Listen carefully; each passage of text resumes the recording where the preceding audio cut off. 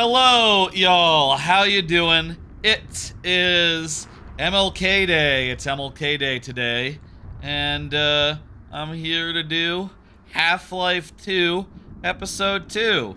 You know what? Why don't I move down for a hot second? I need to be up here probably once the game gets going because I don't want to block the health stuff. But for now, I'll just be here so you can see the new game, load game, all that crap. So, I just had lunch, so a little bit, got stuff in my mouth. Don't mind.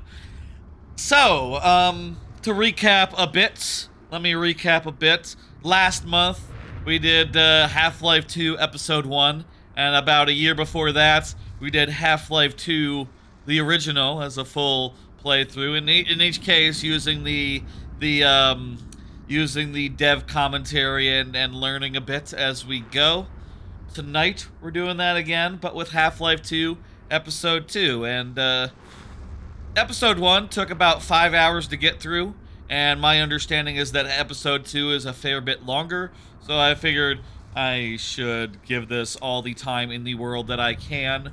And as a result, I figured, okay, well, I got MLK Day off. I'll do it on MLK Day, starting rather early. And indeed, we are starting rather early. It's like 2:30 right now. 2:37, who's counting? Round about 2:30. We'll be going, I don't know how long. We'll see how long this takes. I am hoping to do it in one go. Like I said, like the last one, like Episode 1. But we'll see.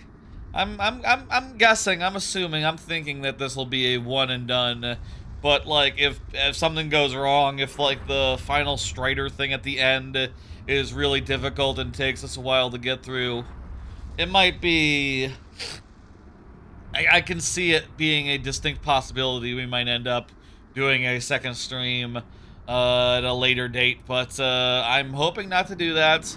And we'll see what happens as we get into things tonight. Okay, that about sums it up. That about says what we're doing here. It's pretty simple. I'm just going to be replaying a game that I love with dev commentary that is excellent, interesting, and insightful. Hello, Rock Party. All of Valve's games after a certain point came with lovely dev commentary, and this is one of them. I guess I'll say that's accurate. For this, we're going to enable the commentary pack. I am playing on the PC this time because we did the original Xbox 360 version last time. And I found out that, because I have Half-Life 2, the Episode 1 and 2 got folded into Half-Life 2 around at some point. So I don't have to do anything extra. I don't have to pay anything more to get the episodes. So I can do it on PC. I found out that, second, the audio balancing of the commentary nodes was a mite bit low on the Xbox. It was kind of hard to hear at sometimes over the game audio, but we'll see how that is tonight. Hopefully tonight's audio is a little bit more balanced, a little bit more heavy, and you can hear it a little bit more clearly. I feel like last time we were definitely straining a bit to hear. Even I was straining, and if I was straining, I can't imagine y'all were doing much better. What can you do? You can switch to PC. I didn't think about that last time. Now I've thought about it, and now we're doing it. Okay. Are we ready? Are we good? Yes. Let's go ahead and I will note that in this version, the commentary nodes do make us invulnerable. That was not the case in the original Xbox version, but I guess when they did the update for Half-Life 2, regular Half-Life 2, they made the invulnerability partial with the commentary system, so we will have invulnerability when we're listening to the commentaries. Take note, take note. Let's do this. You can see my mouse, don't worry about it, I'll get it off screen. Oh my god. Gordon. My mouse died. That's fine. I can use the right stick to get it off screen. This is a recap of what happened in Half-Life 2 and Episode 1. So, yeah, I'll just recap myself, why not? So, in Half-Life 2, you ended up in a city and had to topple a dystopian regime by going and hanging out with your buddies from Black Mesa. You had to travel quite a bit to get to where they were hanging out, but once you finished that, you did a bunch more traveling to do some jailbreaks, and then to wage a city war in City 17, the dystopian city that we all know and love. Then in Episode 1, we escaped the Citadel, which was exploding, and then we went into a parking garage, which was bad, and then we came out of the parking garage and we did more city stuff until we got on a train and escaped the city with some escorts, some escorted NPCs who we very generously escorted before leaving.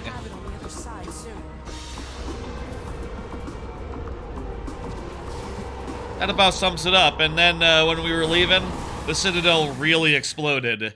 It actually exploded, and that's where we're picking up now today. That was recap, apparently. It's time now for the actual episode. It's episode 2. Let's go. Let's do it.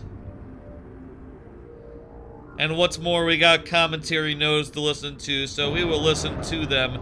It's kind of interesting that we're starting on a training. I guess the episode did end on a train, but the original game started on a train as well, so that's kind of a neat thing. I bet this commentary note will be talking about the how it also started on a train. Welcome to Half-Life 2, Episode 2. We are at the midpoint in our trilogy of episodes, which will conclude in Episode 3. To listen... By the way, is the volume good? Listen to a commentary node, put your crosshairs over the floating commentary symbol and press your use key. To stop a commentary node, put your crosshair over the rotating node and press the use key again. Some commentary nodes may take control of the game in order to show something to you. In these cases, simply press your use key again to stop the commentary. Please let me know what you think after you've had a chance to play this, our latest installment in the ongoing adventures of Gordon Freeman. I can be reached at gaben@valvesoftware.com. I get about 10,000 emails each time we release a game, and while I can't respond to all of them, I do read all of them. Thanks, and have fun. That doesn't sound like so many, considering, especially because he hasn't released a game in, since Half-Life Alyx. I guess that wasn't so long ago. But before then, it had been like a decade. It's much rarer now that he releases games. So is he still getting the emails as much? I don't know. Ask him in an email. Say, hello, Gaben. Are you still getting emails as much?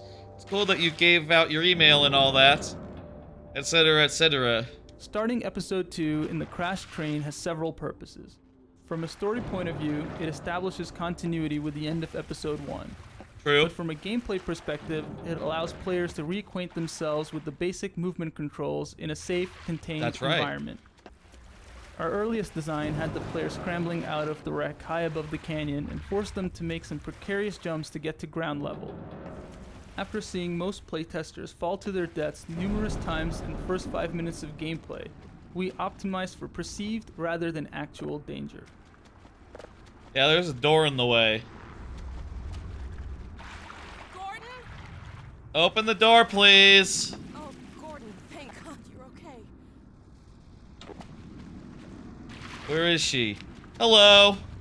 That's Alex, Hold on a sec. one I'll of get the you out of there. main characters. Let me move also. Move up here so you can see my health. Hope this still works. Here's good. Stand back. Gravity guns right there. Excellent. Here goes. That's great.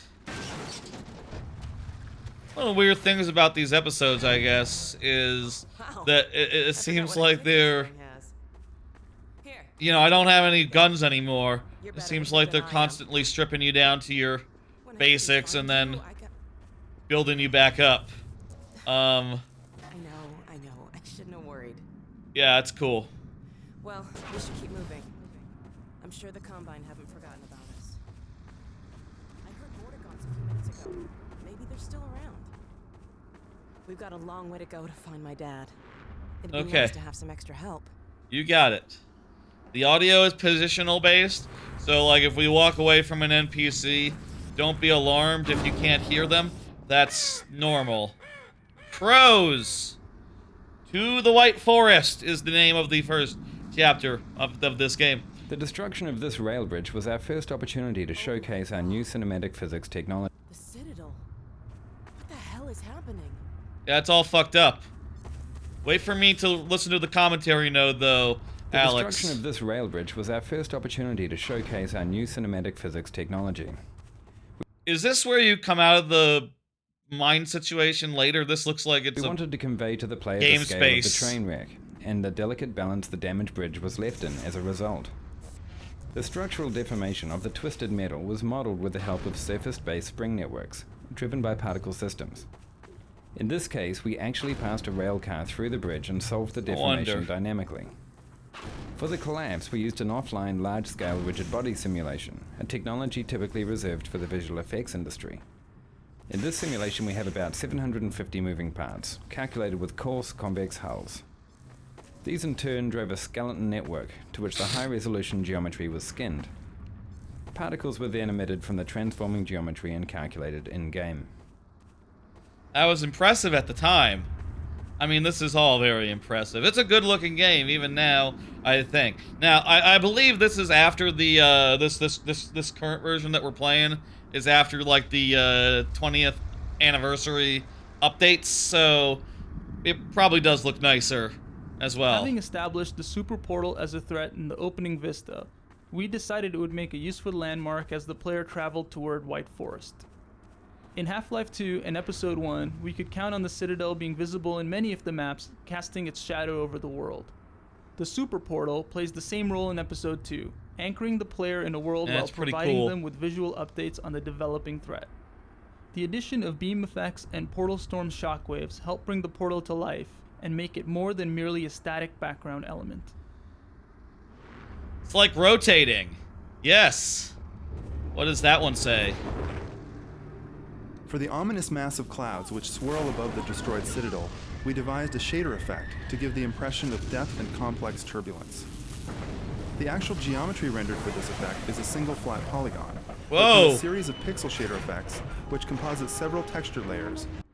There was the physics they were talking about earlier. I was kind of wondering, like, what they're talking about. It's just a static train just hanging out. But no, it fell. Just had to give it time. We are able to achieve the impression of realistic churning clouds. In the offline pre-visualization Yeah, it does work look that we did good. to initially The clouds define look this good as effect, well. we developed a very realistic simulation with more than 30 layers of clouds. With real-time shader techniques, we were able to achieve an equivalent look while maintaining an interactive frame rate. Yeah.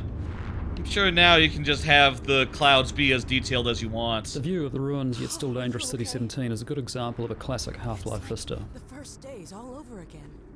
Yeah, I wasn't there for that, We but didn't get many more. it's all fucked up. Let me check out this node. The view of the ruined yet still dangerous City 17 is a good example of a classic Half-Life vista. Ooh, Vistas beautiful. are sweeping scenes where many elements of design come together. This one reminds the Oh, I player of what he's zoom in. accomplished in Episode 1 while setting up the threat that will hang over the rest of Episode 2. It establishes the mood with a stunning skybox and shader effects, shows off Yeah. believable character responses, and also literally sets the episode into motion. When the player looks at the scene, a device called a look trigger sets off the portal storm, which causes the bridge to collapse, using Valve's new cinematic physics, which we'll be showcasing throughout the episode. Dang, they never did do much with that, I guess, the cinematic physics, considering that the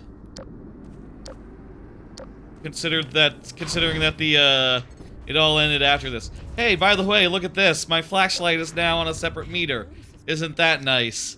They figured out they could do that finally and made the change.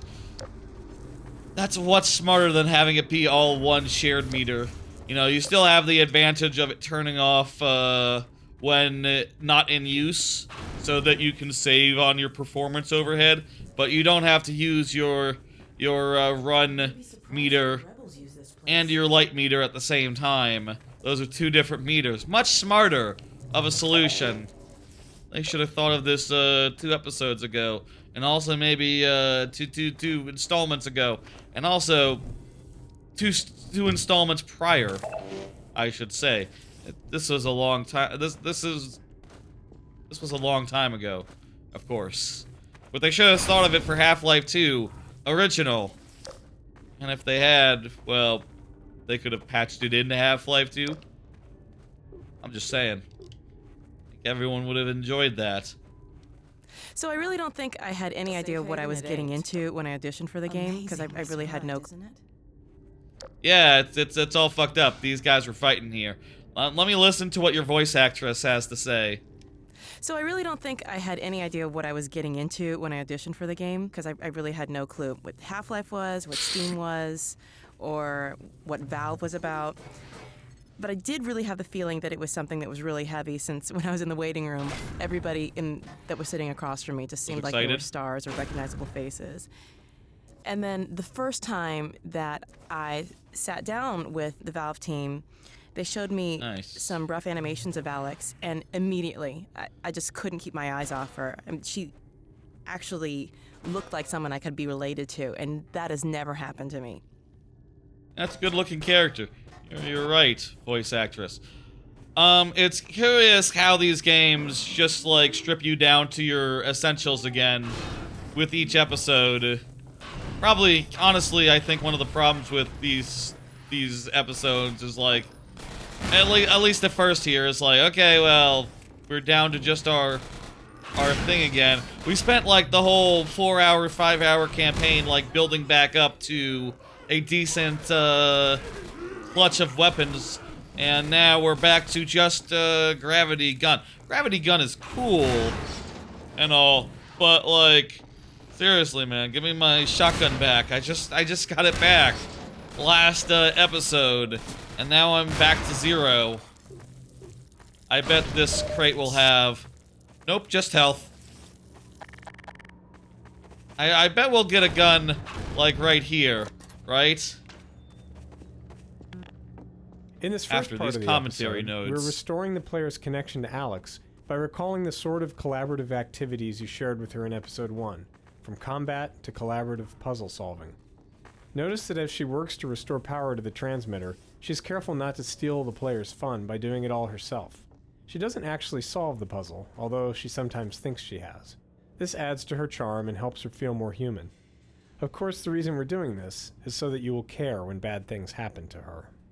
This transmission scene was added fairly late in development, after hearing from playtesters that they weren't sure where they were going or why. Setting up the White Forest base as your goal right away was important in an episode with so many open, free-form areas where players might forget what they're supposed to be doing. That's smart. That makes sense. Let's see the scene.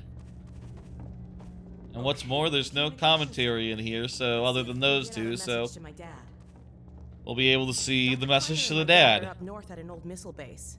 I hope they're still using this frequency. How'd they get there? When did they get there? I guess they were transmitting to us the whole episode 1. What now? So she could have seen the background and been like, yeah, that's White Forest. If I were to... Let me see if I can get it working again. Probably need to plug in a plug. Also, hey!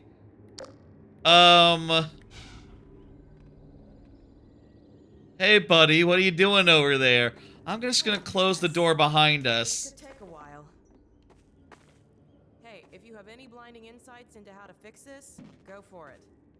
Yeah, I know, you think you fixed it, but it's actually all me. I know this. What I did, but it worked. I plugged in the thing. Now, You have to check plug in the thing for it to work. Does that make sense? That'd be pretty obvious, I feel like. Oh, like, yeah, no, there's 3 plugs and one isn't plugged in. White Forest, come in. White Forest, are you there? Alex! My goodness! Is that really you? Yes, and Gordon too. We're okay. We made it out of City 17. Alex, thank God. I can hardly believe it. Don't worry, Dad. We're fine. Look at all those Something pixels. Really strange Very is happening cool. with the Citadel. Oh yes, we've been monitoring the situation.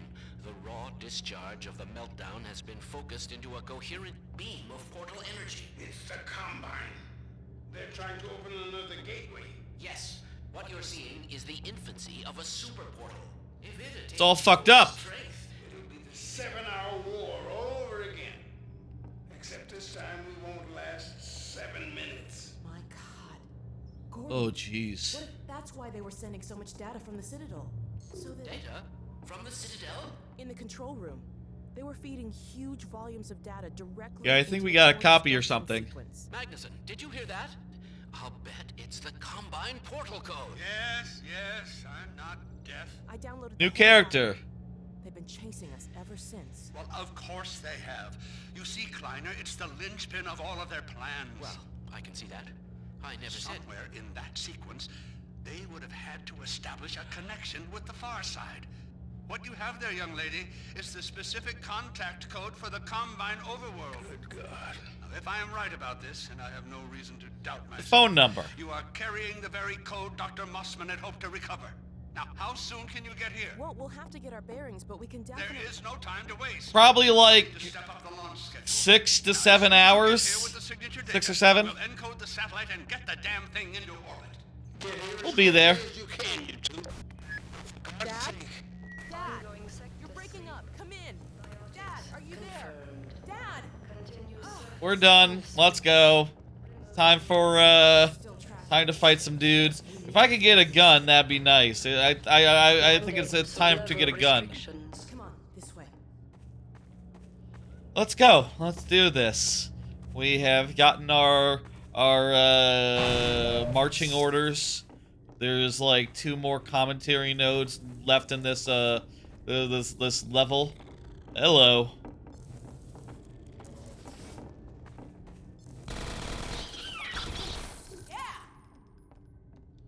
I still don't have a gun.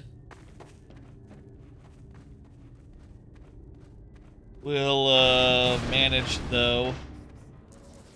It's not a commentary node up here. I notice my flashlight is lasting longer anyway when it's dark, which is nice and convenient considering I want to be able to see when it's dark. This episode 2 improved the flashlight just as like okay everyone, we get it. Was there ever mods? You know what, there are probably mods that took that back into Half-Life 2 and episode 1. Dr. Magnuson has How many been- mods were there for He's Half-Life? been hoping Half-Life for the day 2. to launch a satellite to tap into the older. What was that? I think that's the new enemy of this game. Did you hear that? It's like a mini Strider. I feel like a sneeze coming on.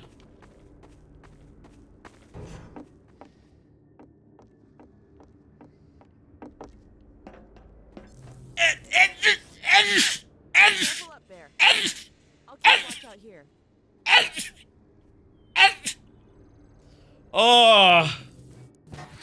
Ah. There. Feel. Allergy season, huh? Still pretty bad. Ah! Right now. Yeah, there was a guy right there. We're about to fight them, maybe in the near future. Woo! Don't worry about it. We'll be fine. I'll be fine as well, allergy-wise. Oh, we'll get through. Not like I haven't had these allergies for the last... Okay! Hello! Oh, jeez! That's not good. I don't have a gun, so I can't shoot him. We should have stopped to find where my guns went after episode 1. They had to be somewhere. The gravity gun was close.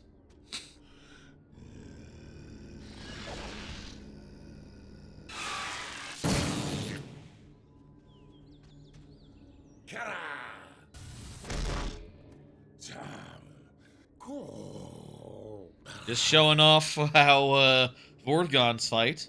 It's very cool. Hey, get these rocks off me so I can walk around and, you know, see a commentary note or two. What harm has come? Ah, the Freeman. That's right, that's me. See, at least you are unharmed. But the Alex Vance, her condition is grave. Like many. That's correct. Hello. Healing her How you doing? require more than I alone can conjure. Let me How you doing, see my Tarkic? kin. Tariq, maybe.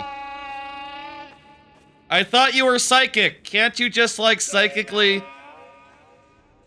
Don't you guys, like, have a hive mind? Thought these guys had a hive mind. My kin will meet us at a sheltered location. Thank you for the... Surface. We must move her there. For the... Yeah, but I sneezed. Stabilize her. I'm welcome. The Freeman will provide us with protection. Okay, no problem. Let me listen to these commentary notes, though, because that's part of what we're here for. We gotta listen to the commentary and learn about how the game was made. Creating the sound of the Vort's call was a refreshing break from scoring huge explosions or the bridge destruction. We That was a wanted nice something yodel. subtle that would communicate the Vort's general nature as well as its specific cry for help. Sometimes it can be difficult to process sounds while still giving an organic quality to the voice. To design a sound that contained a sense of the alien personality without just sounding like another animal call, we found a way to add and process overtones while subtly altering the phrasing of the pitch. The resulting sounds give the impression that the Vorts are in fact communicating among each other with a dynamic dialogue of calls as opposed to speech. Forward, Freeman. Don't worry, From the beginning man. of Episode 2's design, we intended for Alex to be gravely injured and fall into a coma. However, the timing and nature of her injury changed dramatically. In the earliest version, the player woke to find Alex already unconscious. We wanted the player to be unsure of what to do, but instead this turned out to be merely confusing. In the next iteration, Alex balanced precariously in the train car near the player, only to slip and fall as the train shifted. This was unsatisfying because we have painted Alex as tough and agile. Whoops! Having her injured in a fall seemed arbitrary and impersonal. We kept trying to add a stronger emotional aspect to her injury, something that would give rise to anger and fear. Around this time, the Hunters were coming online, and we were having trouble giving them a really powerful introductory moment. Solving both problems at the same time, we introduced the Hunters as the cause of Alex's injury. Yeah, that makes a lot of sense. That was a good decision. I think it really worked. Let's proceed and head into the mines and such, as our friend has been asking us to do. Hey, are you coming? Coming to the shaft with me. Come onto the elevator. I'm sure it's gonna be fine. I'm gonna take this this crowbar and hey, guys. Press on, Freeman. If you are able, I will take her to my kin. Okay, well, you find the way on your own then, I guess. It's all cool. We'll do some solo style Half-Life stuff down in the mines. Cool. Yes, we're doing the mine stuff now. Is the mines a separate chapter, or is it? I'm trying to like remember how this all how this all proceeds and like where it all goes. I'll say, you know, I played this before, years and years ago at this point. It's probably been like at least 10 years since the last time I played this game, but I do remember this episode. But I do remember a few things. I remember, of course, the Strider battle at the end. I remember the ending. I remember doing a bunch of car stuff in the middle of the episode. And I remember, I believe, mines and beehive and antlion hive. So I think this is the mines portion, I guess. I'm not sure how long this mine part is, or if you just like pass through it real quickly and then it's you got to go into the beehive to go get some royal honey or whatever for Alex, so that she'll be okay. Hello, head crab. You really take a lot of bullets, huh? That head crab took a whole lot of bullets. Oh, okay. I think actually this is less mines and more just like hive. It's entirely hive. Okay. So then it wasn't like a thing where you had to retrieve something from the hive? Okay. It was probably just thinking. It makes sense that the... In early tests, playtesters didn't realize that antlion grubs drop health nuggets, since they tended to pick up the nuggets by accident after squishing the grubs. In order to showcase the feature, I saw those. We placed a grub on the far side of this webbing. When a player breaks the web, they squish the grub and send the nugget rolling. Most players chase the nugget and naturally understand how to exploit grubs in the future. That's cool. Wait, how come it's not, does it only give out, health if you're not, full health? It doesn't give, like, suit power? Okay. Well, I learned nothing myself since I'm full health, but, whatever. The antlion grubs were initially created for Half-Life 2, to visually flesh out the life cycle of the antlions. We never found the right place for them in that game, but as we developed the antlion environments for Episode 2, they were an obvious choice for Resurrection. In addition to their role in the life cycle of the antlion, they provide an equally valuable service in these dark tunnels: light. Hang on a second, folks. Let me just, shit, my mouse is dead. I gotta check a thing. How you doing, Kryvos? You're saying that you don't really care for, Half-Life, Alex in comparison with, what Half-Life 3 could have been. I don't know. I hear great things about Alex. I haven't played it because I don't have a VR headset, but I would really like to. People say it's really great. As the grubs came to life, we made sure that killing them was more rewarding. In addition to the satisfying squish effects, we added the health nugget for ailing players. Soon, we found many players were compelled to squash every grub in the map. It's worth pointing out that grubs also play a role in our dynamic resupply system. The more injured you are, the more health they provide, which allows us to create a consistent level of challenge for players at differing skill levels. That's pretty nice and good. It's very nice that they, that's a problem I had when I was first playing Episode 2. Last playing Episode 2, replaying Half-Life 2, the original. Definitely had a lot of cases where I was real damn low on health and struggling as a result. Look at all these shadows, man. This lighting looks pretty damn dope. This is a cool looking environment. I wonder if it looked this good originally, or if this is like a anniversary update to like the quality level. I don't know, but in any case, quite nice, quite lovely. Look at this alien sack. That's great. I like that a lot. I as well hope that Half-Life 2, Half-Life 3, or Half-Life 3 Episode 3. I hope that whatever it is this year, because that would be very good, wouldn't it? This guy spit acid. Kind of a problem. But hey, now we have now we can totally get some health from the grubs.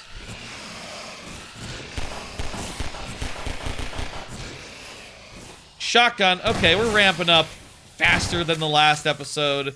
That's nice, at least. That's great. Let's continue to ramp up. Let's continue to get more weapons. Let's get this going. How are y'all doing? It is MLK Day, and I'm I slept in a good deal. Slept in until very recently. I don't know. Until just before the stream, basically. And I'm feeling pretty good about that. Very happy to have done that. Because now I am well rested and ready to go for the rest of the day. Been getting up at a good solid time recently. Getting up earlier as I get more acquainted back into the flow of like work and stuff as the year has well and truly started by now. But man, I did take a good long nap last night after an early morning wake up, and you know, we're gonna be going all day today probably, you know, get this done. So I didn't want to have to I didn't want to burn out midstream and be like, okay, I don't want to flag as you do. She shouldn't be the main character. You like Alex? You like Gordon for the main character? Hey, the revolver as well. Yeah, we're ramping up something fierce here. We're getting some guns. We're getting some guns. Let's go. I don't mind her as the main. I say I haven't played the game, so who can say? Gordon is a cool dude, but he is sort of a blank vessel, you know? It's admittedly there's not that much to his character, I would say.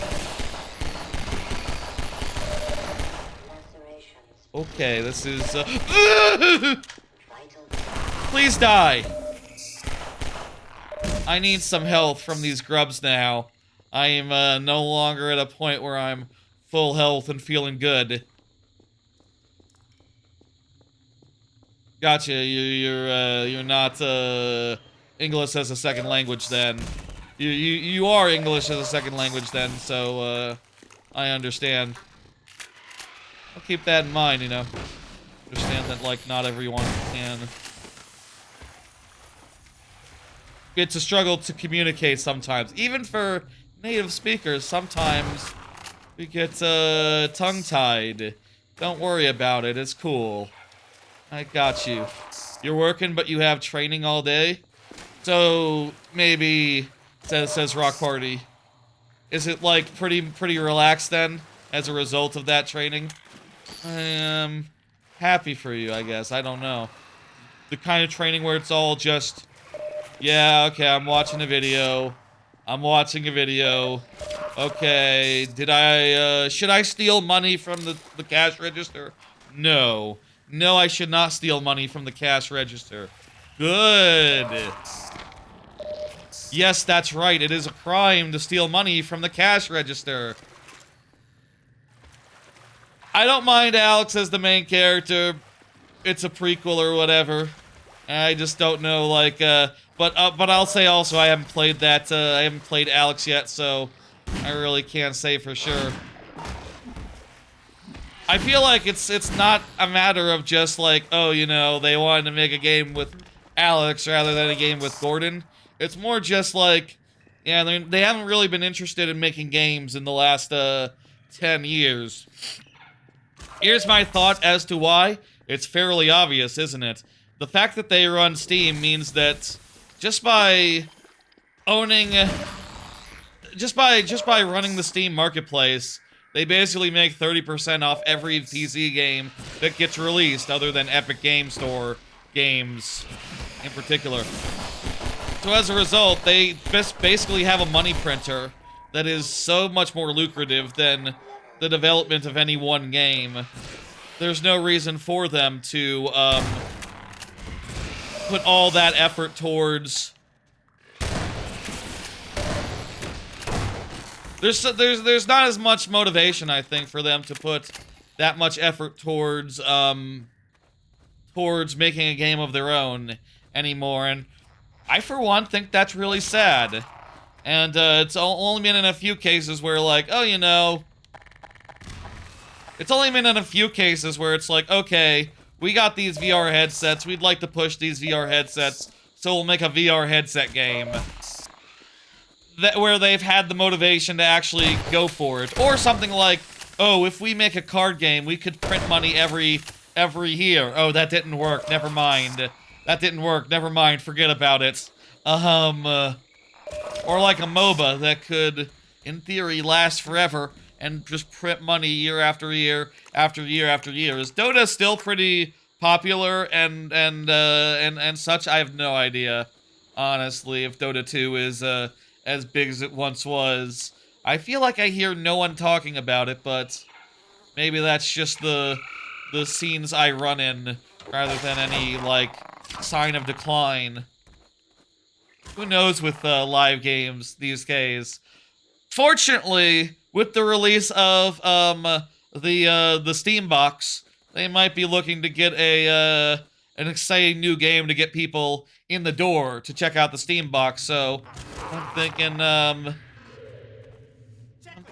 yeah. Hello. That's Gordon Freeman. The Vortal said he was on the way.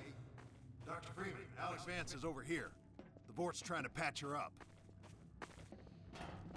Here's the part where we do like a holdout sequence, and guys keep coming through the various tunnels. Very nice.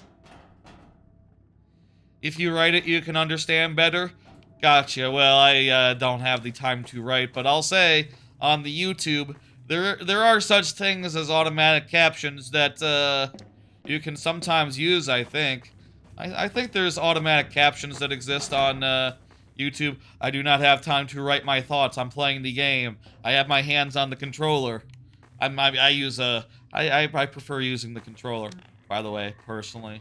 Just feels more right.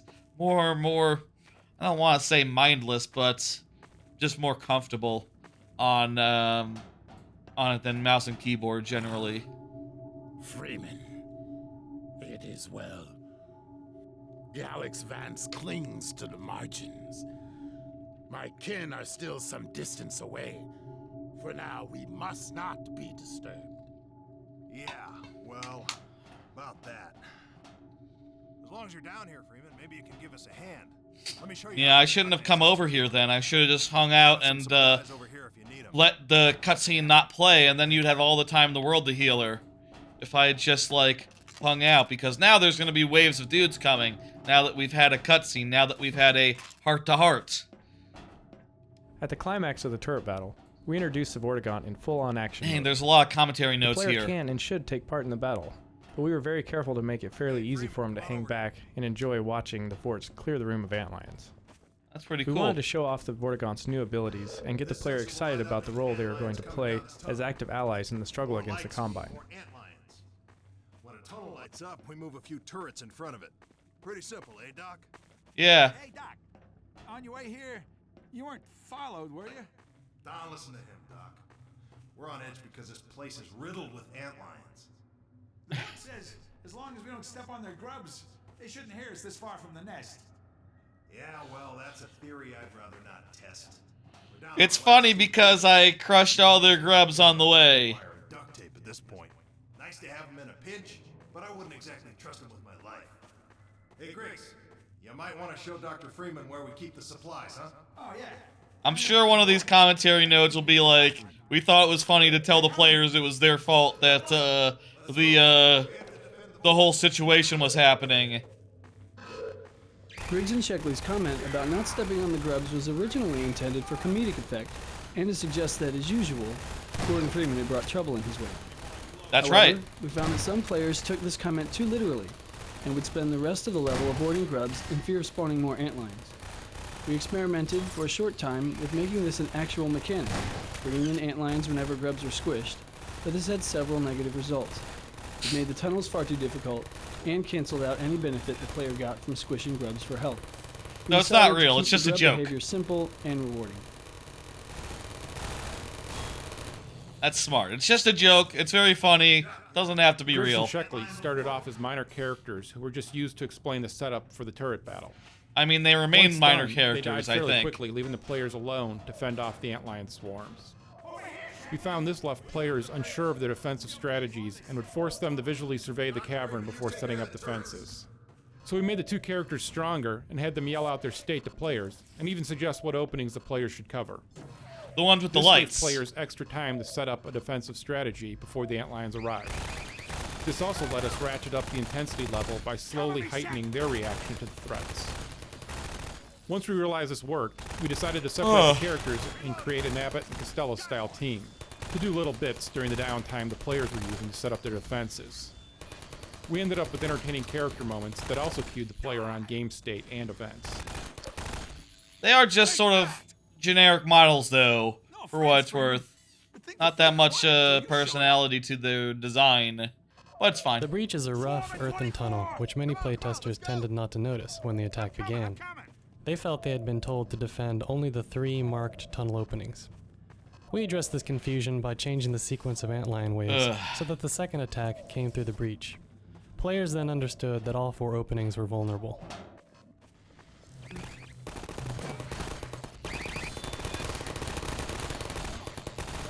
It's very smart, this whole sequence. It's also nice that we can listen to the commentary as we fight. The ammunition for this level. Originally we had a single ammo crate containing submachine gun bullets, positioned down near the elevator. Playtesters, however, seemed happy using a shotgun in this battle, so we added a crate full of shotgun shells and moved both crates to the top area, so players could easily trade off between different styles of gunplay. Wasn't there a button to return to the gravity gun? Now it seems to be just a crowbar button. Whatever. It's fine. We'll manage. The turret battle design went through many changes. Early stages had the player controlling 3 turrets and not ever having to fight antlions directly. Hello. After playtesters complained of not having anything to do during the battles, we changed the number of turrets to leave the player underhanded, when in later rounds all the tunnels are active. This creates a better mix of resource management and combat. Later, we added this tweaked version of the hopper mines to give players yet another tool for fighting the onslaught. Escalates. In Half-Life 2 and Episode 1, players learned that turrets will always attack them, unless they are reprogrammed by allies. We needed a new visual way to instantly show that these new turrets are also allies, and decided to hark back to the aircraft nose art of World War II. The elaborate turret design also hints at how bored Briggs and Shepley must have been sitting down here by themselves.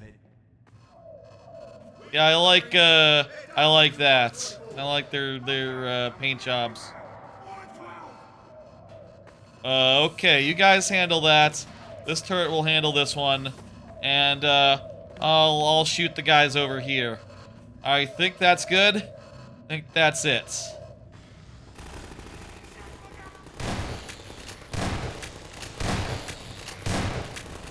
Need some of that pheromone. Too bad I lost my pheromone.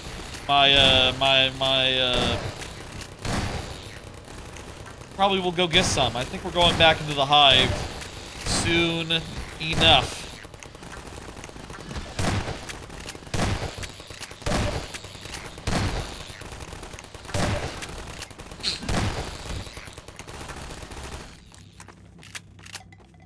Hey, not bad. Good job. Yeah, well, we all got 10. There's hundreds of them. Hey, Doc, you cover the breach. There are 12. We got 20. Why do you... What? What? Okay, whatever. I'll cover the breach. I don't know why we're switching. I was covering that one. Mad Hatter type situation here. We're just switching places randomly. It's fine and good. Oh, wait a minute. This one is not being attacked, so I can totally use this over here. Imagine the Combine were real. That'd be very bad. I wouldn't like that. I like not being at war. I like safety. I wouldn't want to live in a war zone. I don't think anyone does. Honestly, it sounds bad. Sounds terrible.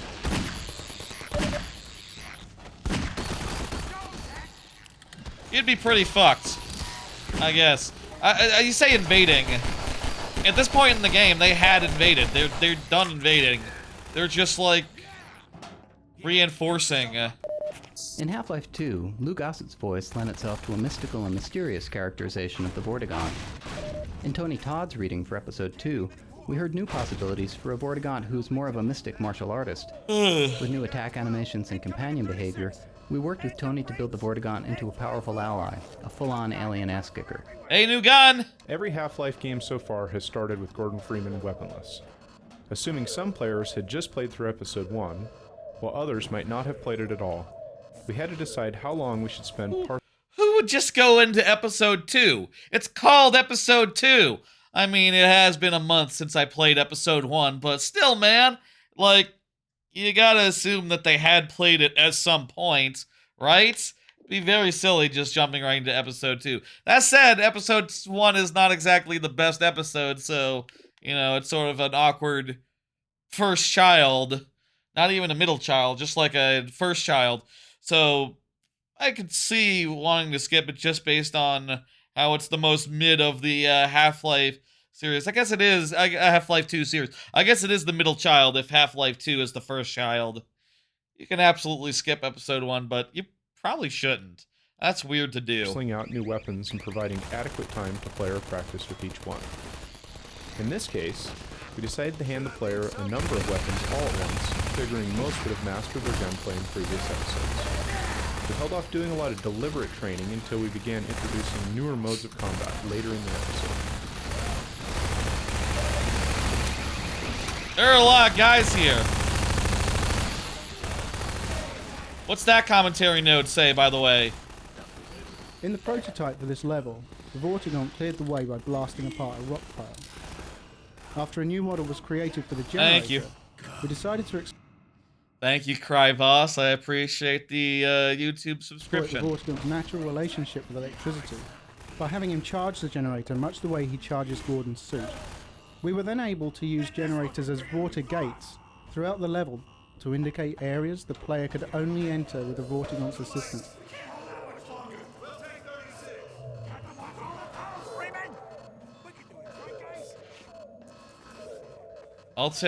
I'll have the turrets handle those two, and I'll handle 24. But, yeah, this is getting to the point where we need to end this.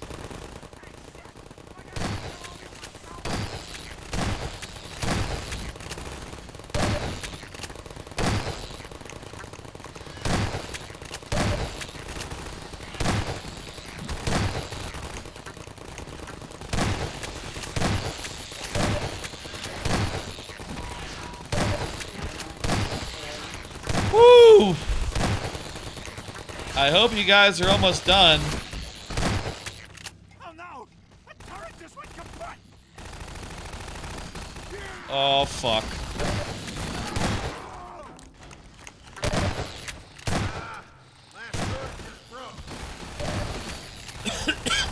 Did you say last turret? Are we, oh god. That's trouble. That's not good. And need to get some more ammo.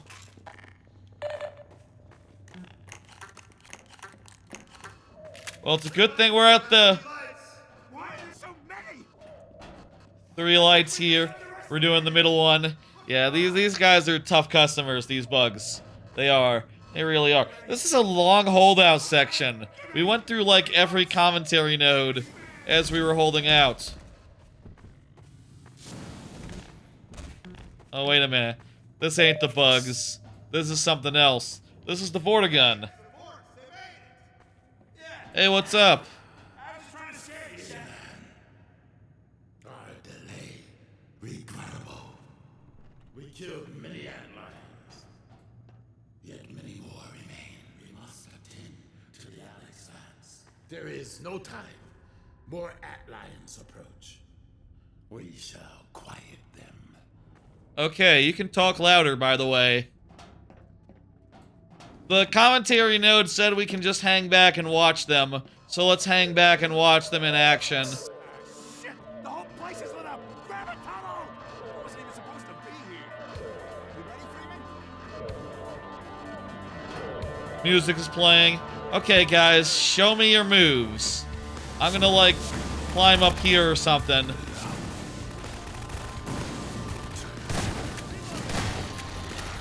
Okay, well, maybe I do still have to shoot some dudes, but we'll try to mostly watch them in action. They got, like, AoE attacks. They got, like, lightning fists. They're pretty cool.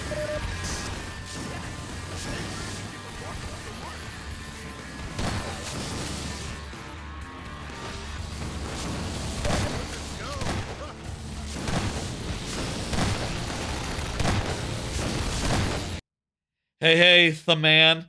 Thank you for the thing. Yes, I'm happy you find me to be sufficiently chill. That is nice to hear. Hope to see you around now and again. I hope to see everyone around now and again as I stream and do various games. Randomizer month next month. Gonna be doing 8 randomizers over the course of February. Look forward to that. If you like randomizers. Gonna be doing a bunch of them.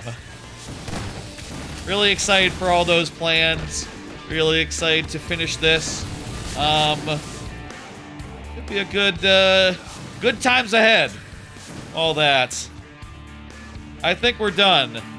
Cut the music. Wait, there's still some more guys. Now we done? We're done. Bugs crushed. To the next matter of urgency. The Alex fans. Her injuries are grave. This will necessitate deep submersion into Vortesian sea. You need me to get something from the hive then? The larval extract. Yeah, they need us to get something from the hive. Yes, agree. I will make the journey to seek the extract. No, I'll do that because I'm the main character. But I cannot hope to bring it back alone. We must remain to keep the Alex fans alive. Please, Freeman, join me. Yes, yes. Okay, I'll go. Well stated. We'll both go. Let's do this. You're watching from Turkey? That's interesting. I don't know. I don't think I've heard anyone say they're from Turkey before, so that's neat. Happy that you're enjoying. And whatever. Let's see what's going on here. Let's listen to I guess the last commentary note here. For antline areas, the mines were a plausible setting for light sources, mechanical obstacles, and resupply. Visually, the mines offer good contrast to the natural cave areas and the more organic spaces the worker antlines have carved out with acid secretions. Yeah, I like these hive areas a lot. The hives are really good. Our guy is coming, G-Man. I don't remember G-Man appearing in the middle of the episode. I feel like he shows up at the end, but I guess if... it's been a long while since I played this game. I think probably like 10, 12 years maybe. So like if we're about to head into them, I hope he mildly surprised. The inline web stacks, grubs, and workers show off a new illumination shader we developed especially for this level. Yeah, it looks really nice. We began with concept art for the web stacks, modeled those, then added the material parameter that allows the model's self-illumination to be modified based on the angle at which the player views them. The end result is an object that looks lit from within by a weird volumetric light. Yeah, it's pretty cool, and also if you put your flashlight on them, it looks different.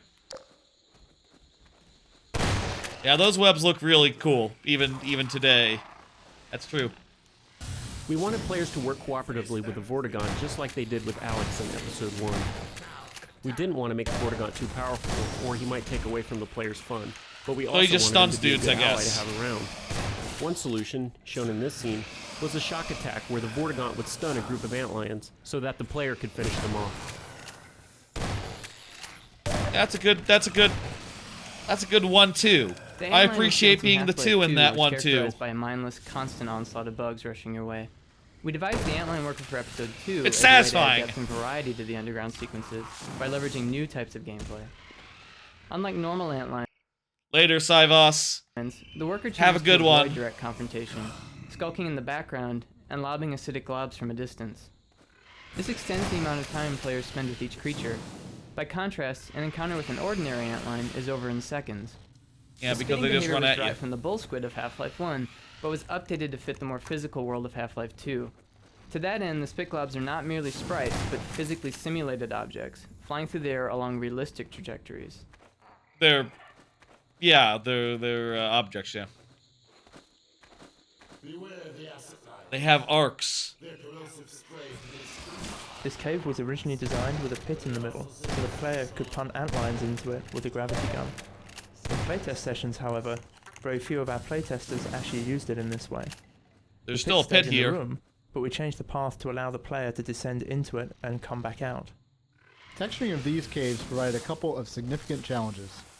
We had never made such a large-scale area completely out of displacements before. The convoluted topology of the surfaces displacements made them especially hard to UV map without unpleasant-looking seams and texture warping. After some early attempts, we decided that we were not going to be able to map this area using conventional UV mapping, so we decided to write custom shaders especially for the cave. Our custom shader combines multiple axis-aligned projections based upon the surface normal. This largely fixed our problems with stretching and seams. Since we wanted to provide dramatic lighting in these areas, particularly when lit by the flashlight, we augmented the source engine's radiosity bump mapping with a new piece of technology. This allowed us to create a form of bump maps in which the bump map surface details actually cast soft shadows across the surface. This emphasizes the surface bumpiness, especially when the light is at grazing angles. The caves are quite bumpy, it's true, it looks great. I love how bumpy the caves look. I think I mentioned earlier how much I like how the, how all the textures and the lighting works. It looks wonderfully good. I wonder how much of that was there originally versus, like, some sort of anniversary update, but it's lovely. Quite dynamic and cool.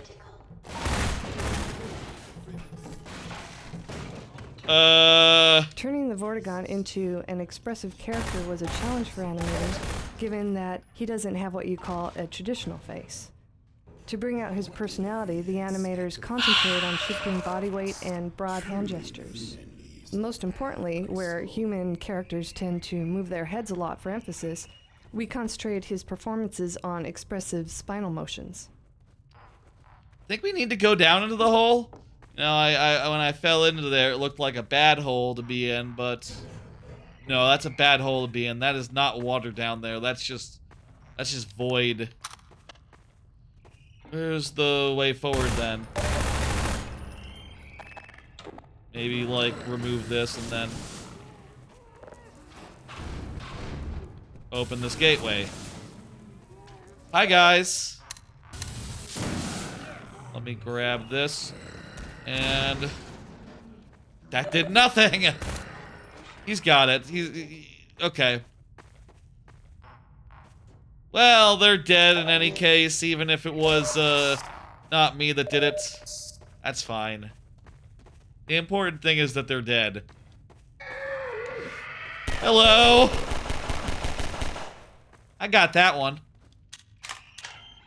I am confident the Freeman will find a way to open that gate so that we may proceed together.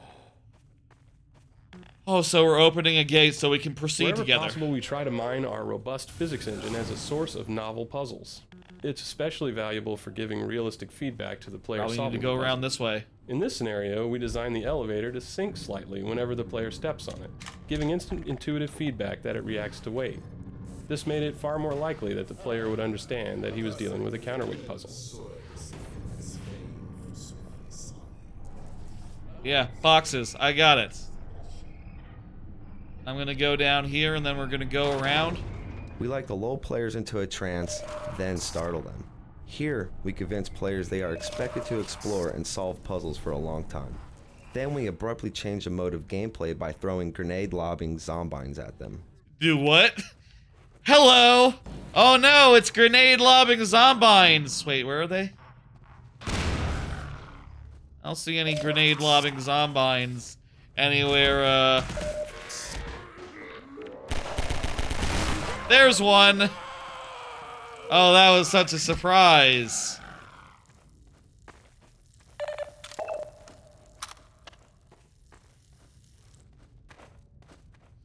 That wasn't as surprising as they made it sound.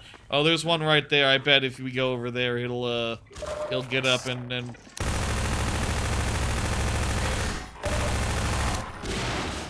blow himself up. He did do that.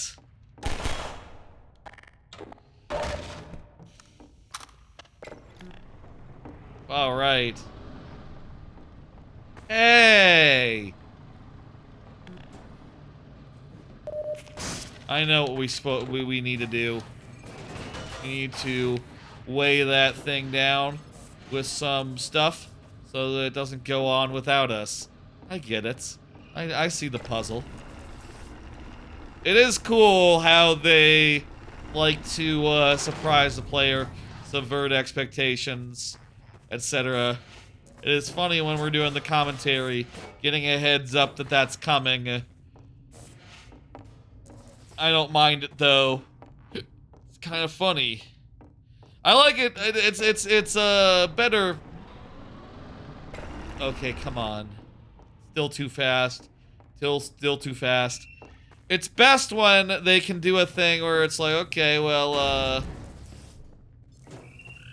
it's best where they can do a thing where they say like, okay, have the surprise, and then do a commentary note saying like, yeah, so that surprise was pretty surprising, right? And then you get to go like, yeah, it got me, or no, it didn't get me at all. But you know, I'm sure on some level they are, you know, you're supposed to play this after you play the game originally, but like, it's been years since I played it. And years since I went through the commentary, so I just have no memory of original style, how it was originally, you know?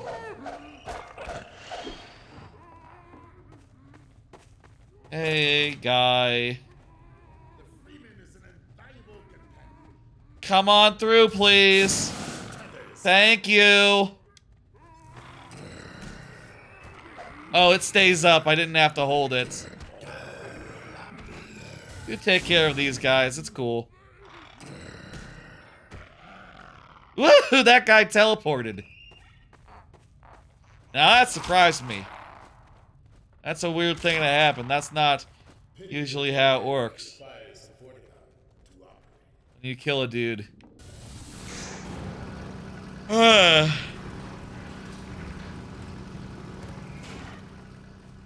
Alright.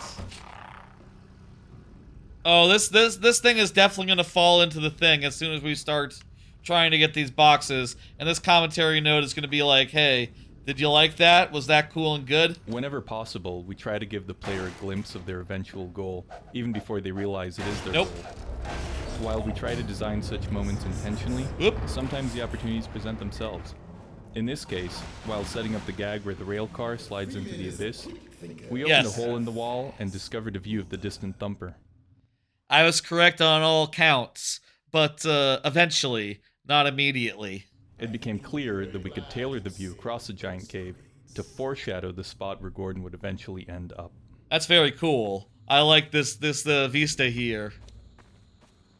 It's lovely, beautiful, etc. Hey, can I pick this up and throw it? No, it's too heavy. Oh, the guy's dead anyway.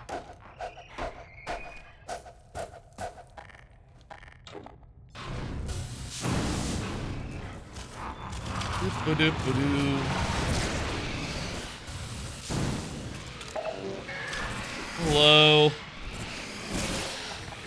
I need to start shooting these guys.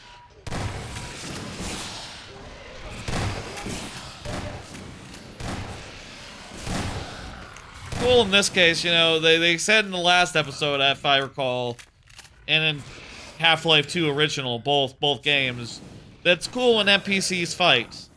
And they'll say, like, the ants versus the zombies is a pretty cool, is one of those cool matchups. I like to see it. I guess in the original game, you could, like, get, you know, friendly ants, and you probably use them against unfriendly zombies, but, this is also cool. Unfriendly versus unfriendly.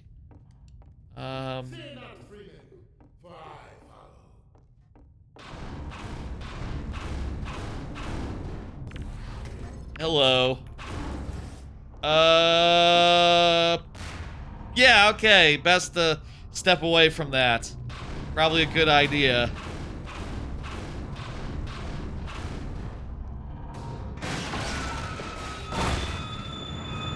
We are in a minecart. I cannot exit the minecart. Let's hope for the best here.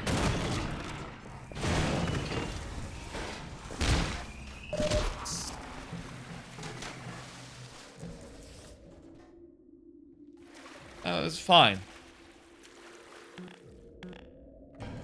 Good thing all these all these mine shafts are filled with have ladders. No pit would be complete without a Freeman timeline. Yeah, it's good that there was a ladder there, or else we'd be dead. Let's go.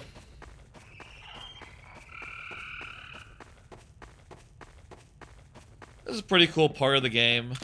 I really like the mines and the hive and the mines, and switching back and forth between the two rapidly really gives it a good amount of personality. I'm glad we weren't... I remember that the game starts in like the Alpines or whatever. I'm glad that it doesn't actually spend that much time up there before going right into the big old mine sequence. This mine sequence, mine/hive sequence, pretty damn good.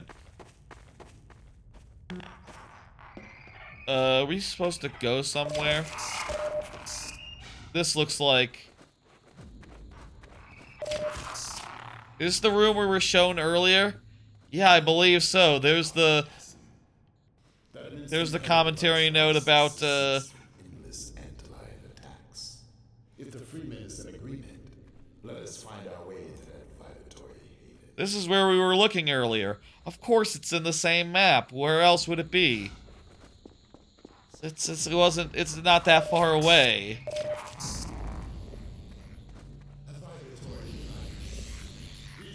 Guys are getting awful close there to the thumper.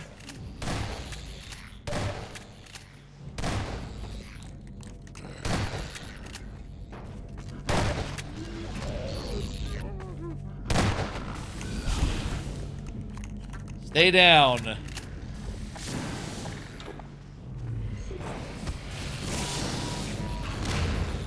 Guys, you need to really be careful. I'm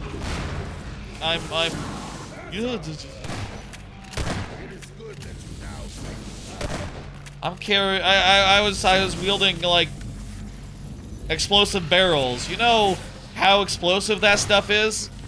Reasonably explosive.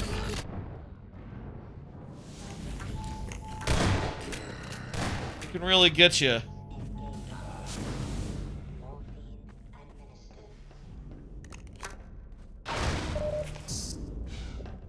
Okay. Ooh. Okay. Done this room. Reintroducing the thumper here from the original game. The thumper is a thing that keeps the antlions off you.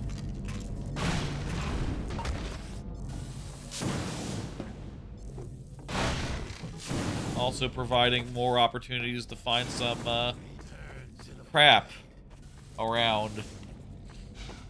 No commentary here. That's fine. Oh, hey.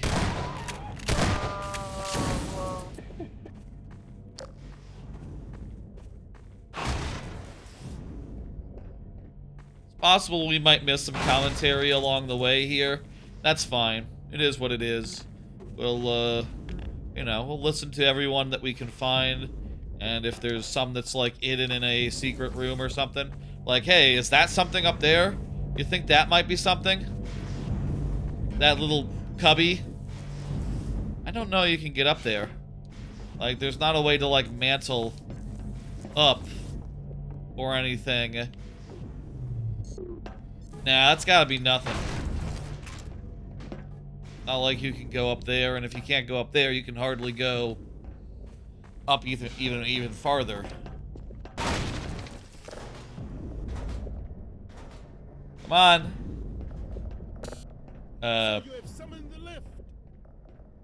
Yes. Oh, we gotta hold out again.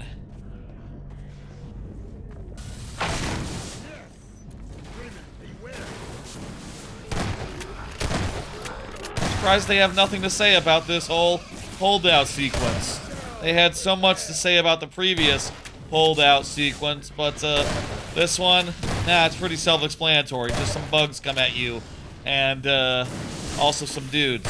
Maybe use the make strategic use of the thumper.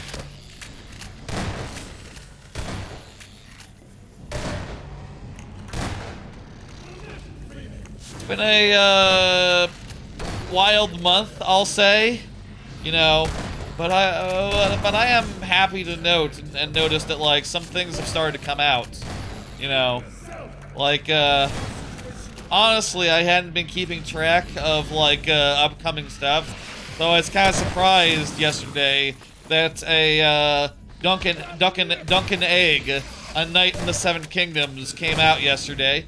I watched the first episode. It was quite lovely. I will also note that I am really low health. I will note that. That's not good. The grenade was a little close to home there. I have 12 health now. Oh, there's a thing right there. Please. Health. Yes. Oh, most of my health. Okay. That first episode of A Night in the Seven Kingdoms was pretty good. I liked how low-key it is and how just it's about a regular dude. A regular weird dude.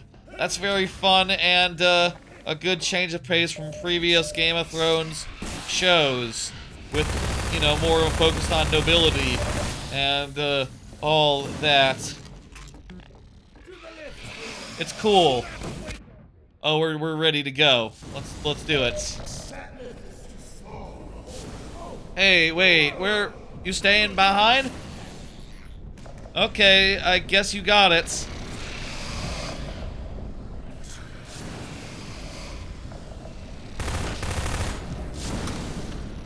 I guess he's cool. I guess he's on it. Night in the Seven Kingdoms is pretty good so far. I'll also note that tomorrow a book in the Dresden Files series comes out. I really like that series a lot, so I'm looking forward to seeing if it's a good book. I hope that it's more self-contained than I kind of think it is. I kind of think it's just going to be an epilogue to the last two books, essentially. I hope there's a big central mystery, and it's more of a return to like what it was before the last two books, but I don't fucking know. I'll find out tomorrow, I guess, as I start listening to that in audiobook form.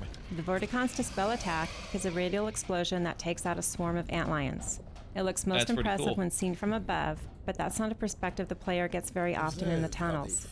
We designed the exit from this battle purely to give the player a view from above so the Vort could put on a show. It was a good show. Let's not forget the gravity of our errand to heal the unexpected. Yeah. Of course, there is also a lot of anime that's been going on. I've talked about a lot of that the last few weeks as it has all started one by one. And, you know, gone over all the shows that I tried and the ones that I stuck with. I feel like I got a pretty good lineup going, all things considered. Sunday, weirdly enough, the busiest day for anime this season. Friday, I just got 3 shows. Ridiculous. Saturday is not busy either. Unheard of. Usually Friday and Saturday. Those are the days. Maybe Thursday. Originally, this room came directly after a long stretch of combat with antlions, and opened up into more of the same. Players who opened the door were faced with another swarm, which they were expected to clear with a whole bunch of handy grenades. However, most playtesters were fairly tired of antlion combat at this point, so we decided that a complete break from antlions would be an even better alternative to blowing up more of them with grenades.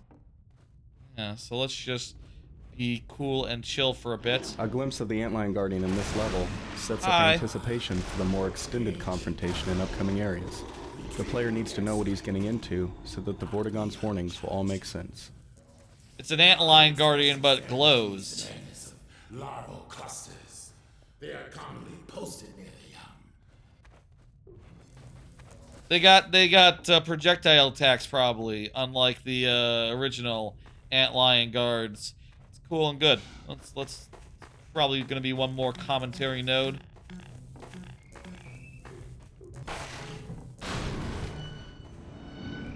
For most of this episode's development, there was a counterweight puzzle in this area, one the player had to solve while under attack by antlions.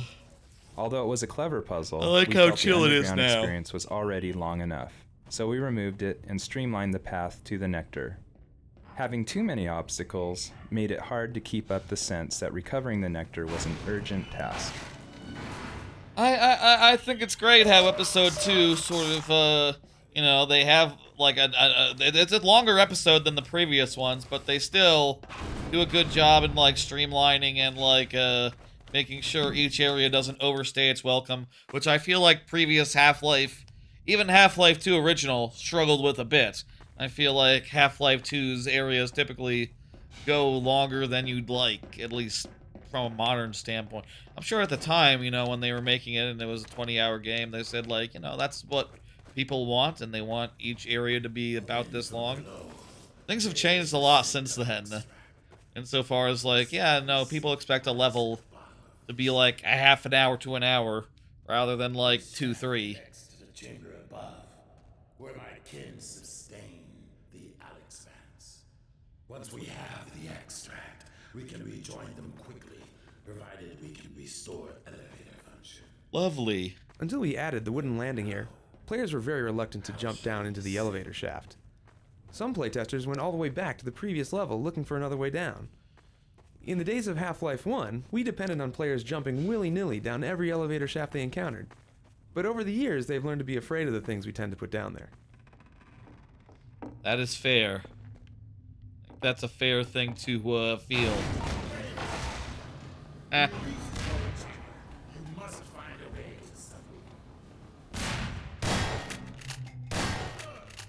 You're not supposed to be blown into the pit, right? That's like a...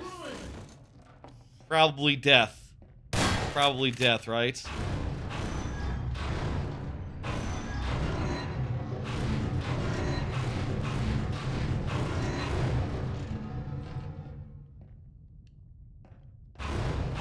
Again, it's... Okay, yeah, you can rotate that around and then go in there. We're not going down into the hole. We're going to go this way into the... what do you call this? The AC system? I guess these are like vents. Like an airflow system.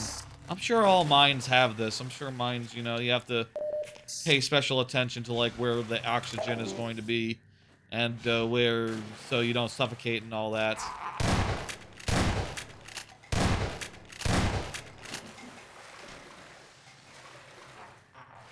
Very important.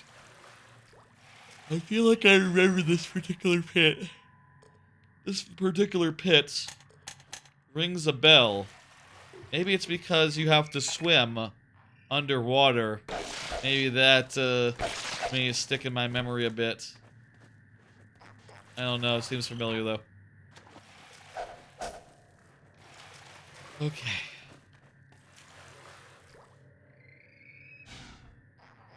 I am ready to finish this area and ready to go back up to the surface. And I think after this, it's like car time. I think it's like road trip time across the countryside. I think that's a cool part of the game. I haven't stopped these guys, so I must have not been here before. Hello. I like these honeycombs with blue lights. One of the major graphical enhancements we made to the source engine for Episode 2 was the addition of shadow mapping for the player's flashlight. This allows the flashlight to cast soft, dynamic shadows into the world, adding realism and drama to the scene, particularly in dark underground areas like this one, in which the use of the flashlight is required to navigate the space. As you move around, notice that all objects in the world cast and receive realistic shadows from your flashlight. I am noticing. It's impressive.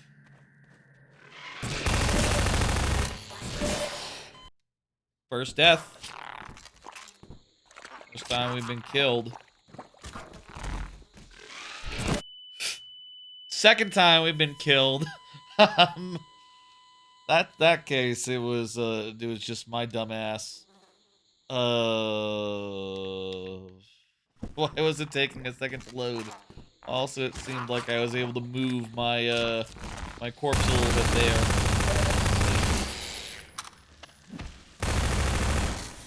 One of the Make sure we just mark off that that commentary node so we know we got it. And these guys don't mess around.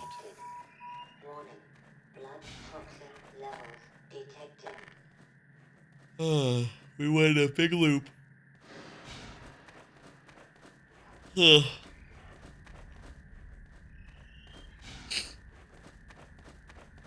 Here we go. Early versions of this area had serious problems. It was brutally punishing and unfun. We were trying to make an experience about timing and tension, but playtesters perceive this as another boss battle. But without physics and explosives, there's no way to kill the Guardian. Really? They would empty all their ammunition into him and die horribly over and over before giving up and running away. They can't just shoot him? Our first solution to this problem was to add an arena immediately before the maze, where we hoped players would use up most of their ammo and on head crabs and barnacles and not even try to shoot him. But clever players managed to lure the head crabs into barnacles and rush past while the barnacles were feeding, arriving in the Guardian's lair with plenty of ammunition and again, the false impression that they could kill the boss. In the end, it was necessary to have the Vortigaunt tell the player, remember, do not kill the Guardian or the extract will be ruined. Therefore justifying why you wouldn't be able to do what we didn't want you to do and what you couldn't do in the first place. This area is really fun now. The battle is almost exactly like the original layout. The big difference is that we're communicating our expectations to the player, rather than having them learn by dying. I totally missed the point where the dude said, don't kill the dude. Maybe I was listening to commentary at the time. It is very helpful that other commentary told me I couldn't kill the dude because I totally would have just emptied my shotgun into it and hope for the best as I ran. In Half-Life 2, the Antlion Guard was originally meant to be a sort of superbug bloodhound that pursued the player through caverns and harassed him while he slipped into small spaces to hide. While we never realized that design in Half-Life 2, this scenario is, for the most part, exactly what his original design sought to accomplish.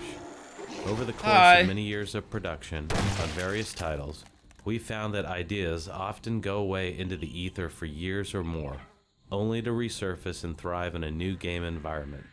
Even failed prototypes can flourish down the road. Before we simplified the path through the Guardian's lair, we allowed a right turn at this junction, leading the player right back to where they began. One of our playtesters continued to repeatedly turn right here for half an hour. That was a compelling argument for removing the maze-like Hello.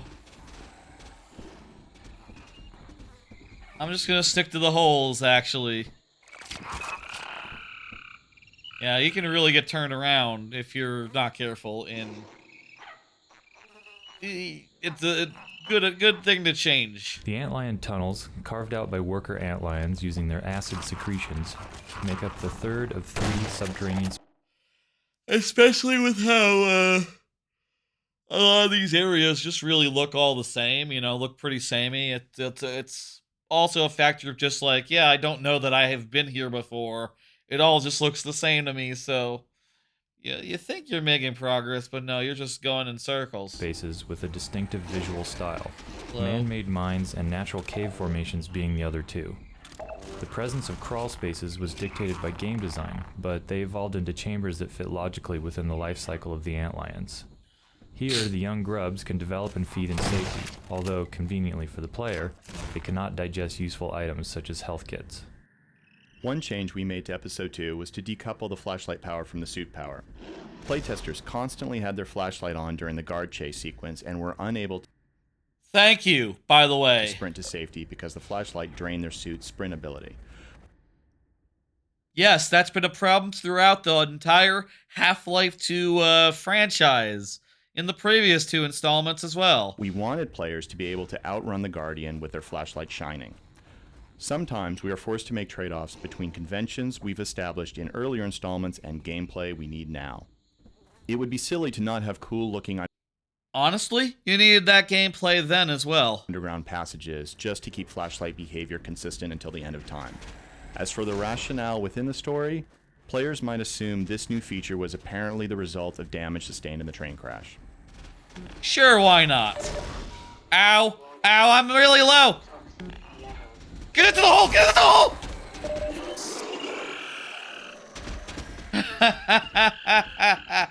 Oh, that was too close. In early versions of this map, the tunnels here were more maze-like, with branches, loopbacks, and dead ends. After watching numerous playtesters get lost, it became obvious that they were not having fun. We simplified the paths and added a number of one-way choke points. The curving tunnels still keep the player in suspense, but as long as he keeps moving, he'll continue to progress, with very little time wasted in retracing steps. Hole, hole, hole, there's a hole. Yeah, we did waste some time retracing some steps a little earlier, but it was fine. I knew where I was. Hello. Nope.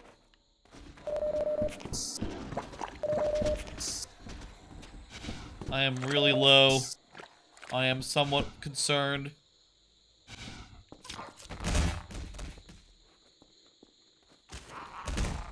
That's where I came from.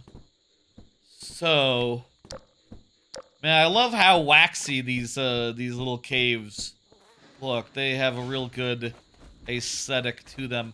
In this scene, we wanted the player to feel under tremendous pressure to break through the boards. Ideally, they just barely make it through the opening before the Guardian arrives. To get this effect consistently, we had to reduce the number of boards again and again until we saw playtesters consistently scrambling to safety at the last moment. Okay, let's try that again, but now without the... What are you doing here? No! Okay, that dude was in the wrong place at the wrong time. Now it's gotta be the... Yee!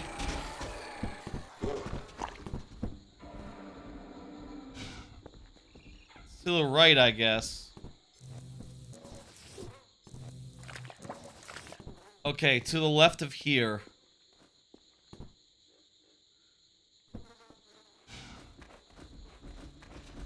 Why are you coming from the direction that the thing is in?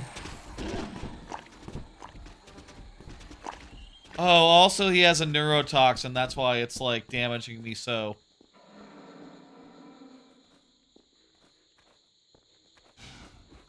This way, right? Oh, there we go. There we go. Check your playtest again, I guess. It's pretty close, but it's not quite that close. In early versions of this map, the player was allowed to drop straight to the bottom of the shaft. Nobody ever saw the Guardian break through the boards. Therefore, we added a small floor area and required the player to turn around to break more boards, making it much likelier that players would see the Guardian's attack. Yeah, it was cool to see. One of our toughest jobs is tuning for difficulty. There are all kinds of ways that sloppy game design can make players miserable when they're supposed to be enjoying themselves. If the player's laughing as he dies, it's a good sign. It means the death is perceived as part of the entertainment experience, that the player died fairly and not as a result of poor design. But if the playtester's beating his head on the keyboard, we usually take this as a sign that there's still work to be done. At various times in development, this gear was loose in the environment, tucked in a dark crevice, hidden in a small box, or lost in the bottom of a flooded pool.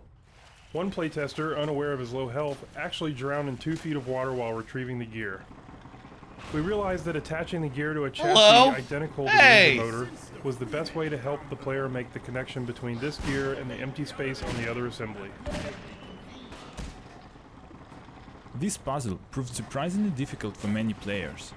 In an earlier version, not only did you need to find the spare gear, but this elevator was connected to a disabled generator that wouldn't operate until you also attached a crank and jump-started it with the gravity gun. Although it sounds simple, most playtesters got stuck here for many minutes. We kept simplifying until we hit the version you see here. I guess you couldn't just have it so you put in the gear and then it activates, right? Because that would make logical sense. I mean, how would you get the gear on if the thing was already, like, hooked up? Doesn't make sense.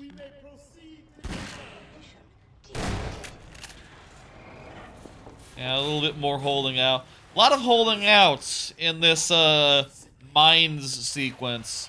Like, the mix of, like, chases, holding out, and, otherwise exploration is real nice and good, I'll say. And I'll say I'm in the mood for, getting into a vehicle and, like, driving across the countryside relatively soon. The countryside. Countryside relatively soon.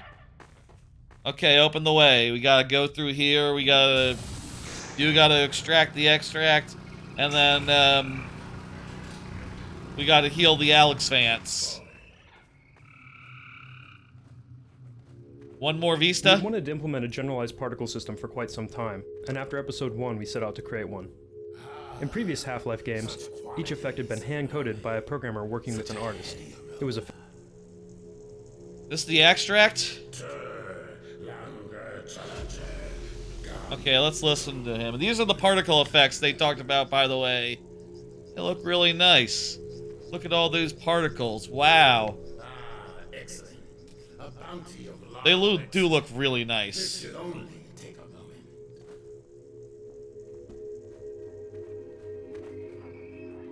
Also, this is the end of the line. We're turning back after this and heading back up. Let us return now to the Alex Vance. We had wanted to implement a generalized particle system for quite some time, and after episode...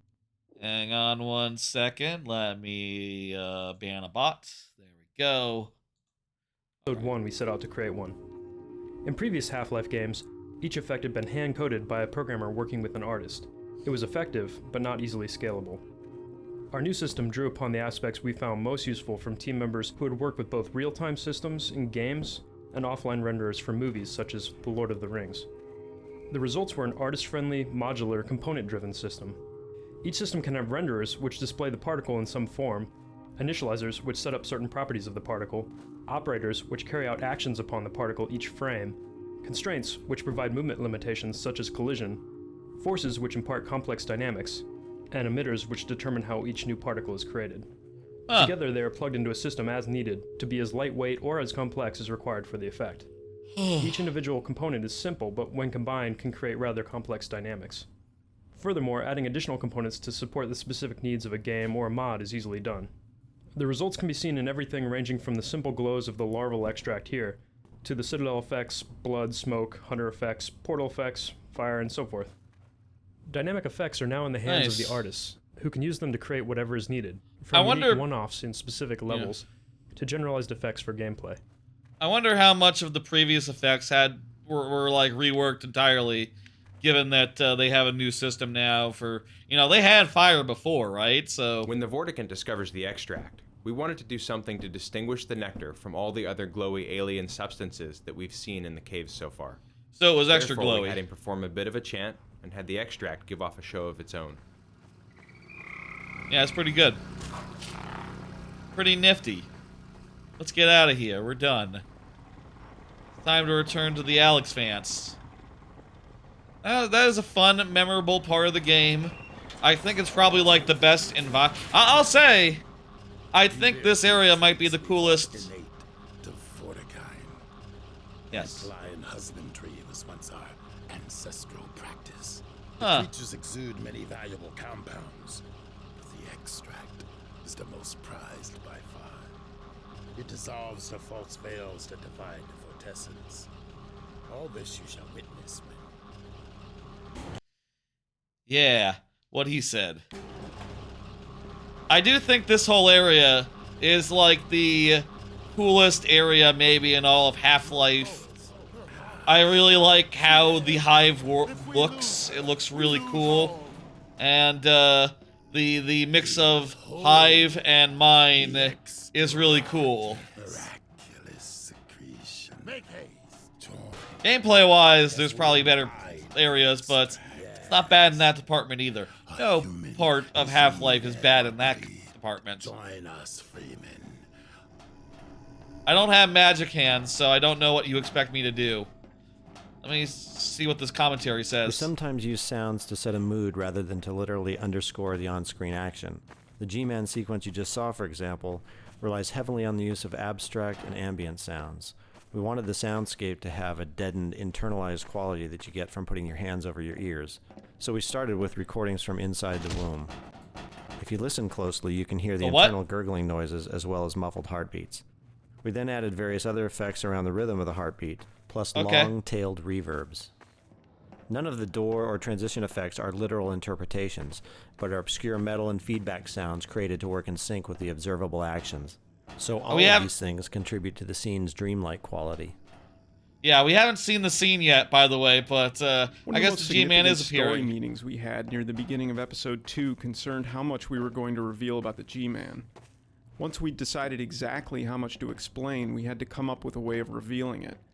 Alex's healing sequence offered the perfect way to pull Gordon out of mundane surroundings and put him in a realm where the G-Man can speak to him directly, but dialogue is only one of our tools for narrative. By blending images from the past, the present, and the immediate future, we continue to stitch together the Half-Life story over time. We make clear that the events at Black Mesa continue to resonate, and we draw the strongest connections yet between Gordon, the G-Man, and Alex and Eli Vance. I forgot that they... Here we go. I'm gonna use my magic hands. The Freeman's life with hers. Yes. I forgot about all these lore details entirely, so... What exactly is the deal with the G-Man? Is he like some sort of extra-dimensional spook, basically? Both in the sense that he's like a ghost, and also he's like, you know, literally a government character. Dr. Freeman. Hey, what's up? I forgot about this scene. Moment may not be the most convenient for a heart-to-heart, but I had to wait until your friends were otherwise occupied. There was a time they cared nothing for Miss Vance, when their only experience of humanity was a crowbar coming at them down a steel corridor. Sad, yeah. When I they should have said a negotiator, a diplomat. I acted in the face of objections that she was a mere child and of no practical use to anyone. I have learned to ignore such naysayers when quelling them was out of the question. Still, I am not one to squander my investments, and I remain confident she was worth. Is that the Arctic base? Appraisal. That's why I must now extract from you some small repayment owed for your own survival. That's the end of the game. See her safely to White Forest, Dr. Freeman. I wish I could do more than keep an eye on you, but I have agreed to abide by certain restrictions. Well, now, listen carefully, my dear. When you see your father, relay these words. Prepare for unforeseen consequences.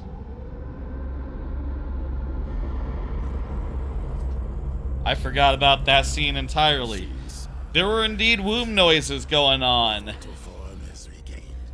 We have a very measurable loss. Oh, God. Lie still. Oh my God. I thought for sure I was dead.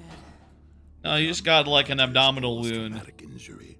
A hunter. 2 little claws through your back. We knit shattered bone and restored circulatory integrity. Yet it was the Freeman who retrieved your vortessence. Yeah, that's gorgeous. And also this guy right here. We did it as a team. How long have I been out? A matter of hours. Hours? No, it's been like an hour and a half tops. Longer. Been like an hour. We have to get to White Forest. No, we started at 2:30. It's 4:20. We will put you Maybe on 2 hours. Maybe 2 hours. Now, try carefully to rise. Hour and a half, I would guess. Whoa. I don't know what you did, but I have a feeling I'm lucky to be here. Come then. I will get you on the path to White Forest. Come on, Gordon. We Next will to me. continue our hunt. Yep, here we go. Good job. Segment over. Travel well. Good luck out there. Okay, Freeman. Be adequate. What the hell does that mean, anyway? Okay, guys. Good, Sounds like something the Vorts would say. good jokes. Good dialogue. Look at those shadows. You can see the shadow of the guy's head. It's like ray tracing, except it's just, I think I can walk on my own now. Did they put ray tracing into this game in the 20th anniversary updates? In any case, the shadow looks good. These shadows look pretty good. Yeah. Stiff, but I think They don't have to be ray traced. Sure, they've had shadows for years and years. Realistic shadows, wow. I really consider working on Alex my acting school because it has stretched me. It has made me go deeper in my work. It's sharpened me up as far as being able to call in emotions or really just imagination. A creative spirit is really just a lot of imagination, I think. And afterwards, I always seem to be sharper in everything I do. I always have a good show at night, or I always go on to the next job with a heightened awareness or a heightened presence. And it's only helped me. So thank you, Alex, for that. She does a good job. I think she's a great voice actress.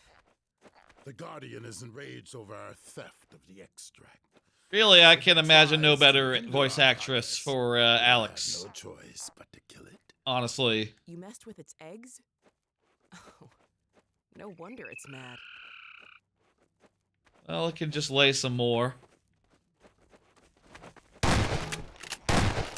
We'll kill it. Don't worry. But for now, the important thing is...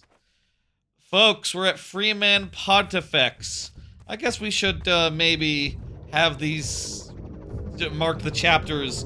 Was that all the first chapter, by the way? Like, what was... So there was Freeman, this Vortal Coil. There was 2 White Haven. I guess we were in this Vortal Coil since, like, Alex got injured, since we went into the mines. That was that whole chapter. Now we're in this whole chapter, whatever it just said. In this vista, we release the player from the confines of the...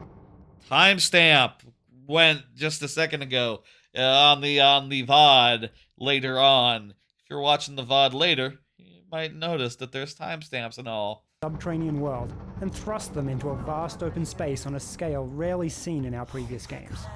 The narrative takes advantage of the scale as well. With our allies at close range and our enemies on the distant bridge, we are reminded of the personal stakes and the larger threat, all in one short scene. Yeah, it's cool. Look how many there are. They're sure in a hurry. They move north with great purpose. So I believe this part... White Forest. We have to get there ahead of them. We're gonna go through some alpines and stuff. They will understand our urgent need. We might get the car soon. I think the car is like a huge part of this this chapter or this game, this episode. Sometimes very small changes can make a big difference. Originally, these troops all marched in lockstep, using the same walk animation. This looked extremely robotic. We took a second walk animation that had been done for this troop skeleton, a more upright, casual walk, and programmed each soldier to randomly blend between the 2 walk cycles as he crossed the bridge. This 30-minute change made a huge difference in the scene. Does it? I can't tell that there's, I can't tell myself that they're doing multiple animations, but if you say so, that's nice. We tried several different ways of showing the advisor traveling with the Combine forces. We started off with an advisor pod flying over the troops, much as they flew from the Citadel at the end of Episode 1. However, we didn't want to give the impression that those pods were anything but emergency escape units. They were not meant to be self-powered flying crafts that could be piloted around in future episodes. Okay. We ended up with the solution you see here. APCs are pulling a structure holding an inert advisor pod. This lets the player study the advisors at different points in their life cycle. They see the main stages of the advisor's metamorphosis, from harmless larvae into powerful and highly mobile monsters. Okay, that guy is walking upright. These guys are walking slouched. This last guy is sort of somewhere in the middle. Okay, I can see the difference. You can't really tell without zooming in, though. Most of our dramatic scenes are constrained in such a way that the player can't progress until the scene is over. For example, there might be a gate that only Alex or a Vortigaunt can open. In this scene, where the Vortigaunt and Alex first see the Combine marching on White Forest, we simply placed a few barrels to block the way while Alex and the Vortigaunt speak. With just this slight impediment, every playtester stayed and watched the scene as intended, so no explicit gate was needed. I'm getting a sense of, hey, is the guy about to appear the antlion guardian? Alex's model underwent some upgrades for episode 2. We added 2 new holes. I got a feeling that now is the time for it to show up and do a boss fight, like somewhere in these plains. To her jacket, courtesy of a hunter, and dirtied her texture up a bit to show wear and tear. We also increased her polygon count, and to help with her jacket, we added shoulder blades to her back so that it flexes better when she lifts her arms. Additionally, we reconnected her belt so that instead of being rigidly attached, it now flexes and slides around more. A lot of this stuff you won't even notice. It'll just look right. Yeah, that's Alex. She's wearing a jacket. You wouldn't even think about it. It's easy to have the computer draw something stiff and awkward, but doing that pulls you out of the game. You stop believing in the characters. They just become icons. Our goal is to make our characters simply look natural, but to do that requires lots and lots of work and tons of new technology. The irony is, if we've done our job, you won't even notice. It'll just look right. This vista is one of the largest open outdoor areas we've tackled in our games. Yeah, it's when big. rendering such an area in real time, kind of makes me think Halo for some reason. I don't know. It's necessary to use various level of detail techniques made available to us by the Source engine. For example, the distant foliage and Combine enemies are rendered with far fewer polygons than they would be if they were meant to be viewed up close. Additionally, the organic shapes used to model the rocky outcroppings and valley floor below use complex shading operations to combine a relatively modest amount of texture data. This trade-off, which requires a manageable amount of texture data, allows us to use more polygons, enabling us to represent more organic shapes which are in contrast to the orthogonal forms common to our traditional urban environments. It does look pretty flat though, but you know, it was the time. It was 20 years ago. It's funny now how much like this sort of like very flat plane is dated, right? It's just sort of like, yeah, no, well, it was impressive that you were able to make it look this nice, but nowadays we would put like rocks or stuff in it, and we wouldn't be as worried about like, oh, you know, it's gonna budget-wise. Like, no, we have more complicated machines now. I say that you can't get a graphics card now because you know, or memory or that much in the way of processing power right now because of AI and stuff, but you know, still probably what you can get in something cheap vastly outpaces and outstrips what was reasonable back when. Initially, we built this area around the sand traps mechanic from Half-Life 2, warning the player that stepping on sand would trigger swarms of antlions. Soon after the warning, however, the safe islands of rock ran out, and the player was forced to run across the sand as quickly as possible. Players were confused by this and upset because Alex and the Vortigaunt would simply say they had no choice and head straight across the sand. To solve this, we decided to stage the combat with safe zones around Thumpers instead. Early in the development for this level, we used an animation for Alex that showed her as clearly injured as she ran along behind the player. This really slowed her down, however, and playtesters did not enjoy waiting for her to catch up or going back to retrieve her. To address this, we started the recovery in the preceding map to make sure she was healthy enough to run at a regular speed before reaching this area. Yeah, that's very nice. I appreciate not having to wait and crap. I would just run ahead no matter what, and I would assume that the NPCs would keep up or, you know, manage on their own. This scenario required significant changes to the Antlion Guard behavior. I guess, like, when I will say when I was doing Half-Life 2, like a year ago, I did have a case where Barney got, like, lost, got, like, stuck behind me and, like, despawned or, like, stopped following me, and as a result, I was unable to, I had to, like, reload a save from like, before. I had to reload, like, the oldest manual save I had, the newest manual save that I had, because, like, all the autosaves were all the way soft locked and all that. But yeah, you know, that's not gonna happen, and if it does, I'm sure they fixed it by this point. Hello, Brown Diddley, how you doing? Players of past games were used to dealing with only one guard in a confined space and without anywhere to hide. Yeah, in this guards scenario, be coming. The player had a safe zone but couldn't remain there to accomplish their goals. One change we made to the guards was in altering how they throw objects at the player. Here's the guards. Originally, they shoved objects directly toward the player at high speeds. These objects were really I did get hard a to haircut, dodge, that's and if you weren't correct. paying complete attention, you could easily be blindsided and killed. The guards now hurl objects along an arcing trajectory, which not only gives the player a greater opportunity to dodge, but looks awesome. The player gets to see the guard launch a car from 100 feet away, then step aside just as it crashes to the ground where they were standing.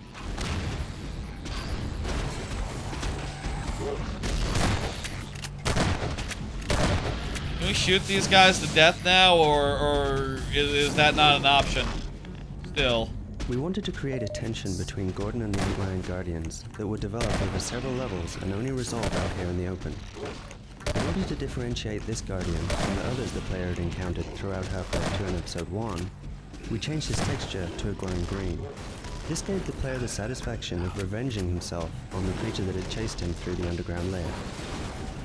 Hello? Stop it with the cars already!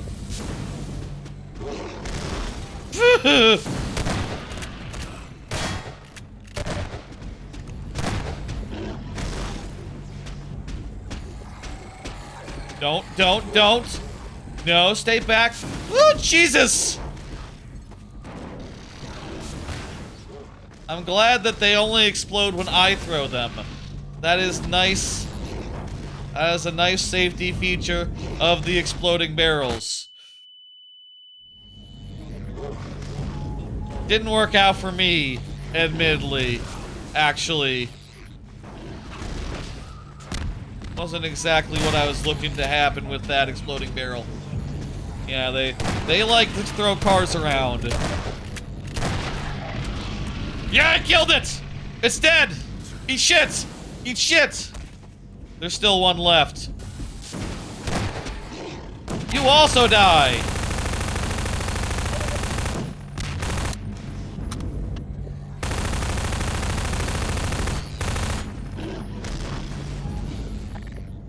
Hey, Vortigaunt friend, can't you, help me kill this guy? He's almost dead. Use your lightning or whatever.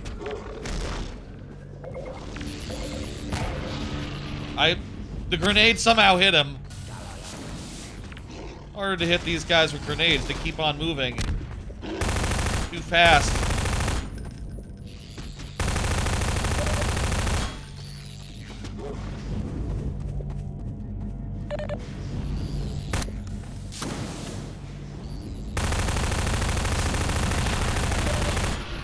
Okay, that's it, right? Nice work, Gordon. Sorry couldn't be more help. Yeah, you guys could have really shot him sometimes. Shot both of them. Shot either of them. You know, I wouldn't have minded if you put a few bullets into him, honestly. You dispatch those guards with great dispatch. Come. Yes. The vehicle we seek is in the encampment above. Alright, it's almost time to drive. Some testers had trouble realizing when they were doing damage to the Antlion guards. So we've added a bleeding effect that grows more serious as the guards' hit points decline. This kind of visual feedback makes more intuitive sense to the players. It suits the biological nature of the creature, and frees us from having to rely upon spoken explanations of gameplay.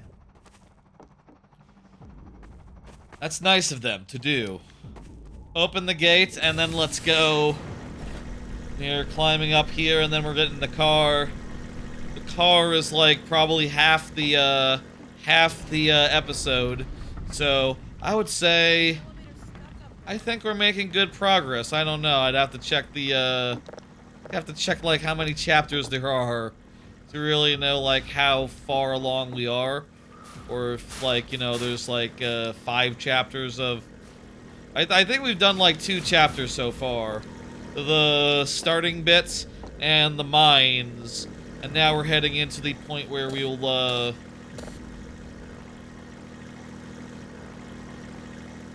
we're heading into the area where we'll drive around and do stuff over there. I'm a little tired, I'll say. Been taking naps after work recently, and after work typically means around, you know, 5 p.m. or so. Which is, you know, it's like 4:30. It's about getting to the point where I wouldn't mind a little bit of sleep, I guess. I don't know. Even if I slept in earlier, my body still hasn't gotten 100% the message of when to sleep and when not to sleep. But I suppose I didn't help my cause by yesterday taking a big nap after getting home. Did some family stuff yesterday. I won't say specifics, but I will say that my nephew is 2 years old now, so we were doing like a, you know, like a get-together, whole family. I won't say when his birthday is exactly, but you know, we were celebrating and crap, you know, when it made sense to. Day-wise, you know, it's a Sunday, it's a good time for everyone to get together. It was nice. I got him a dumbass present. I got him. He likes you know, that little wagon thing, like carting around a little wagon sometimes. So I gave him a little baby-sized whatchamacallit, God, what are those things called where you, it's a wheelbarrow. A little kitty wheelbarrow.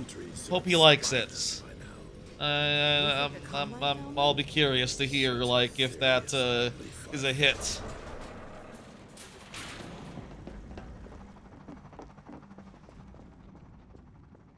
Was thinking after that whole day hanging out with the family and seeing the nephew, like, it's funny how much, like, I go home and I get to relax and have a good time at home. My sister and brother-in-law, they gotta keep on taking care of baby, like, all day, every day, huh?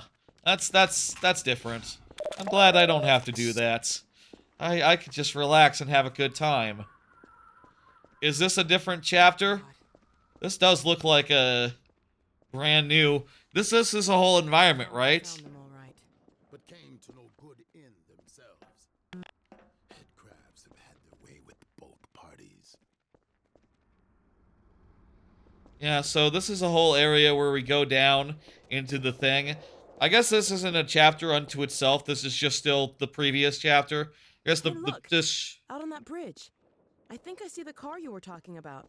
Yeah, I think this chapter is basically we go down there. We go through the first plains, then we come into this like car lot. And then the chapter after that is actually driving. Maybe we can jump it back to this side. And Alex is going to be hanging out here doing sniper stuff again. Like before. Hey, I'm feeling a lot better. You should use the sniper rifle. If you plunge into the toxins below, we would do well to lend our protection from above, while Freeman skirts the hazards in the pit. This Yeah. may prove useful. In episode 1, Alex climbs up into a hidden room and uses a combined sniper rifle to assist the player.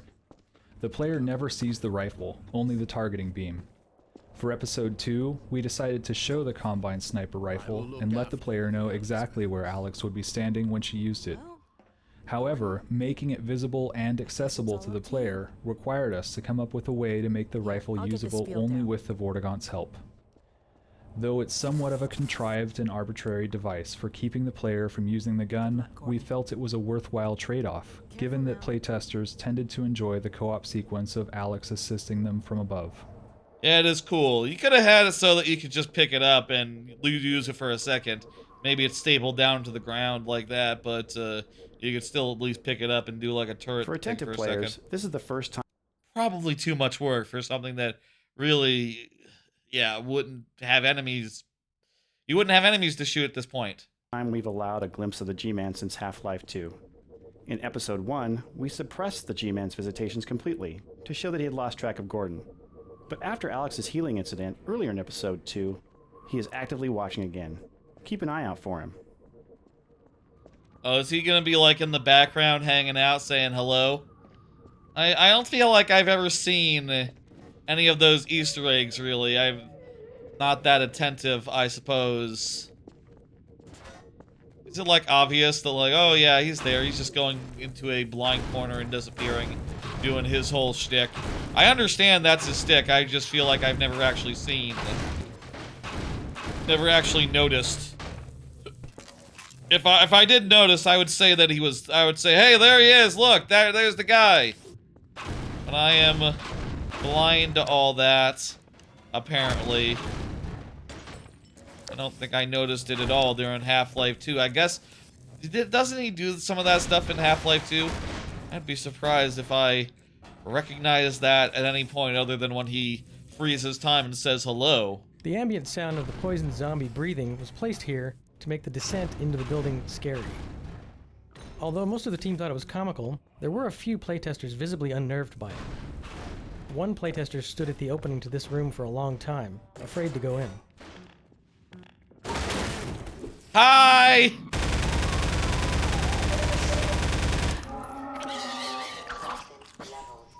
Now that I killed that guy, I don't have nothing to fear from poison head crabs. I can just shoot them at will. We heard the sound. I guess there is obviously also just the poison head crabs are also there.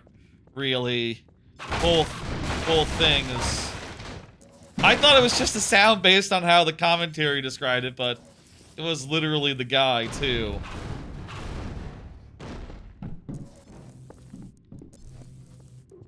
I don't know. I don't know why you would think that the sound of an enemy would be comical.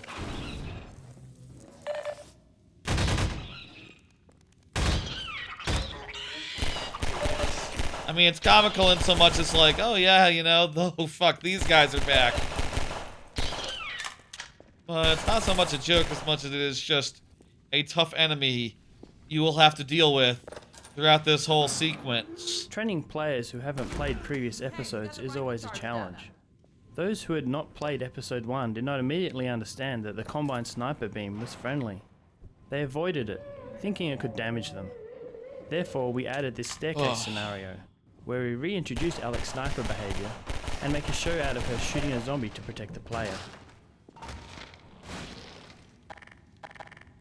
If I fall onto these planks, I'm gonna be not gonna break, right? Yes.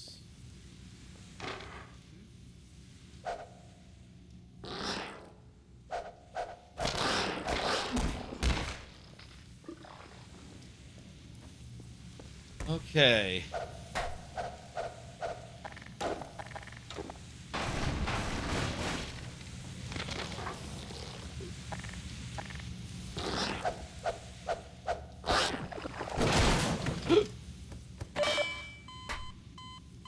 Okay, yeah, if we do fall onto them from a sufficient height, we will break the Training boards. Players who haven't played previous episodes And is that's always a bad. challenge. Those who had not played episode 1 did not immediately understand that the Combine sniper beam was friendly. By the way, yes, if we see half of a commentary note and it does a save, We will probably, it'll start playing the rest of it middle of the, next time we load a thing. Here. Damn it. I thought he would eat it.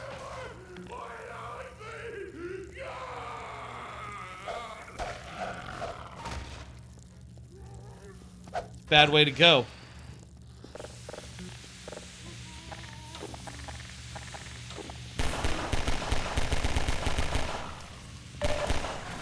I missed entirely. And also, wow, I don't have that much ammo left. I have, like, some regular bullets from the regular gun.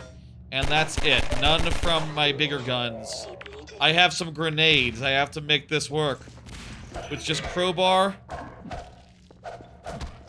And maybe grenades. And also the gravity gun. I could set that guy on fire, I guess. There we go.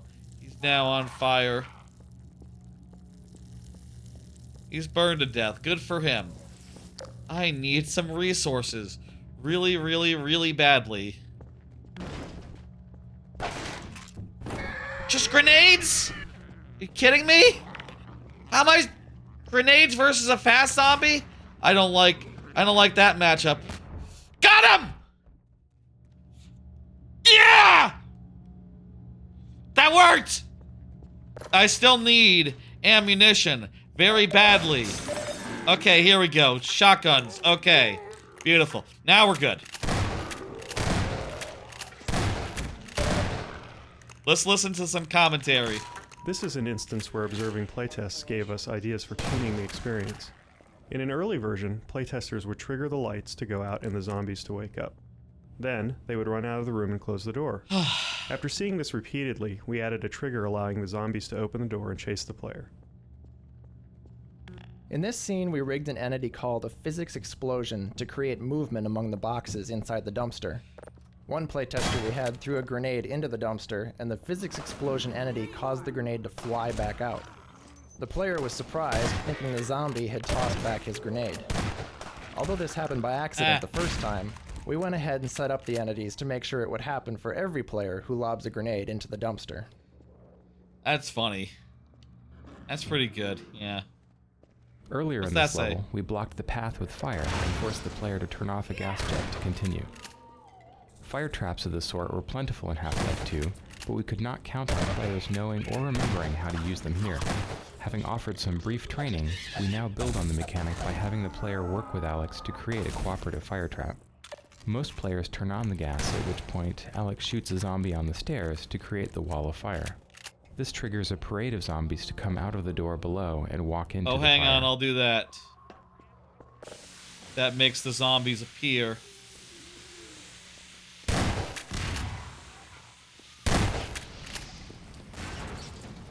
Alright, guys, come on out. Fire's ready. You call that a parade of zombies? Okay, here we go. That's a parade of zombies now. Here we go. That's a significant amount. Okay, great. Go ahead. Head right in. Lovely.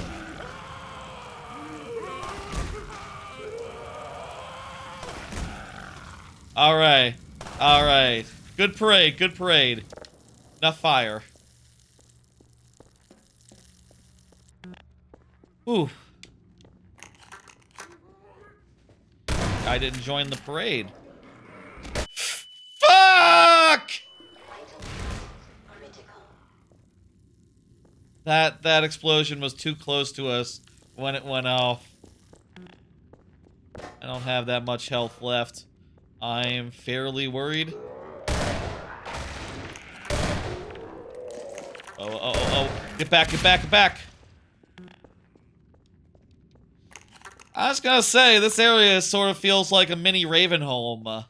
I forgot that this area was like that. It very much has, like, a bunch of the fun stuff from Ravenholm.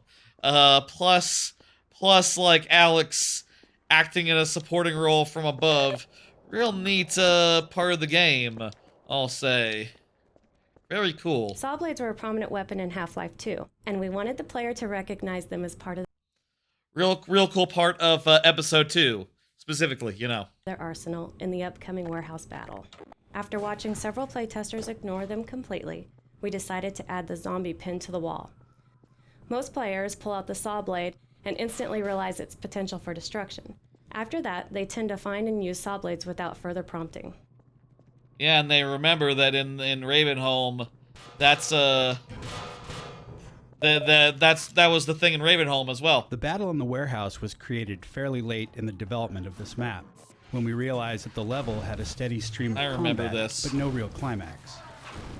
We wanted to take advantage of Alex's sniping abilities, building on the scene in Episode 1 where the player can punt boards off windows to give her a better view of attacking zombies. So open up the whole thing for we her. We have the player removing tin roof panels to give Alex a line of sight into the room below. It's really cool. I agree. Very intuitive. And,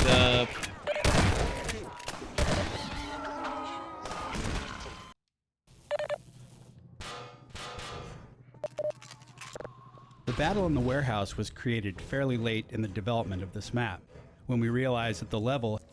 Pretty intuitive and a little bit difficult if you get like poison zombied into a regular claw swipe, but whatever, we'll do it this time. We got this.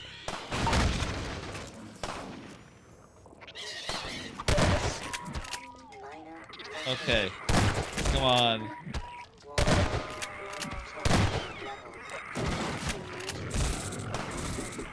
Uh-oh.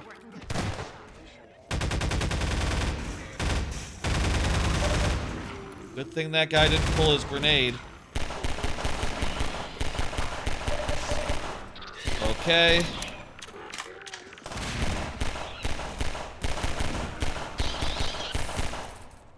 Seriously? Die. Okay, that went better the second time.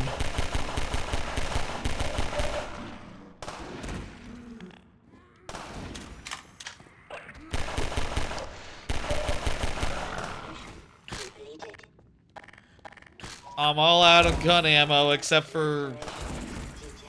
Well, I'm all out of gun ammo. But fortunately, Alex can help us. And also, surely this will have... Yes, perfect. Shotgun shells. I guess, like, running out of ammo here, it's probably tuned to intentionally be like that. For the same reason why Ravenholm was the same. To encourage you to use your physics. Use your gravity gun. It's a good thing to encourage. It's fun to gravity gun.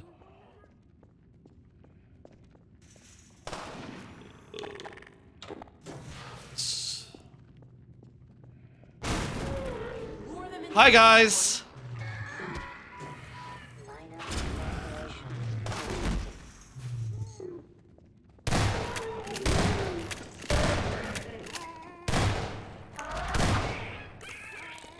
Well, you can do 2 shells at once. I am oftentimes doing 2 just to really go for damage, you know, go for broke.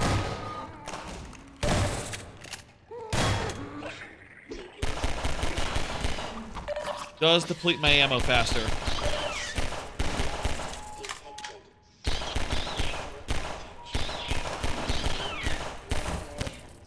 Jeez, those things are tough.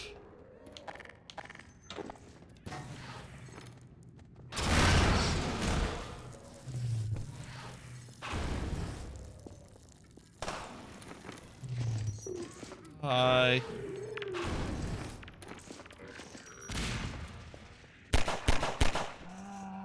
Guy right here, Alex. Guy right here. Combine, thank you. Corpse.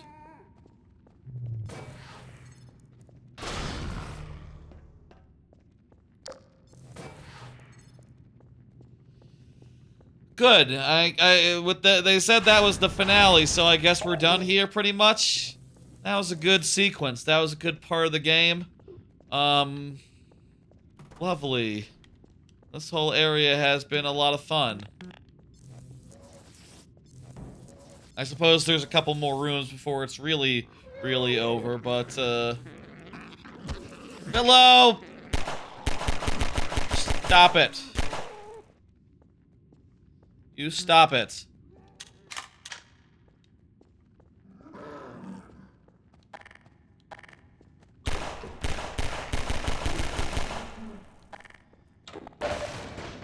But we're pretty much done. I think. What's that say? Also, what number is it? As much as possible, we try to create small surprises Still for six the left. player that aren't related to combat at all. With Wow. this forklift puzzle, we wanted to trick the player into assuming that once they operated the lift, the puzzle would be solved. However, the player soon realizes that the obvious solution is actually a bit of misdirection. Oh, yeah?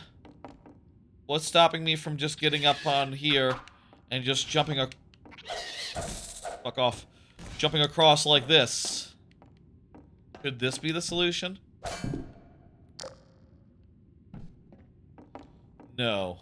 This is not where we're trying to go. This is just, up.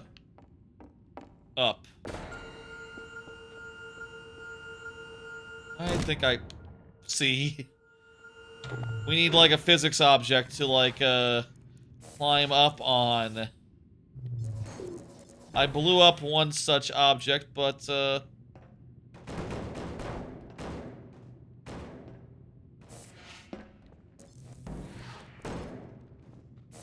and place down another.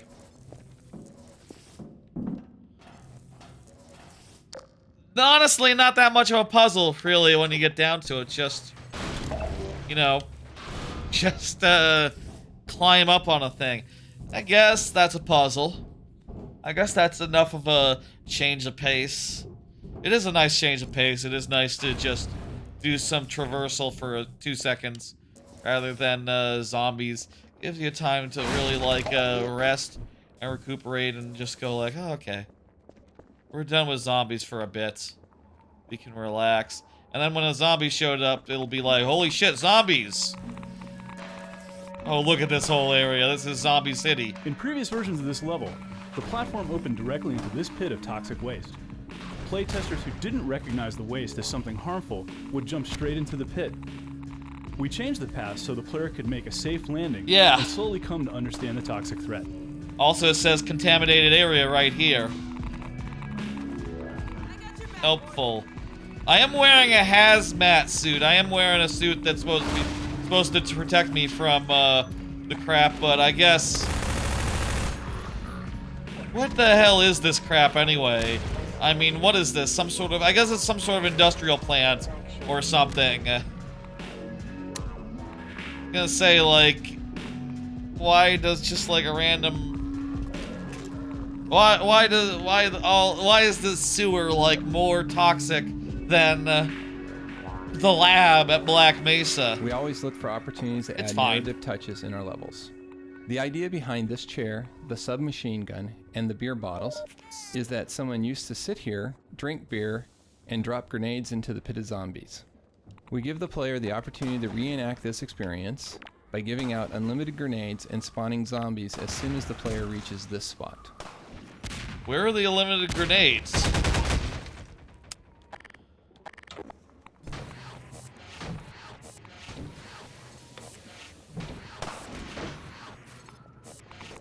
Oh, there they are. I guess you could just like... Oh, dude, this kind of grenade. Okay. Well, there's no one to shoot anymore, so let's just carry on. And grab some more just for, convenience. I did not notice the chair. My favorite type of environmental storytelling in a Valve product is when there's, like, signs on the, there's graffiti on the wall that says, like, who's the real monster? Us or the zombies? And then just, more graffiti saying it's the zombies. What the fuck? What are you even saying? Idiots. That's pretty good. That's very funny. The graffiti in Left 4 Dead, iconic. I think this the graffiti in Left 4 Dead is just like some of the best environmental storytelling in games. Ow, ow, ow.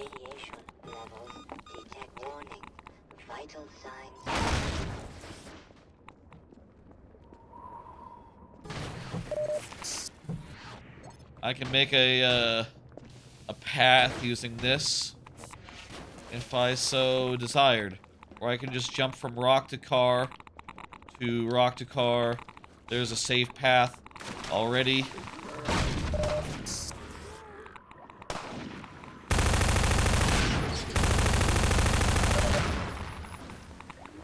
Hey, buddy.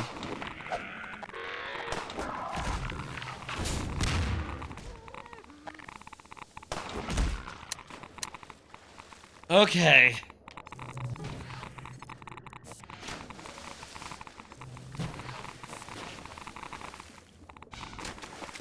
Ow, ow, ow.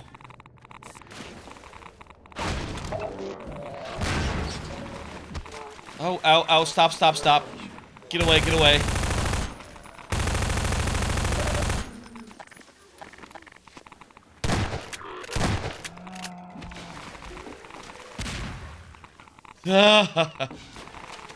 There's so many guys. So many zombies. I think that this area can't, like, live up, can't, like, you know, it's not as good as Ravenholm and not as memorable, but it's pretty good. This is definitely, like, a nice semi-sequel to Ravenholm. Just, almost unexpectedly. I totally forgot this was here.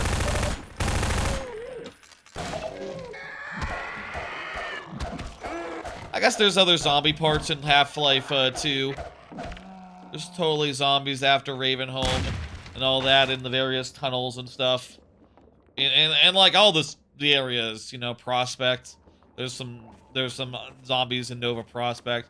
There's some zombies probably in the war part, in the City 17 war. Zombies are a big threat. There's some zombies in the parking garages of Episode 1.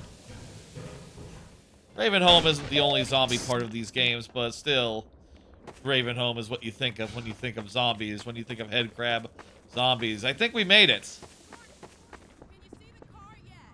Although this bridge is not the first occasion for cinematic physics in the episode, hello! It was the original test subject we used to develop our effects. In early prototypes, the bridge started off in its broken position. It was a static object the player had to navigate to retrieve the car. When we incorporated the cinematic physics, we thought this bridge would be a great opportunity for players to see an immense piece of the environment transform before their eyes. The bridge collapse not only showcases the cinematic physics, it reminds players of the growing threat from the super portal, and sets up a navigational puzzle they must use the car to solve. It ain't collapsed yet. Okay, I think we need to, like, put some cars onto the other side so that it goes up in the other direction. Or just push them off, either one. Either way.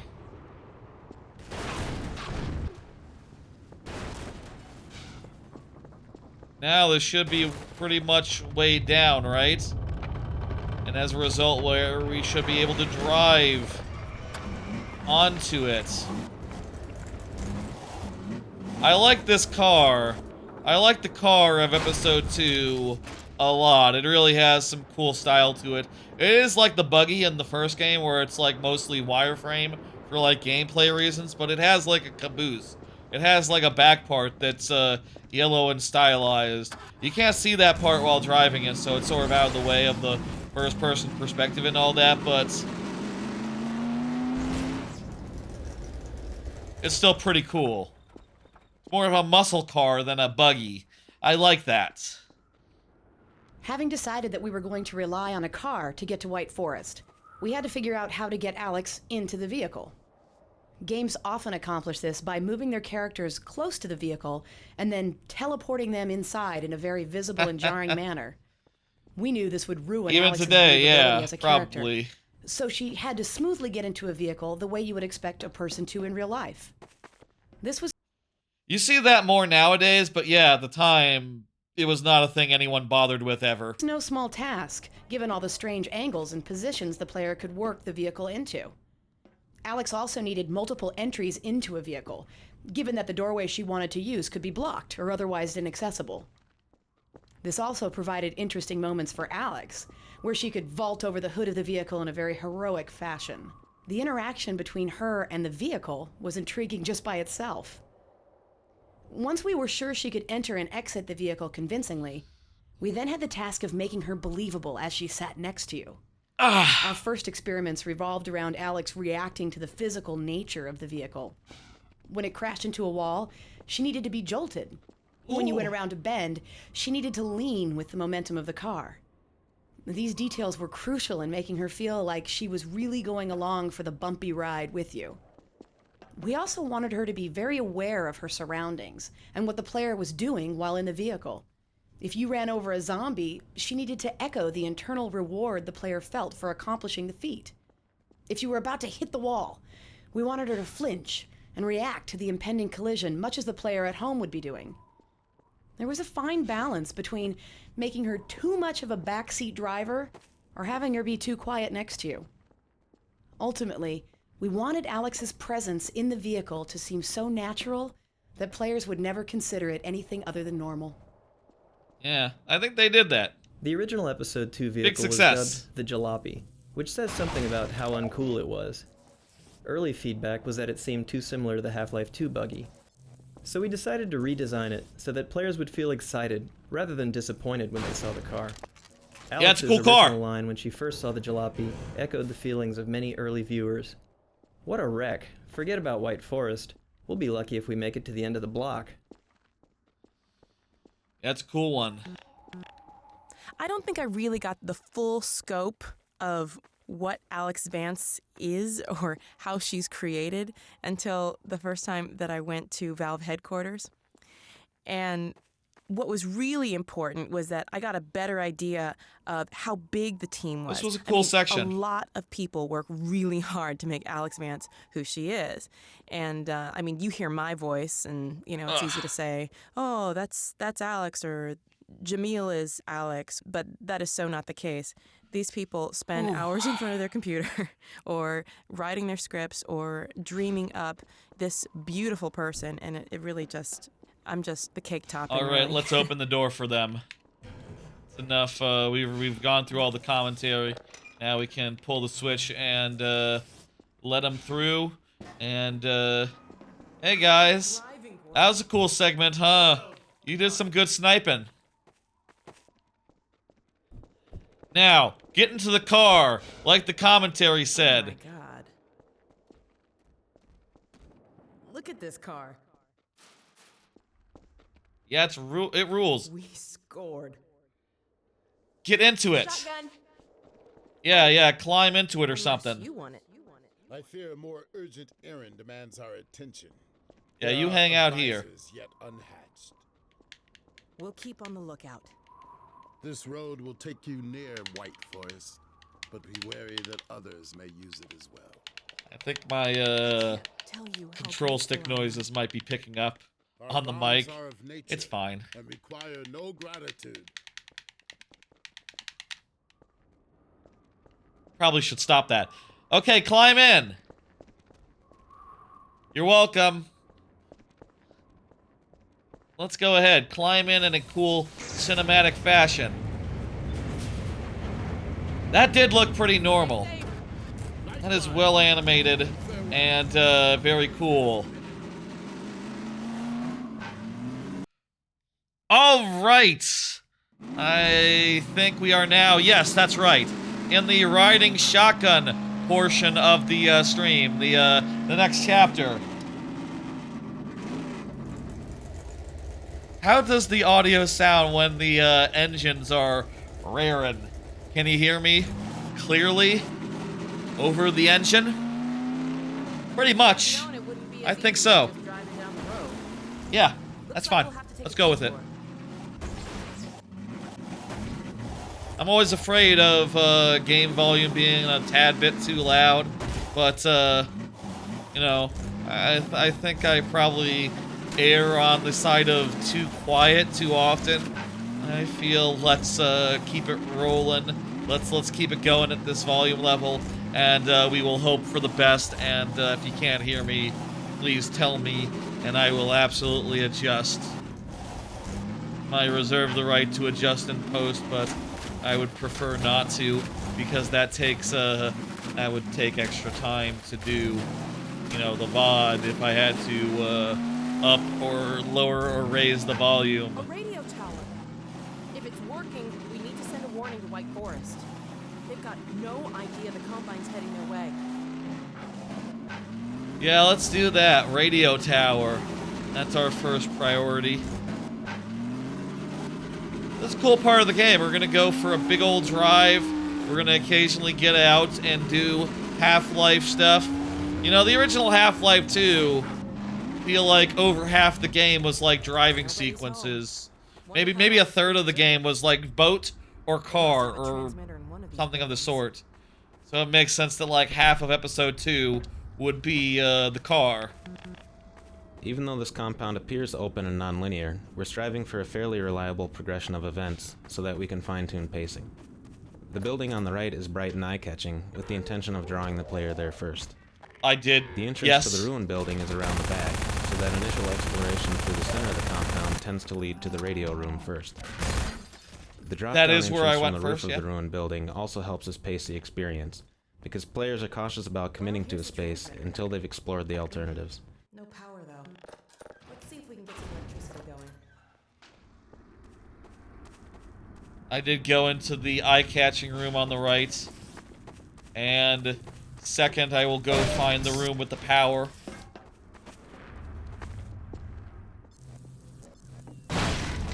Yeah, it's good to set up something where it's non-linear, but still there's a suggested way, and a way that like most people will tend to go. I think that is pretty smart, all things considered. Yes.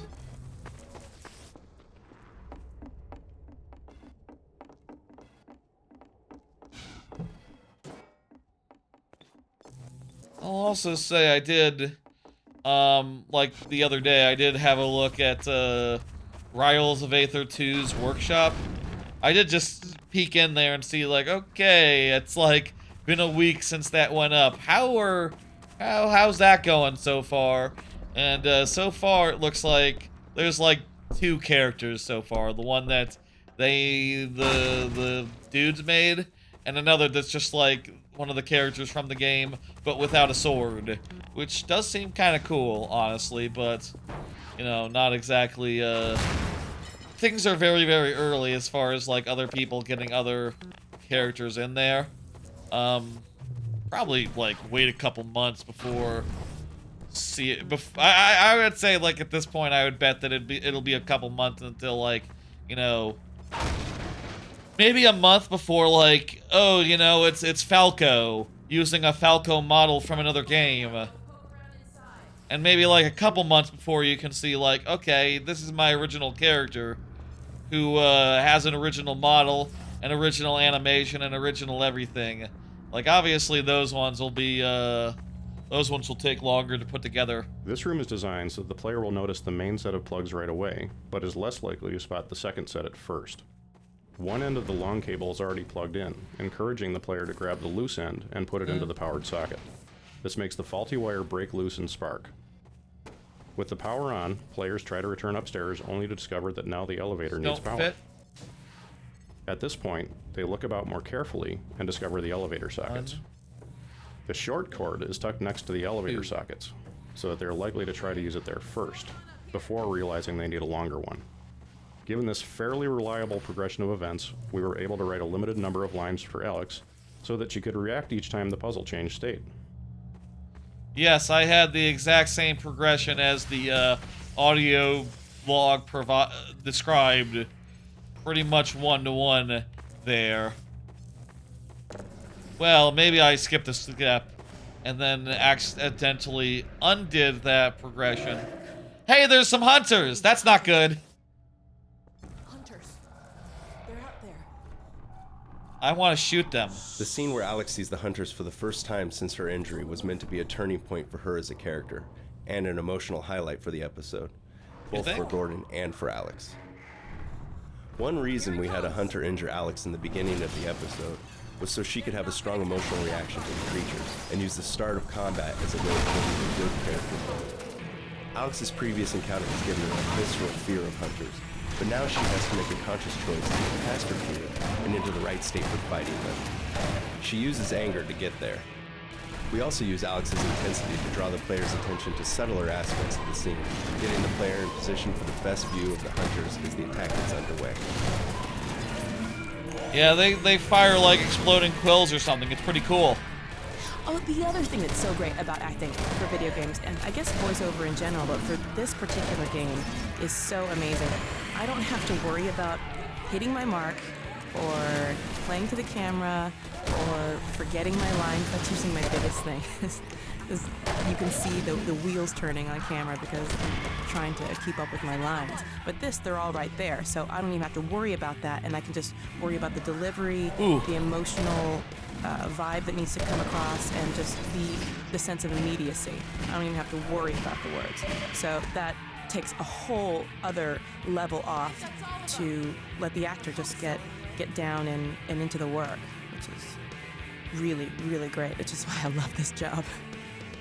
Yeah, she's a really good voice actress for Alex. Does she do anything else? Is she like in any shows, movies, etc.? Hang on, let me look real fast. Let's listen to the next commentary node as I do. In earlier versions of the Hunter intro, the Hunters burst physically into the room by shouldering their way through the door. As the Hunter's flechette attack came online, we decided this was no longer appropriate.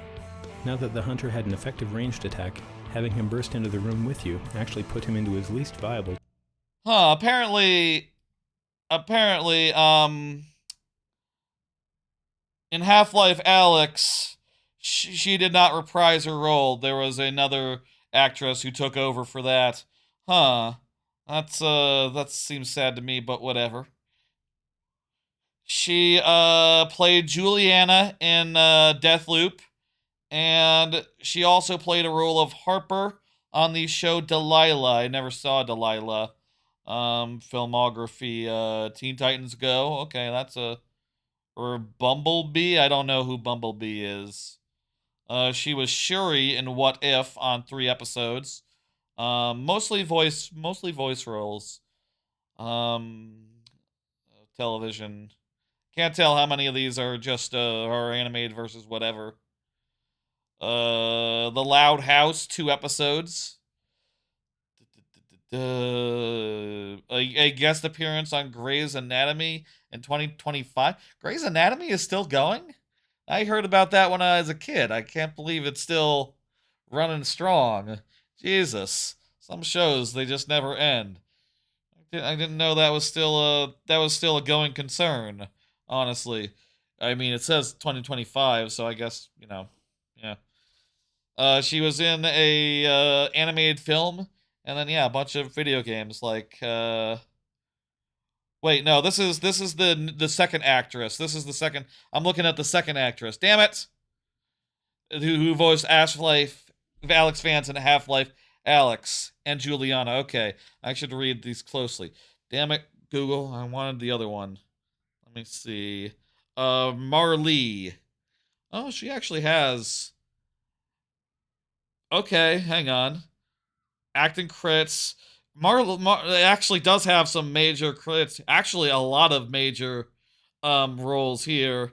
The one in particular that I notice is that I believe, if I'm not correct, she played Marlene in The Last of Us. And not only did she play Marlene in The Last of Us game, also played Marlene in Last of Us TV show. That's interesting. Hitman 3, Civilian Female 3. Obviously, Half-Life 2 and all its sequels. Yeah. Except for Alex for some reason. Let me see here. Stage? I guess she did a bunch of like theater stuff. That not my thing. Angel. She was a minor character in Angel for an episode. All My Children, she had a recurring role of Louis. I don't know Lois, probably how you would say that for a lady name. Let's see now. Lie to Me was in an episode of Lie to Me. That's cool. I liked that show. I did.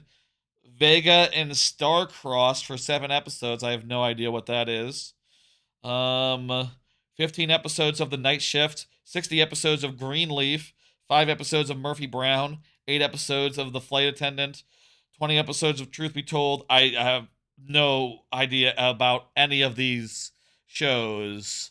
Honestly, not heard of any of them that I just said.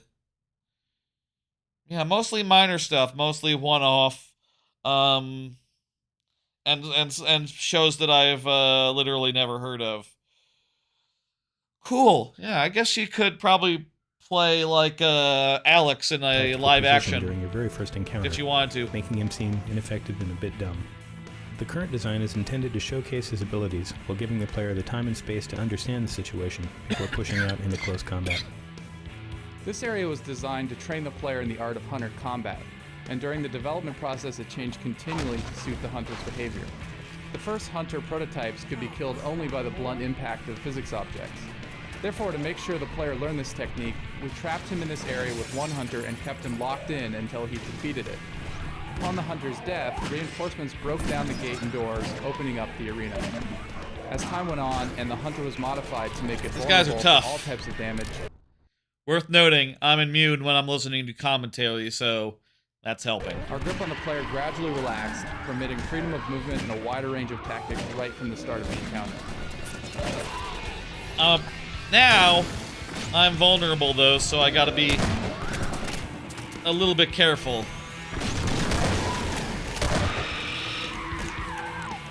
Got him.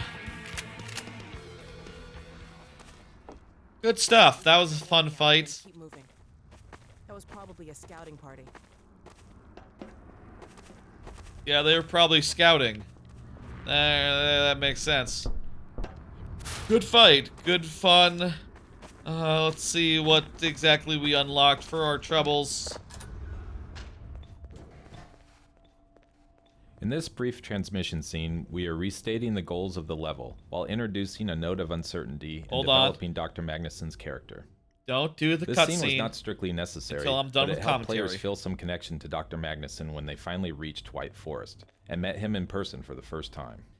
Yeah, that's gonna be nice. In earlier versions, we tried having the hunters cut the power and interrupt the transmission, but this felt arbitrary. Players were more receptive to this scene after they had solved the power puzzles and survived hunter combat. It feels like a small reward in addition to the simple satisfaction of beating the hunters. Yeah, we already did earlier a scene that was cut off by, like, enemies doing a thing, appearing.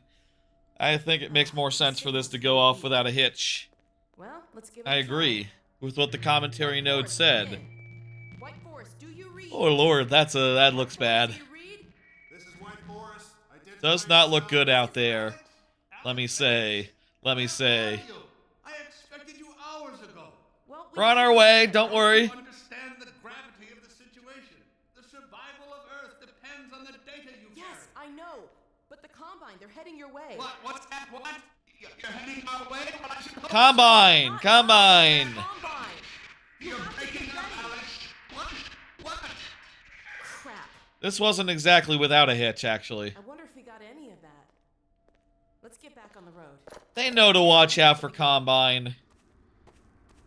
It's obvious that the Combine are always looking to come and attack and do a thing and whole nine.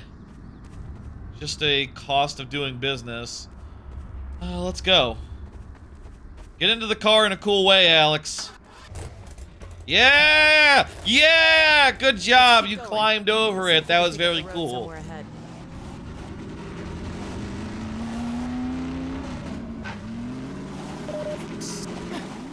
That was what I was looking for, Alex. The gate is open, so we're able to go forward now. Lovely. Good that it was closed so that we couldn't leave until we were done with our thing. It'd be weird if we could. I don't know if we've seen every single commentary node there, but maybe there's one over in this direction. Or maybe, yeah, it's fine. We've seen enough. Hard to be comprehensive with these things. Woo!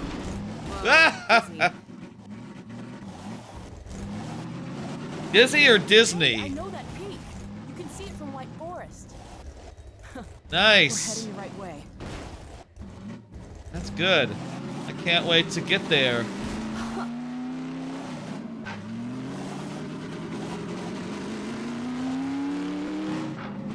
Hey, there's a commentary node, probably about that crashed carrier. Pod is a bit of storytelling. Those things we saw. Hang on. This crashed advisor pod is a bit of storytelling embedded in the landscape. It Yeah, hints it's at what neat. lies ahead, while suggesting what must have happened in this location only a few hours before Gordon and Alex arrived. By placing artifacts of this sort throughout the episode, we slowly bring advisors into the foreground and develop their importance to the story in a way that doesn't depend on stage dramatic scenes. Man, it'd be nice if that went anywhere, or if there was an additional game that, like, delivered on that build-up. But, nah, they just didn't have any good ideas for episode 3. Let's hope, hey, this year, it'd be nice to see episode 3/Half-Life. It'll just be Half-Life. Hello! I just got a brainwave. Someone was just psychically attacking. There it is again.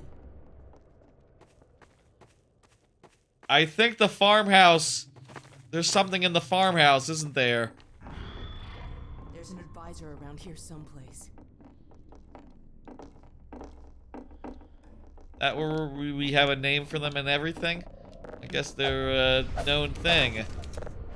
With psychic attacks and the whole 9. Looks like we weren't the first to find this place.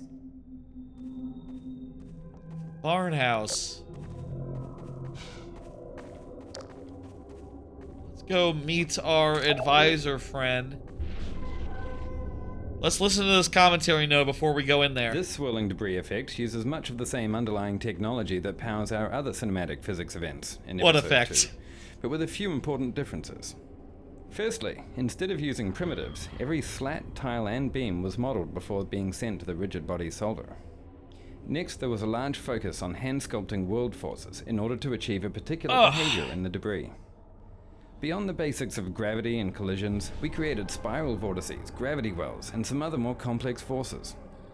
With over 1,800 individually calculated dynamic moving parts for a 30-second period, this simulation represents the largest amount of animation data run through our game engine to date. The barn scene was critical both to this episode and to the development of advisors as characters in the series. They represent another intersection of story and gameplay.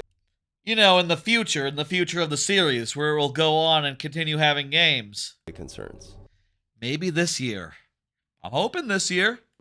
This is the first time the player actually interacts with an advisor, and determining the right level of interactivity was tricky, especially given the player's reasonable expectation that he'll get to fight them directly at some point. Therefore, we wanted to show that they were powerful, but not invulnerable.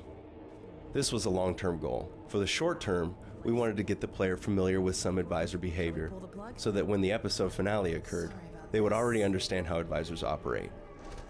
By showing the advisor fumbling with an inert object, then a dead rebel, and finally grabbing the player, we allow the player to observe behavior, and then gradually make it more and more of a direct threat. Okay. This all serves as foreshadowing for the episode's finale. Okay, just the episode's finale, not future episodes. Don't say future episodes. There won't be any.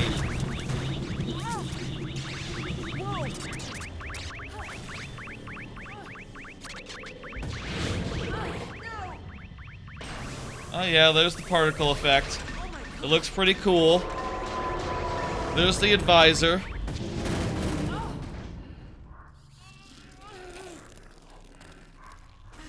Is Barrel edible? No, fuck Barrel. What about Corpse? This is human-like, but it's fine. It's good as is. Don't have to crush it. It's already dead.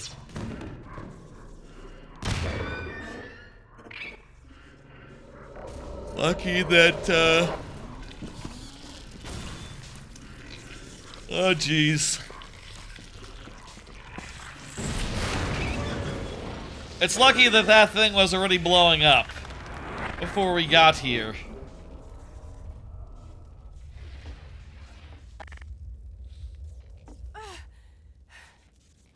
It did escape. Ugh. Oh my god. Gordon.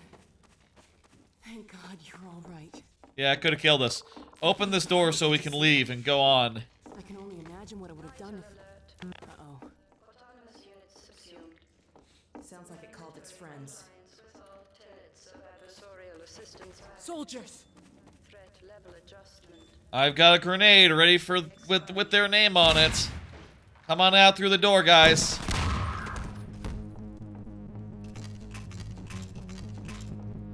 Hell yeah, crossbow! We've gotten better at building combat spaces that are open and tactically versatile, while still directing the player toward an optimal play experience. This combat is on its face pretty straightforward, but we're doing some subtle things to keep the experience even and well-paced. We're using quite a few of our combat tools in this one scene. As the first soldiers enter the barn, we send them in the right direction with an initial cue about the player's location using an NPC enemy finder. The first soldiers serve primarily to draw the player outwards, where the real meat of the combat takes place. The wave of soldiers that spawns as the player rounds the corner to the exit are the most directly controlled. One pair uses assault points to dash across the open ground and flank the player on the right. Others are constrained to hint groups in and around the house across the way, spaced so that the player is hit with an even front of fire, keeping them pinned for a while and encouraging cautious sniping and probing at the windows and doors. The broken down truck gives a vital bit of mid-ground cover as players leave the barn and advance on the house. Finally, as the player leaves the barn, we spawn the reinforcing hunter. We hold this back to keep the difficulty more even, and because the hunter combat is better when the player has pushed outwards before it begins. Yeah, let's just leave. No reason why we have to take this fight. We can just go and, there's a log in the way. There's a helicopter in the sky. That's not good.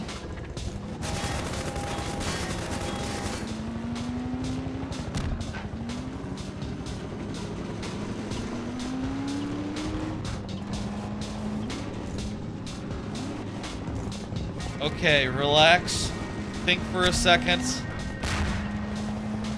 It's gotta be the way forward, right? But, okay, there's an opening right here. Hello. Okay, this is the way.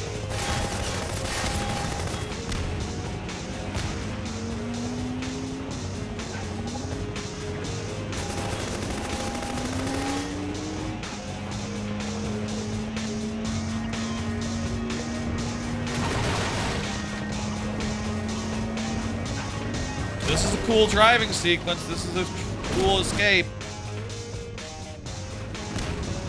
I like how in this episode you don't have to shoot and drive at the same time.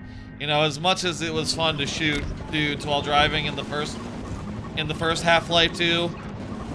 Yeah, just being able to focus on driving is nicer. Also, you get a nicer POV as a result of not having to worry about, like, oh, you know, aim my gun around, drag my gun around and aim carefully. Wall in first person from an awkward position. This is awkward. Hey. Get over the hump.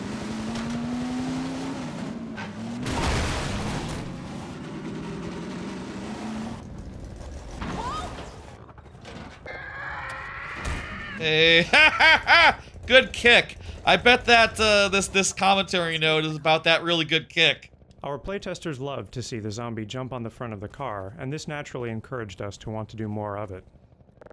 I loved it as well. Frequency of occurrences of this behavior, treating the zombie leap as a gameplay element that could be played out in variations. Eventually, though, we discovered that this didn't lead to any really interesting gameplay. Nah, it's better as a one-off. Just one memorable showcase of the event instead. Man, that was really cool, though. I agree with what, yeah. Having solved the problem of getting Alex into the passenger seat, we were faced with the challenge of making her a useful companion. When we first hooked up her vehicle combat, Alex constantly targeted and fired her gun at everything. This made her feel a bit like a turret. In response, we tuned her behaviour so that while the vehicle is moving, Alex fires more slowly, taking more time to aim at high speeds. That makes sense.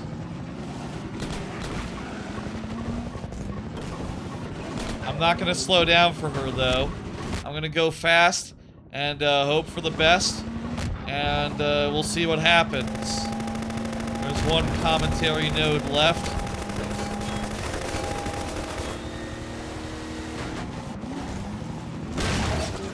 Easy there. Oh, crap. We may have to ditch the car. Car's on fire. Right, yeah, we gotta stop into this little garage here. And they'll do some repairs while we do a another like on foot heavy sequence in this train yard area. Is this the way in? I feel like I'm going the long way around.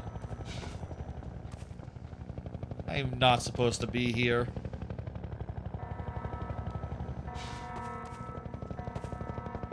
Is this a different chapter? I feel like this might be a chapter marker. This might be, oh, you know, this side chapter here, no driving. And then, like, once we're back on the road...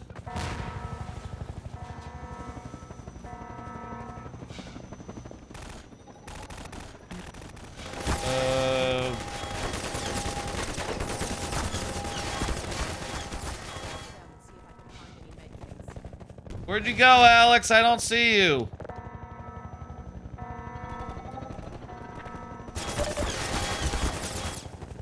I don't see where Alex went, and I'm lost and confused. I don't have rockets. I don't think I have rockets. So I can't bring down a chopper.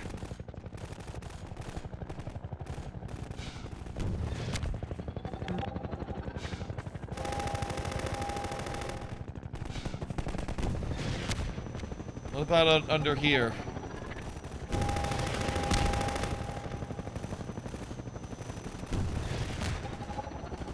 Just let me go to a checkpoint. Okay, let's go back now. And we'll do this again. And this time we'll follow Alex rather than going our own way. I sometimes feel, you know, they talk so much in these commentaries about like, oh yeah, we did so much playtesting, we really like sanded off all the rough edges and all that. We may have to ditch the car. It's funny then to play the game and realize like, oh, I have no idea where to go. I'm lost and confused. There's the opening. This way. And just wonder like, oh, well, how did that never happen to any of the playtesters? You want to maybe help us take it down? I don't know. It doesn't matter. It's fine. It's very good. 99% of the time. Any game, no matter how play-tested, you can run into weird edge cases that no one ever considered, thought of. Not like it's originally the episode 2 chopper battle was a classic fight that relied on the use of the RPG. In the meantime, we were experimenting with a completely new way of fighting the chopper, which we had hoped to have ready for episode 3. The early episode 3 experiments were so successful that we pulled them straight into episode 2. Yeah, we're gonna throw gravity. We're gonna use our gravity gun to chuck the grenades back at it, right? That's what it's saying. Let's do it. Maybe this is more of a quick thing. I remember like running across like a I remember like running across a train depot. Maybe that was the original Half-Life or something, or episode 1. No, I get the feeling that it is. It is this one, isn't it?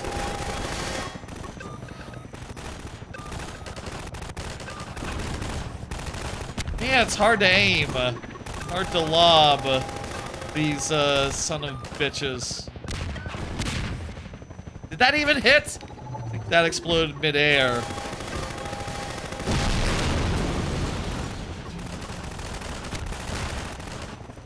Are they turning my buddies into corpses? Into ragdolls?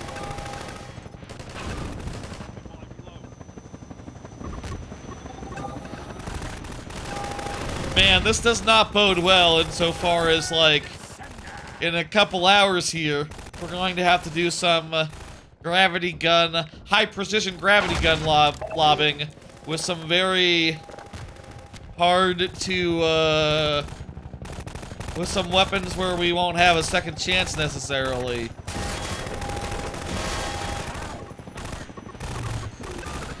Big Strider battle. I always remember the Strider battle being, hard. So I'm really nervous and, concerned for that. You know what I need to do? I need to, like, get under and, like, get a good shot at, like, their propeller blades. Where I can hit the propeller blades, and that's just as good. No, no, no, no! Originally, the Episode 2 chopper battle was a classic fight that relied on the use of the RPG. Yes. Ah, Jesus. Thank you. Where are you?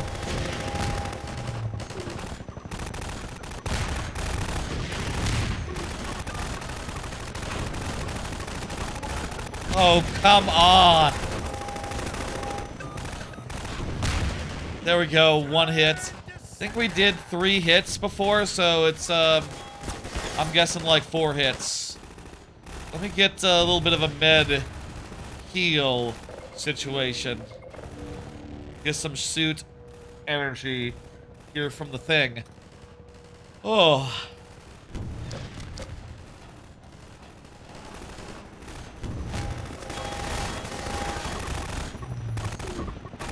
Low bombs.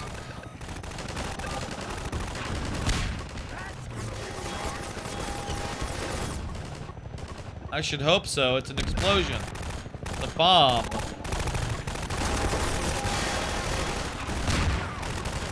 Drop one more. Okay, there's the bomb.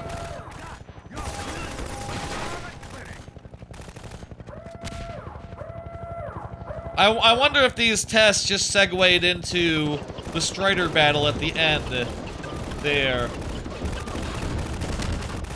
Like, similar sort of idea. And,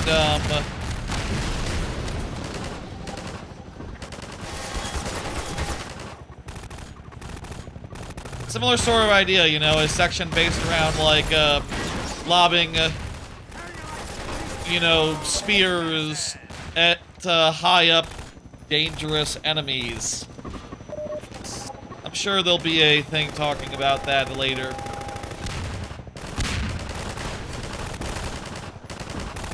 Drop one. Drop one now. Don't do a whole bunch, just one. Thank you.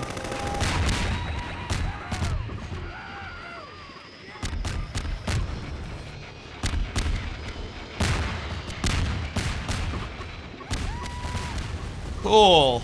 Yay. Wonderful. Something just exploded to my right, doing a not insignificant amount of damage to me. Nice that we have the helicopter corpse here. Boy, are we glad to see you guys. I knock it over. Threw their minds right back at him. I could sure use a drink. Who's with me? We need to get back on the road, but our engine's shot to hell. I don't suppose you got any tools for working on cars. Tools? Got a whole shop over here. Come on, we'll get you set up. Excellent. They got a whole shop. They're gonna... Hey, are you alive? A lot of credit, though. They're tough competitors. A real class act. Good. Good you're alive. So yeah, this is gonna be a whole little slight aside. Under the radar is this chapter. Right, we're just doing a little chapter here where we run across a train yard or something, and then we run back, and by the time we're back, our car will be repaired and maybe have a weapon on it now. You hear that autogun going off out there? We normally run supplies out of the White Forest base, but a few days ago the Combine cut off access. So they know that the Combine are out there cutting off access, right? It's pretty obvious then. I mean, if it's been for a few days, we've only been coming for like a few hours, so you know. Yeah. Time till the troops start pushing this way. If you think you're up. Specifically, I think we've been going about 3 hours. Not bad. Very nice. Right, Gordon? Yeah, I'm up for whatever. Door up here where I can let you over to the other side. That way you'll get to see the gun before it sees you. All right. Also, I'll listen to this commentary node. Originally, there was a second driving section between the chopper battle and the autogun trenches. The pacing felt wrong, so we decided to remove it and connect the end pieces so that the train yard opens directly into the garage. Yeah, it's good. Playtesters often failed to recognize that they could scramble through windows while they were avoiding being shot by the autogun. We added this window exit and forced players to use it so that they would learn to rely on windows to get around. Kind of reminds me of Left 4 Dead for some reason. Maybe because I was just talking about Left 4 Dead because of the some actors they had in common. I forget which Alex it was that also was Marley, but this area does remind me of like early Left 4 Dead 1. Some playtesters didn't realize that they would need to climb over trucks to navigate around the autogun emplacement. So we added this truck jump early in the level as a form of introductory training. Okay, we'll have to climb over that truck. You can take off the boards, but the door won't open. Hi.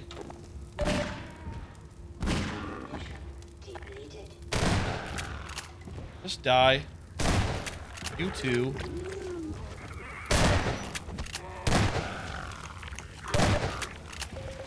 You can... He was too close. That took off like half my health. Okay. Well, I can heal a little bit from the crate.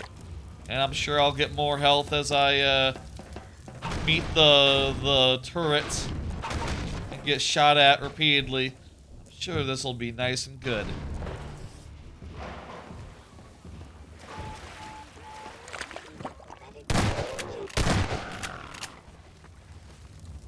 In order to train players that crouching through the trenches is critical for survival, we did several things.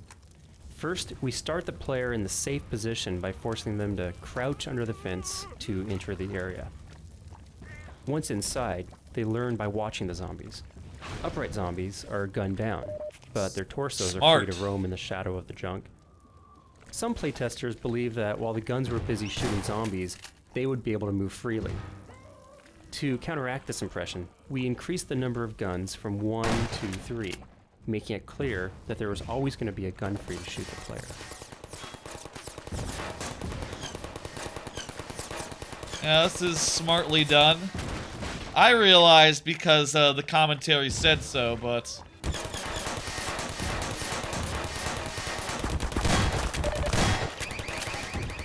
Okay, I should have held it for a bit longer. I can't commentary through a fence, so we will have to get that on the way back.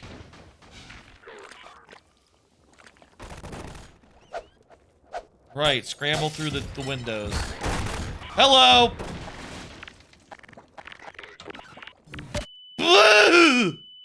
I meant to throw it back, but I was too slow on the draw.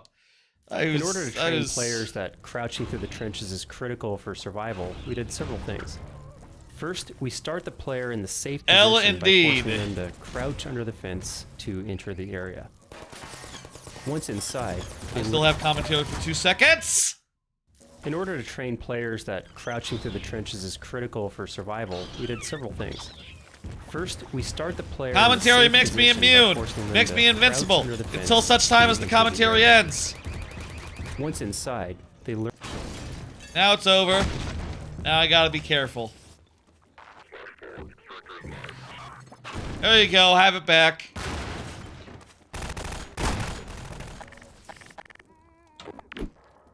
Oh.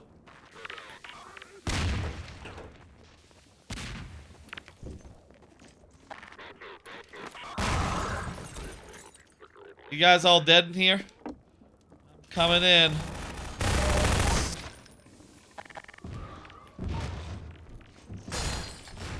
Hi.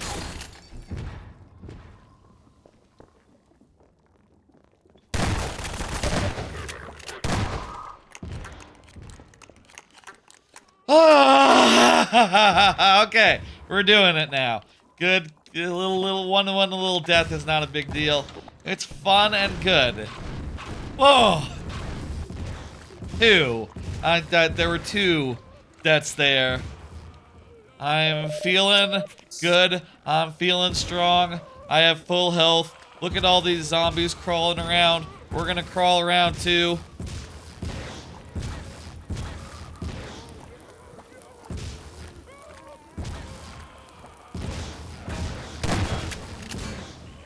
Not pretty.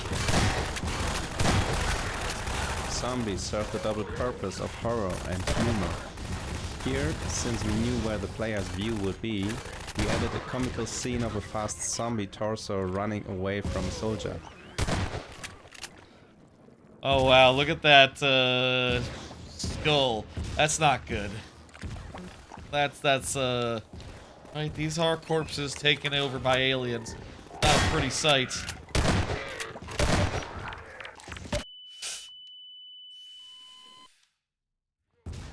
Okay, good. There was a save right before here. Wonderful. I had full health before that grenade went off. By the way, near full health. Not exactly full health. Truck clamber.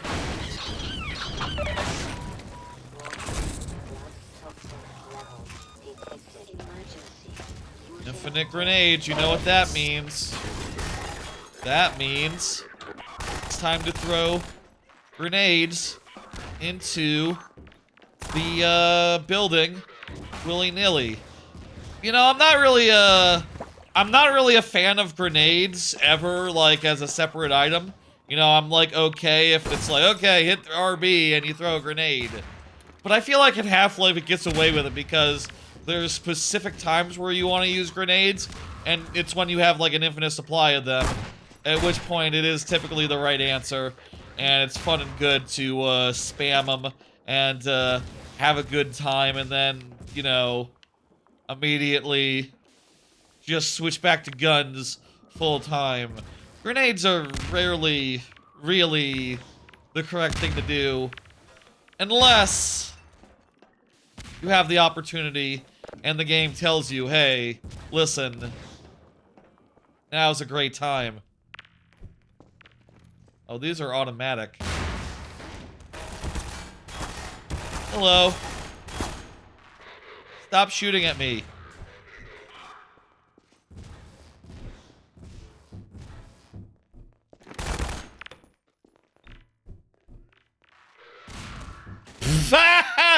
The dude was right there, man. You could have ran. You could have backed off. You saw me throw it. Sometimes grenades are fun. Very specific, rare cases. The original design for this sequence involved shutting down the cannon by flipping a switch.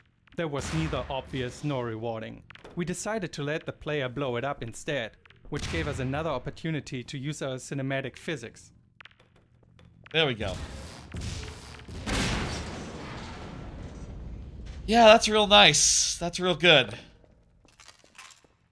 Grenades are fun when you have infinite of them, or when they're like a alt fire. I like alt fire grenades as well. think we're done here. Yeah, there's nothing but doors we can't open. And, this chapter is mostly just going across the train yard and then, just sort of coming back, right? Hello! Right, the zombies. Yeah, now we have to deal with the zombies that can walk around and stuff. That one just, like, Team Rocketed, away. That's, man, the physics in this game is good. Even today, it's very funny seeing some good physics going on. Even today, even, generations later. It's good stuff. Fun chapter. Fun chapter. Once we added the onboard radar to the Strider battle at the end of the episode, we needed to train the player in its use well before they reached that area. This garage was already in the game as a place where Alex needed to stay while the player went alone through the autocannon area. It was a perfect fit to have the mechanic rebels add their radar to the car while Gordon was busy somewhere else. Yeah, that makes sense. I think we've seen enough of the commentary. Not only did they help me fix the car, they threw in a bonus. Special this week only. It's like an onboard radar for you guys. Picks up little beacon jobbers like this one here. We've hidden a bunch of these things out there to signal emergency stashes. So keep an eye out. When you see your dashboard light up, you're gonna want to stop and investigate. I'll fill you in on the road, Gordon. Kind of a little bit like, isn't it a little bit like the open parts of, well, in theory, it kind of sounds like some of the open parts of, like, Last of Us Part 2, but in practice, I'm sure it's, just pretty much like, hey, it's the caches that you're used to, except they're marked by radar this time, rather than just, being, out there. This looks suspicious. What is this? Just some skeletons, I guess. I don't know. It's environmental storytelling. Maybe.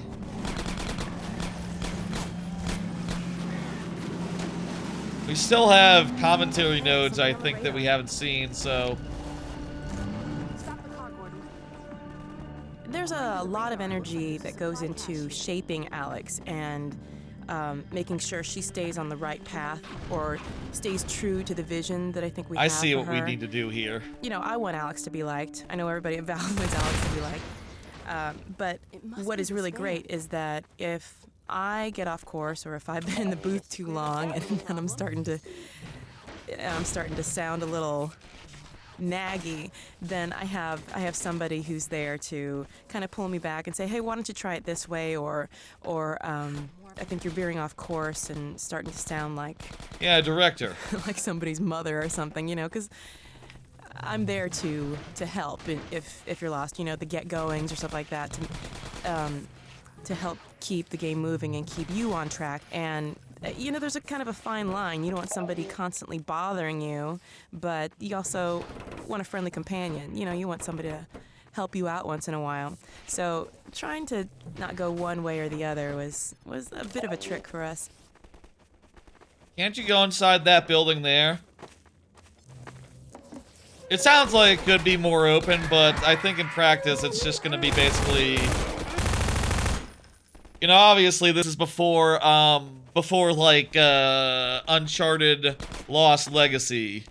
By, like, probably, like... Uncharted 2 was, like, years after this, right? Like, Uncharted 2 has not happened yet. I'm sure Uncharted 1 was, like... What year was Uncharted, actually? Was that a... Wait, no, that was around the time of like Gears of War and stuff. So that would be 360 era. That would still be PS3 era, I guess. Wow, the first of those was like 2007. So yeah, not even the first game, which by the way was really bad, was a twinkle in the eyes. I guess this was I guess it was twinkling. This was 2006, I believe. This episode, you know, Orange Box, around the time of the Orange Box, whenever that was. Was that 2006 and 2007? In any case, if there was Uncharted, it was just the bad one, not the good one, not the. I didn't really like the third one, honestly. The fourth one was great. I think the fourth one might be the best one, honestly.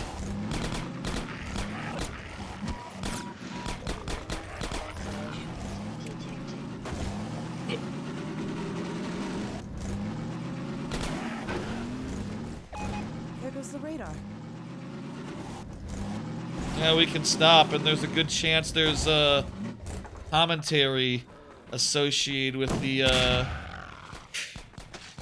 Yeah, look at that. There's a commentary note. The circumstances around creating Alex were so kismet that it's almost a little scary. 'Cause, I mean, if you think of the ideal super self that you want to be, like, I don't know, badass moves and being able to karate chop everybody, and then add on to that having a rider to make you sound witty at every turn, it's like having an uber self for me. So I immediately fell in love with Alex. That's cool. Thoughts. Let's have some thoughts. Let's think about what I'm going to say next. I'm surprised that these commentary nodes have nothing to do with the stash system. I feel like the stashes... I mean, I'll say I don't feel like the stashes are like have ever been like a major component of the game. Have ever been like the most important thing that they have to consider. Did it do a section, a chapter transition at some point? By the way, I feel like we've seen a new chapter thing since we got to the garage situation. Even after when we got into the car.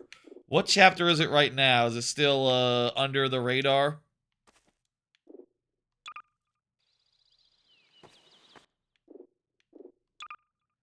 Yeah, it's still under the radar, technically.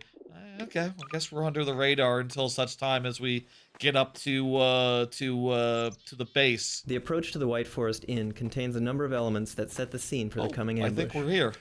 The road is blocked by Combine walls. A soldier spots you in the distance and radios you. I remember, like, fights in ruined buildings. Is that this game? Isn't there, like, a little half sort of city section kind of on these hills? I feel like that might be what's coming up, but that sounds like less car-like and more just, I don't know how that fits into the whole road trip part. We'll see. And two hunters run across an opening on the far side of a fence. Maybe I'm conflating other games. All these clues are there for the attentive player to spot directly, or to create a sense of growing apprehension in the player who might be paying slightly less attention to the details. So in each episode, we start by agreeing on how to use color choices to create and reinforce the right thematic tone. The tint of a scene can be a powerful source of mood. Episode 1 was pervaded by deep reds. For episode 2, we made heavy use of blue tints in the outdoor areas. The blue was meant to set an ominous tone, while the warm splashes of sunlight were intended to offer visual contrast that suggests the glimmer of hope. I guess the thing about the radar is that it's such a thrown-off thing. You know, they basically said in the commentary, oh, we had to give it to the player early so that they could get used to it. So it wasn't so much a factor of like, oh, you need to know where the nodes are so you can get out and go get them. So much as it is just, hey, we need to teach you how this works before you're expected to play around with it in the finale. A question I get asked a lot is, what is the big difference between acting for a stage and film and then acting for a video game? Because this is the first time I've ever done a video. I went with a lot of commentary with voice actress of Alex, huh? In general, in I acting, get it. It's helpful to Good job. have a director's clear vision from which to spring. Then the actor can run with the idea, play with it, imagine new things, fill it out, and, you know, make it a tangible thing or a tangible character. Yeah, this looks and familiar. The great thing about video game acting I think for this me is what I was that remembering. I'm completely Little silly, unlimited. I'm little not city. bound by what I can do physically Little or town. how I look or what kind of environment that can be Yeah. physically created. So the possibilities are completely limitless. There are no boundaries with this. So when we get together and we talk about what the scene is, when they set the stage for me and what environment I'm going to be in, I immediately get a complete high, and I can only imagine that it is something like how somebody gets when they actually see the game, because it blows my mind, the pictures that they paint about Yeah, it's pretty where we cool. are, They what did a great situations job we're with in. So the picture that they discussed that a painted. little, and then from there, just kind of go on, I guess, instinct is the only way I can really describe it, because I just take what they give for me and kind of volley it back in the way that it comes out immediately. Ooh. So I just go into my little dark booth, and I can imagine that I'm anywhere. And it's the best kind of make-believe for a storyteller. When you just aren't limited. Yeah, that's very cool. Good for you. I'm happy to hear that you had a good time, and I do think the performance really does come across as One issue does with really a number of work. our encounters with the Combine is they don't live long enough for players to experience some of their more interesting AI. Some unique elements introduced here with respect to the Combine are branching assaults, so the soldiers introduced to the field don't take up predictable positions. Flexible assault points, so that Did I soldiers can drive stray from down? designer-specified locations to establish line of fire or cover. Assault progression, a feedback system so that soldier advances respond to player actions and skill rather than timing. Giving soldiers different tactical roles. For instance, squads in the field distract the player, allowing other soldiers to execute surprise moves not present in our typical frontal assault scenarios. The net effect of these changes is that the soldiers appear to have awareness of the layout of the building that you're trapped in, and a strategy for flushing you out. Yeah, we're going to do a big protracted combat encounter in this little city, this little town. There we go. Oh.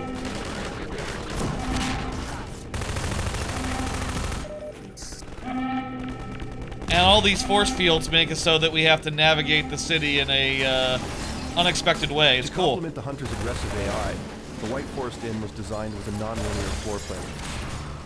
There are multiple ways in and out of each room, as well as alternate routes to the basement and to the second floor.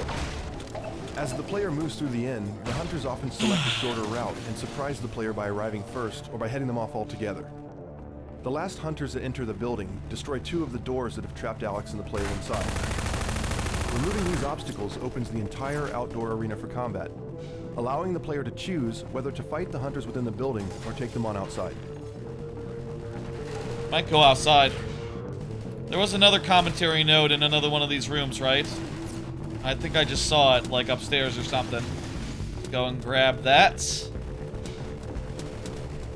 Where the hell? Oh, there it The inn is. is designed as a crafted experience that is controlled but not linear. The encounter is intended to create a heightened sense of danger without actually being particularly dangerous. The idea is to create opportunities for some memorable unscripted combat moments by keeping the player a bit on their heels. Normally, Alex is out of frame during combat, and soldiers don't survive very long. By encouraging the player to move back from the windows, the map creates space for Alex and the soldiers to exhibit interesting behaviors that reinforce the mood of the siege. Alright, we're out of commentary, so now we gotta be, careful. We gotta be, like, careful while fighting these dudes, and I think my plan will just be to hang out on the top floor and try to, defend it accordingly. You know, people start coming up, I can shoot them.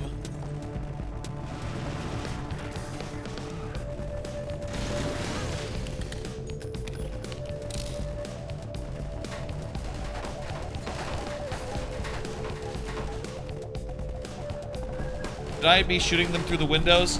They're kind of small. It's kind of hard to make them out through the small, tiny windows that I can't get too close to, or else I'll get peppered with shots.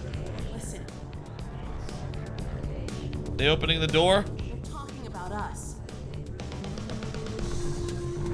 Here come the hunters. Right? Oh, hello.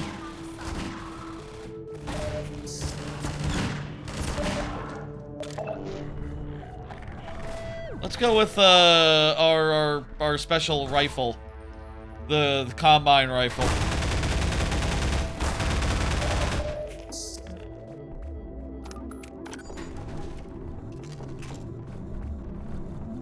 Oh boy.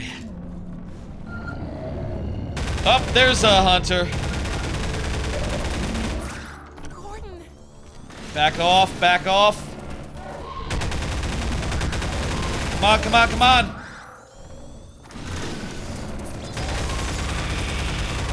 There we go. Not too tough, not too tough. This gun's very good. I'm almost out of ammo with it. Have they opened the front door? Not yet.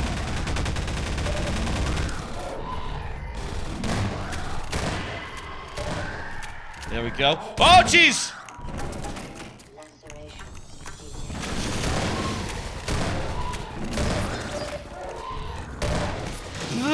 4 health! Don't hit me again! There's a basement? Tell me there's health in the basement. Yes, yes, yes, yes, yes. Okay, good.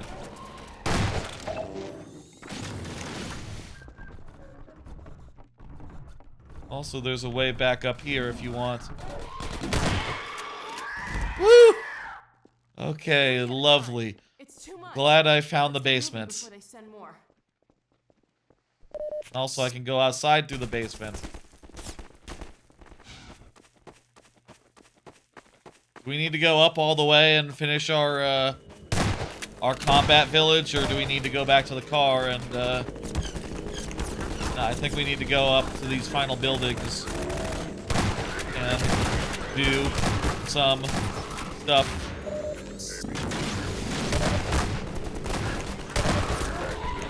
Here. Ow. Ow. Ow, I'm really low. Come on, 14.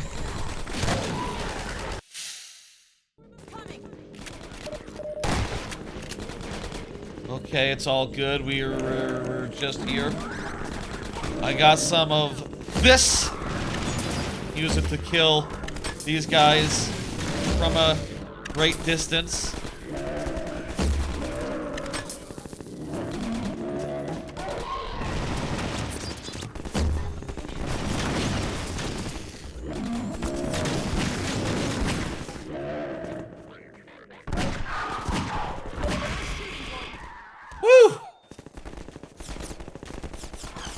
Alright, now that the hunters are gone. The hunters? Hunters were they called?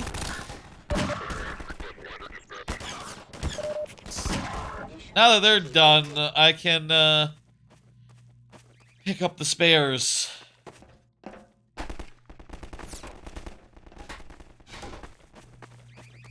I think we need to go into here and, like... Yeah, we need to dismantle this. Infinite grenades, you know what that means. Take that turret down, Gordon.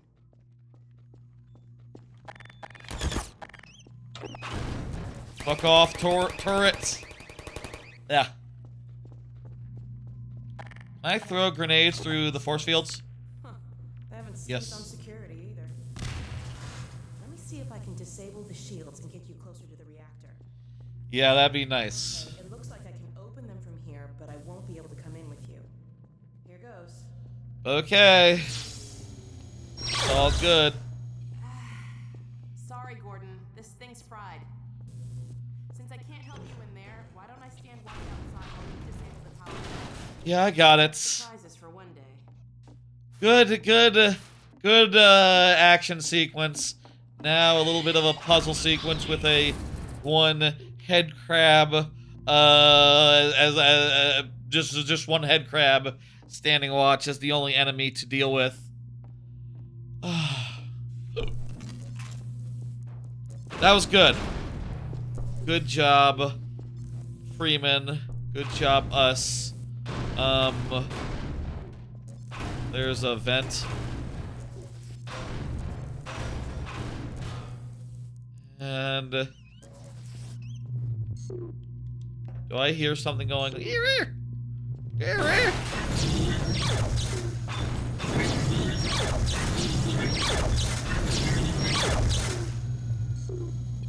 Oh.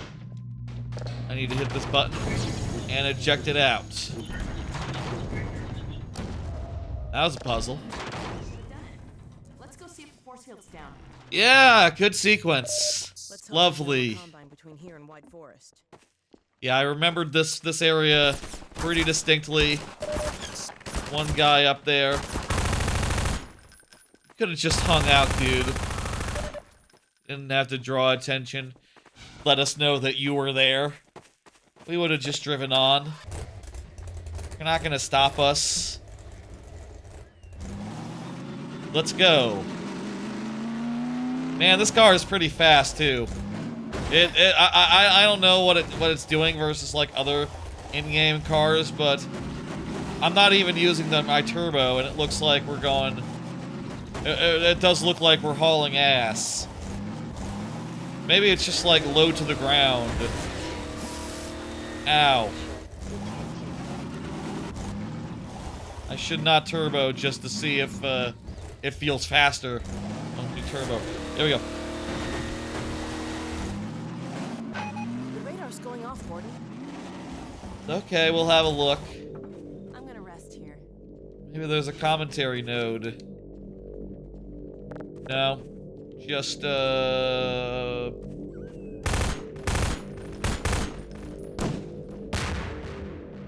really? Throw a rock at it, I guess.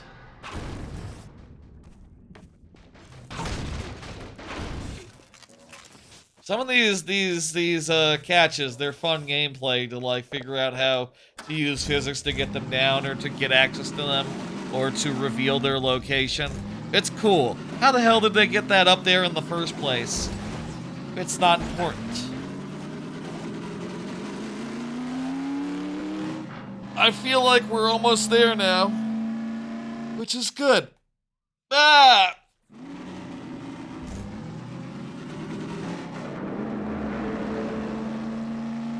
That doesn't sound good. This way? Or, yeah, this way.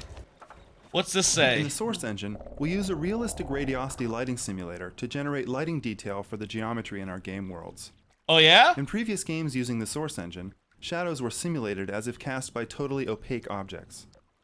In Episode 2, we needed to render large wooded areas, which required us to modify our shadowing technology to account for the sparse, semi-transparent nature of foliage. With these upgrades to our radiosity lighting simulator, we are now able to realistically illuminate the trees themselves, as well as generate soft, semi-transparent shadows on the environment around them. Yeah, it looks good. Just transparent shadows, not hard shadows. Nice work. Over there. I see an antenna. Huh, I think that's White Forest. I think we made it to White Forest. The way on foot if we have to.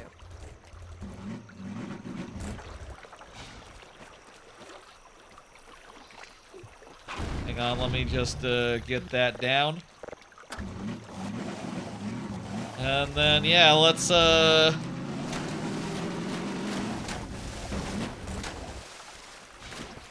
think we might have to leave the car for now because there's like a gate or whatever. Look at all these, commentary nodes. And look at that gate ahead. I betcha, I kind of vaguely remember what might happen. But this seems like a place for Dog to show up and to eventually pick up the thing and let us proceed. Let's just walk on forward and see if Dog appears.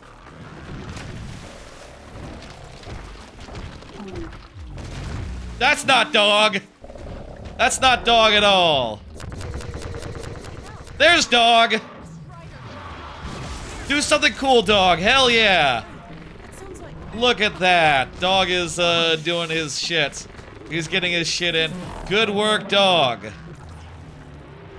Should we be shooting it? Man, you don't fuck with dog. Dog's got this.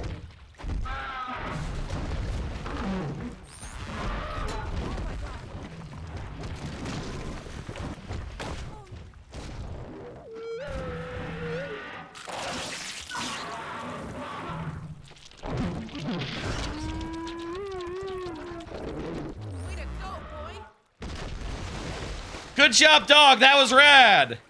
Another excellent showing from dog. Get clear. Oh, Get no. clear. Dog, are you all right? What's up, dog? Wake up, dog. Please. He'll be good. He has to lift the gate out of the way.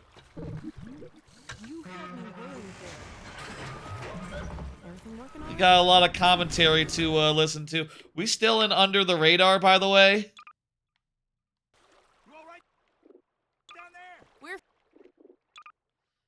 This is still under the radar. We're still under the radar right now. Fine. But I assume that like White Castle is its own chapter. Once we'll get into White Castle, we know that we'll have some stuff. Get the car and we'll challenge Doc to a race. Good boy. First, let me listen to all this commentary. Our main goal with this scene was to create a cinematic battle of the Titans, Dog versus a Strider. While we were excited with the earlier implementations, it became obvious that players were uncertain of their role in the scene. Originally, the confrontation built slowly, with Dog squaring off against the Strider. Having such a slow beginning proved problematic. It looked great in the trailer, but didn't play well in the game. Instead of the slow build, we decided to send Dog straight into action. He makes a grand entrance, jumps on the Strider, and the fight is on. The quick start helps to grab the player's attention instead of giving them too much time to worry about what they ought to be doing. Nice, yeah, it's a great fight. Parts of him that rip off. He spews goo everywhere. He's a great test bed for new modeling technology and our new particle system. Ooh. We custom built him just for this sequence. With our episodic process, a lot of new technology comes online throughout development. Since any new technology takes a year or more to really Our new episodic process. Yeah, right. Yes, the episodic process that would surely continue after this point. Yes. work out all the bugs, we like to look for isolated areas, like this one, where we can test out new things without risking all the things we know already work. We did this with HDR in our Lost Coast demos. Once we're sure we didn't break anything, we can move the features back into general use. Cool corpse. Since the Strider worked out really well here, he'll be the new Strider as we move forward, and we'll be applying what we've learned to any new monsters in Episode 3. Will you now? Yeah? A word? Probably they've learned a lot more in the last 20 years as far as how to build things. Imagine if they do Half-Life 3 now, 20 years later, and it is true that this Strider is the Strider. This model from 20 years ago. It's a good model, but maybe make a new one with with like 4K in mind, with like more modern models in mind. It's a little premature to say. I think it was a little premature to say in 2007 or whatever, 2006, that this would be the one going forward. Nope. Didn't work out like that. It's fun how much in retrospect we can look at these stuff and go like, nope, that didn't happen. No, that didn't pan out. You talk about Episode 3 so casually, as if it'll happen. That's, oh, sweet summer child. Alex's robot dog is cobbled together from spare parts, all of which are in various states of disrepair.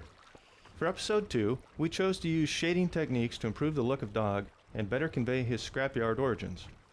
Along with upgrades to Dog's texture maps, his shader now uses a combination of Phong shading and environment mapping to increase the apparent detail and diversity of materials, from rusty bolts to the damaged metal flaps salvaged from a combine scanner.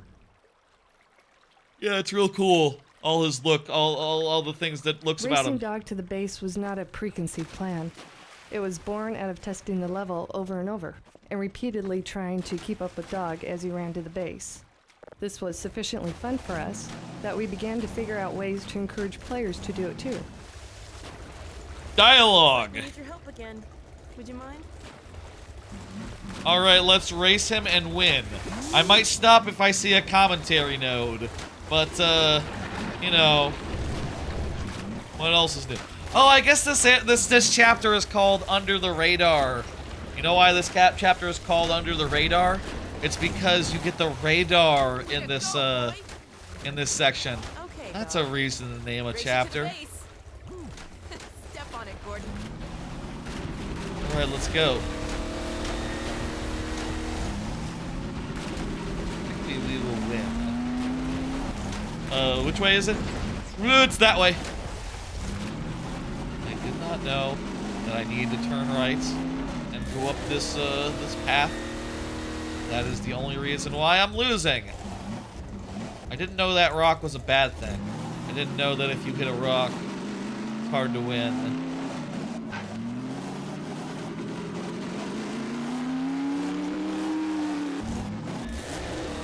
I used a practice, a practice lap. Definitely would have won with a practice lap, I think. Yeah. This is it. We made it.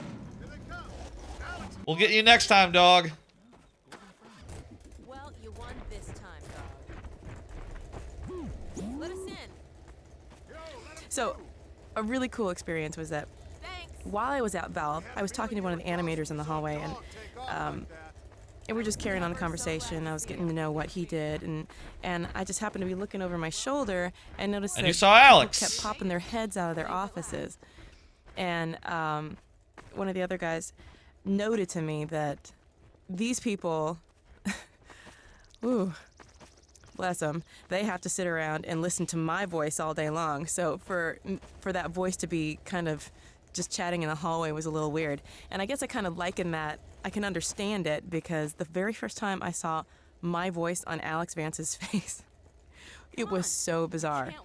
And so when I watch people talk to me for the first time and they've heard my voice as Alex, they have the exact same expression. I'm like, I understand. I get it. I agree. It is a little weird every time we hear her voice. I feel like, maybe, I guess like she's the only character through like 90% of the game, other than the Vortigaunt, and the Vortigaunt didn't get any voice actor comment. You didn't hear him going like, "Yes, I learned to do a voice like this. It was very cool." I think maybe there was a thing where like the voice director said a thing like that, said like, "Oh yeah, we made it all echoey and kind of made it more mystic-y." Also, he's our mutual friend. New chapter. Yes, that's right. We're in White Castle. I think it's White Forest actually. It's fine. We're in White Castle here. We're going to have some cutscenes and stuff and learn about how this final finale sequence is going to go. It's basically, we're nearing the end here. I think we've made great time. We've been going around 4 hours, I want to say. Around 4 hours. And it's looking to me like we'll be finishing, the last sequence is pretty long, I'll say. So I'm not sure, like, how long. Wait, don't we drop down into, like, the rockets sewers and, like, run around and deal with zombies for a bit? You know what? There's 2 sequences left. Okay, you're right. We gotta meet some people. Then we gotta go down to the sewers, to the rockets. The rocket silo that we don't use. That's right. That's like a major part of this chapter. I'm remembering now. This chapter or the next one, I don't know. In sketching out the scenes for the episode, we noticed a lack of interpersonal conflict between the characters who had survived from Half-Life 2. Alex, Eli, and Dr. Kleiner that's why they had the new one. One another, as you will see in many of the scenes. And while we all value the benefit of strong, positive relationships, we were happy to have Dr. Magnuson around to get irritated by all the hugging.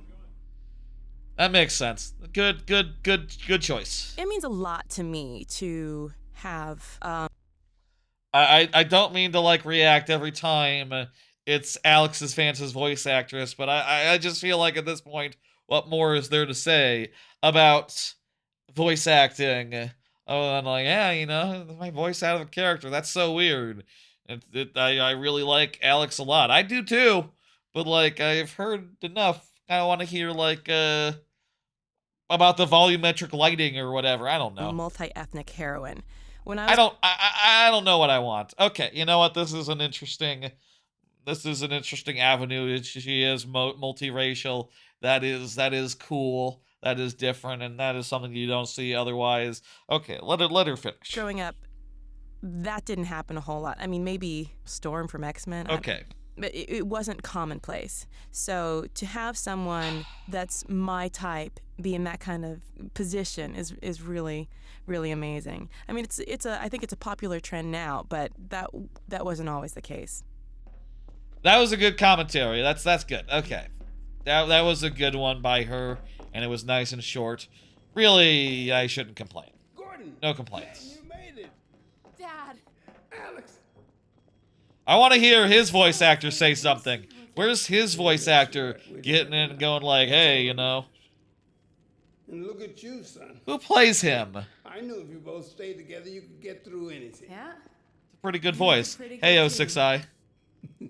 Yeah, well, that's good because, well, now that the suppression field's down, we all have to do our part. Dad? Can you blame an old man for wanting grandkids? What happened to you? Dad, it's not what it looks like. I'm fine. You lost a leg at some point. Really? I'm fine. Where's Dr. Kleiner? The Vortigons did a thing. She's cool. She's alive. Okay. Yes, we should. He'll be glad for a chance to get out of the silo. This way, Gordon. The way he and Magnuson have been going at it, you'd think they were still competing for grant money.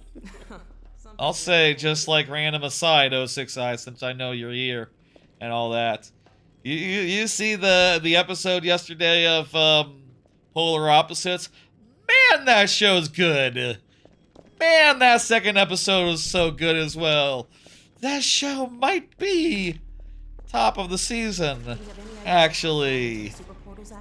God damn. I really enjoyed the hell out of that. Will we be able to launch before they attack? Some great anime this season, but All it would take is one even among all that, Polar Opposites really does stand out. But we're ready for him. I'm sorry we couldn't get here any sooner, Dad.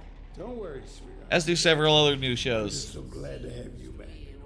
I'm glad to be back. And several other old shows. Yeah, really. Real good character development there, and it's nice to see a show that is more than just confessions, you know? What a fun scenario for episode 2. Why didn't you tell me they'd arrive? Don't worry, Izzy. They just got here. My dear, what a relief. Not to mention a delight to see you here at last. And Gordon, I see you in the HEV suit have taken excellent... Have you seen Mike Mio Memories in Orbit? It's like a 2.5D Metroidvania coming out tomorrow. I saw Giant Bomb did a quick look of it. I watched like 10 minutes of it. I don't know, it really jumped out at me, but the quick look was titled like, oh, new contender for like Game of the Year, one of the first contenders for Game of the Year. So I'm a little curious, but not so curious that I would do a stream of it or anything. But maybe I'll pick it up. I don't know. I do got an audiobook coming out tomorrow that I'm going to be just you know, putting into my ears and chugging through. Maybe I could buy it and then play that while I'm listening or something. I don't know. Care of each other. It's got really good reviews, so you got it. Nice. Let me know how it is. If I should get it. I like a Metroidvania. Shit. What's the 0.5? Is it just 3D models, or does it go like isometric style or something? All right. I was just saying hello to Alex and Gordon. Oh, fine. No Hello. one grants me a moment's peace, but by all means, unroll the red carpet. Good grief. I only meant they might... Oh, never mind him. It's been a couple games since we saw each other in person. It's great. Good to see him. If I delay a single moment, I'll never hear the end of it. You have my word on it. It's right here, Dr. Kleiner. We've got a ton of data. The strange thing is, it was all attached to a transmission from Judith. Transmission? From Judith? Do you mean the message didn't get through? We've got to see this right away. Just let me start the decoding process. Oh, they didn't hear about how she was in the Arctic or whatever? Yes, of course. They didn't get that message? That's a shame. There's a head crab in the shuttle bay. That's all it is. You can move around the camera a bit in 3D. Okay. That's interesting. Freeman, you're not doing anything. Make yourself useful and find out what the hell is going on in there. Yes. Gordon. I might get it. I don't know. I feel better if you had a look. Catch up with us. I'll have to see like how many other people are talking about it, and you know, it's January. There's not other games to play. I'm almost done with Big Hops. I'm like in the third of 3 areas, so that's coming along. But other than that, I'm not got much else to play, so I might get that. It's a slow time of the year. I could definitely use a game to play. If you listened closely to the Vortigons in the Antlion tunnels, you may have heard one of them using a complaint very similar to Dr. Magnuson's here. Their affinity to Dr. Magnuson has caused some of his mannerisms to spread among them. That's cute. By way of their low-grade telepathy. You saying something, man? Do I need to go down and check the Dr. Magnuson was a result rocket of a or decision something? to bring forward another signature character from the original Half-Life, along the lines of Dr. Kleiner and Barney. As we developed the character, we kept referring back to this line from Half-Life to keep us on track. Gordon doesn't need to hear all this. He's a highly trained professional. We've assured the administrator that nothing will go wrong. Though we liked the character who came into focus, we found that this voice was sounding too much like a caricature for our increasingly grim and realistic world. We like to hire actors with the natural voices that we want for our characters, as opposed to hiring actors to create voice characterizations. In John Aylward, we found someone who could deliver the brusque arrogance of the original lines, and also take the character forward into some of the richer and subtler opportunities we foresee for him. Yeah, I really like his voice performance, I'll say. He does a great job. Due to the number of characters involved in this scene, and the cramped spaces, we found that the actors were constantly pushing the player around in order to get to their marks. We developed some tech that allowed the actors to gauge the position of the player and the other actors, and choose among a selection of marks. This not only solved the congestion problem, but made scenes feel more dynamic. Rather than make up something that would fit our fantasies of a rocket, we designed Dr. Magnuson's rocket around blueprints from the Titan family of missiles. Grounding the details of our world in reality, making them as precise as possible, makes the invented, fantastic elements seem that much more believable. Yeah, Half-Life 2 has some real good world building and so on and so forth. Yeah, I'll think about that game. Definitely, I'm curious, but I haven't seen anything that really, like, clicks with me yet, so we'll see. There's not, like, a demo or anything, right? I'm not really a big demo person. I'd rather just buy the game outright and just go in and be surprised. I say that, and then I'll be surprised negative style, and, you know... We intended White Forest to offer a change of pace from the constant action that preceded it. A few moments to reunite with old friends and get to know Dr. Magnuson. A breather before the big battle ahead. However, our first version of the sequence was a logjam of long, talky scenes. Gordon and Alex stood around listening to Kleiner and Magnuson argue at the top of the silo. So they broke it up with an action sequence at the bottom of the silo. Then rode an elevator to the bottom of the shaft while Dr. Kleiner lectured them about rockets and satellites. They wandered into a control room to watch Dr. Mossman's transmission, and then hatched a plan to get her back. We knew we were in trouble when even the authors of the scene were bored, and no one had the patience for the revelations that followed. We divided the sequence into a number of smaller pieces that could be interleaved with solitary exploration and some combat. This required rebuilding the path and moving the control room upstairs, where the transmission scene became a reward for surviving the secondary silo. That's right. As a result of these changes, the White Forest experience is more varied The narrative comes in digestible portions, and the players are able to play at their own speed, rather than being led by the nose the entire time. This is about the steam vent. jet is an example of something we call a mechanic refresher. It's meant to refresh the player's memory on how to perform a certain task they may not have used in a while. In this case, we remind the player about using valves to turn off steam in a relaxed environment.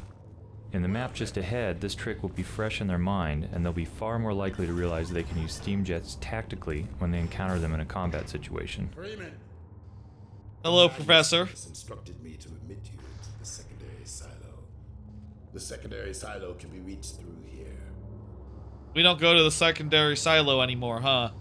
In Half-Life 2, when we first decided to make Vortigaunt ally characters, we played around with having a prominent Vortigaunt companion.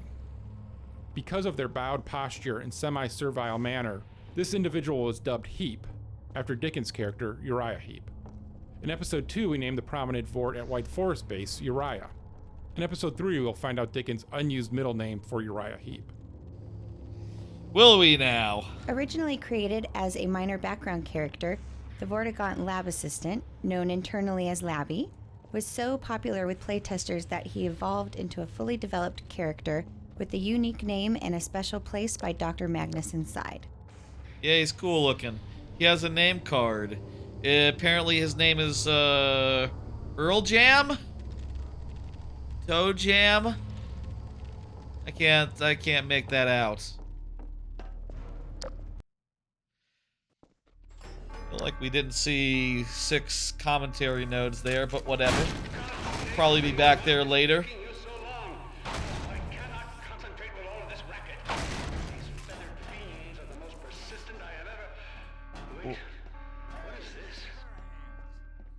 Hey, buddy, what are you doing over there? Are you having a good time? Are you nice and alive? Oh, buddy. No. That's not good. You don't want that. He was alive when when last I heard from him. Hello, this is Dr. Magnuson. We are experiencing a breach of internal base defenses. Please bear with us. Did we mention how there's a Combine have been on our ass the whole way, and also that they've been heading up to White Forest to fight you guys like the whole time? Maybe we should have mentioned that there were bad guys on the way when we arrived here. It's you gotta watch out. You know, when they couldn't get our transmission, you know, they had an excuse not to be prepared. But once we arrived and said hello, we probably should have conveyed that somehow. You know, there wasn't like a network transmission in the way. Just literally, hey, you're alive. No, no, that guy's alive. No, no.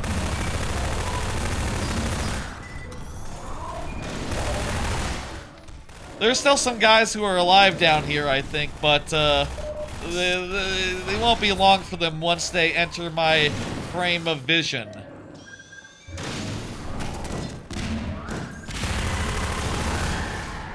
Let me get that commentary. Hey, that dude's alive. Look at that, he's alive. Nice. Okay. Well, regardless. One of the main goals for hunters was to make the player feel he was vulnerable wherever he might hide. This arena in the secondary silo became our test bed for improving the hunter's close combat behavior. For context, the commentary makes us invulnerable until such time as the commentary ends. A classic combat space featuring multiple exits and many possible paths, we tuned it for a strong cat-and-mouse gameplay experience. While players have many options for escape, the map is designed so that hunters will never completely lose them, but always be able to pursue and flush the player out of hiding. Oh, no more commentary.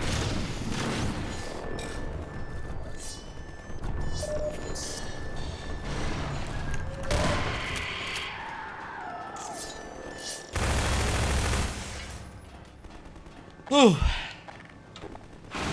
All right. Action. It sounds like there's some survivors out there still shooting at stuff. I just don't know where they are. Hello. Maybe that's all enemy guns shooting at Zombies or something. I thought this was gonna be zombies, but I guess it's just Combine. Cool. One last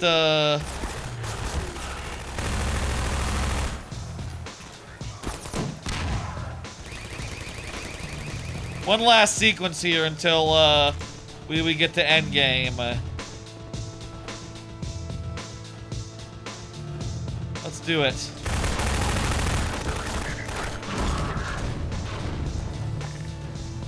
Okay.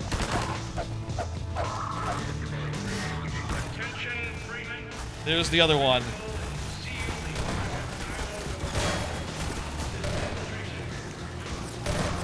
Oh boy, I have 2 health. Give me a commentary. Now have the ability to create unique effects as needed for gameplay or to add dynamic life to a level.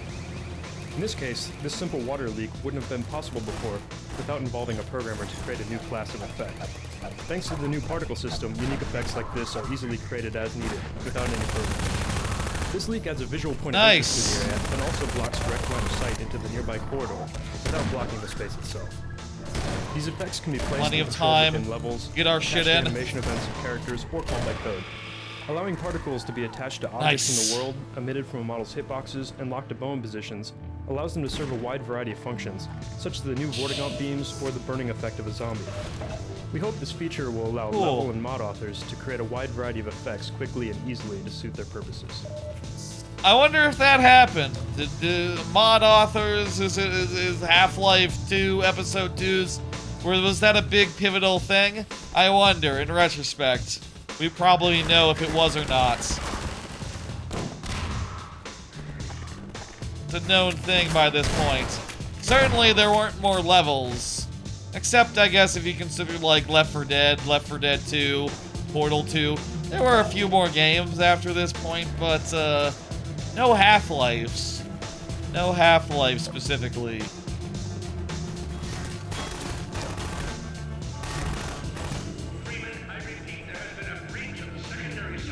You know, they mentioned earlier how when earlier when you were in the dark and had to run, having the flashlight and the run be at the same time was like a huge thing that was a whole difficult fucking thing. In the first Half-Life 2, there was totally swimming in the dark, which would also require 2 things at once, so they had this problem before, they just didn't fix it until Episode 2. Sorry to randomly go back to that, but whatever. Look at all those guys. Oh jeez.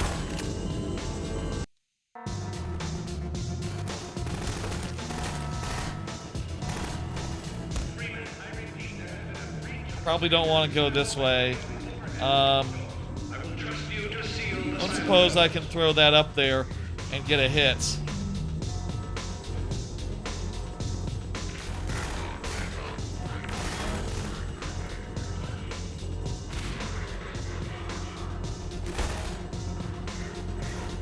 Okay. He throws some grenades up and see if this helps.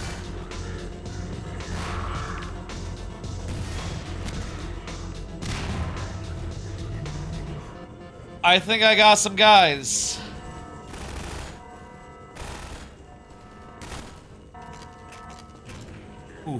Ooh. Stop shooting me. There's some guys on the upper levels or something. That's fine. Get some health. And proceed.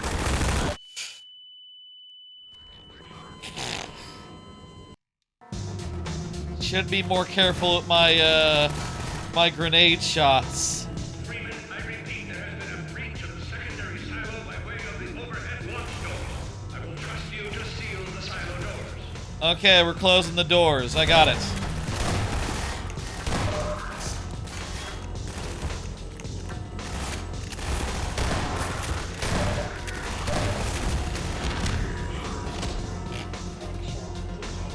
I just fell really far and lost all my health. next shot kills me. Indeed.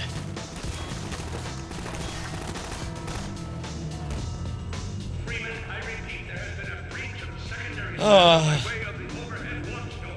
I will trust you to seal the silo door. We're almost done with this section, and then it's just a straight shot onto the final bit.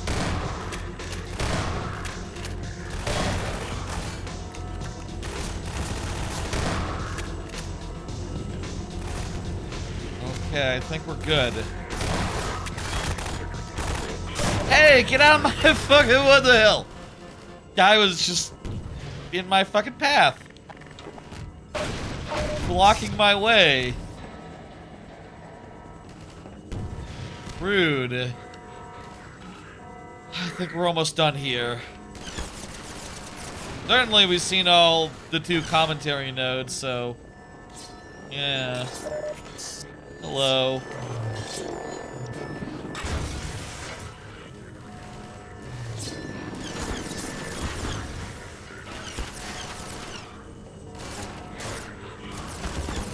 Ow, ow, ow.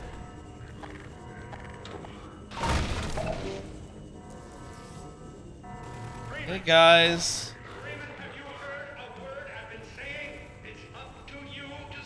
I'm on it. I'm on the motherfucker. I just need to, Hey guys, have a grenade.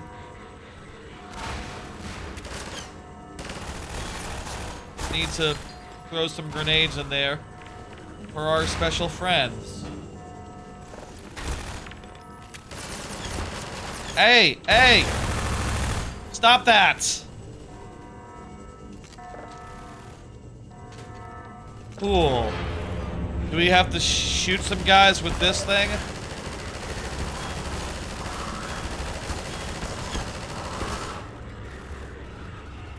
Okay, let me grab some health. And yeah, shoot some guys with this thing.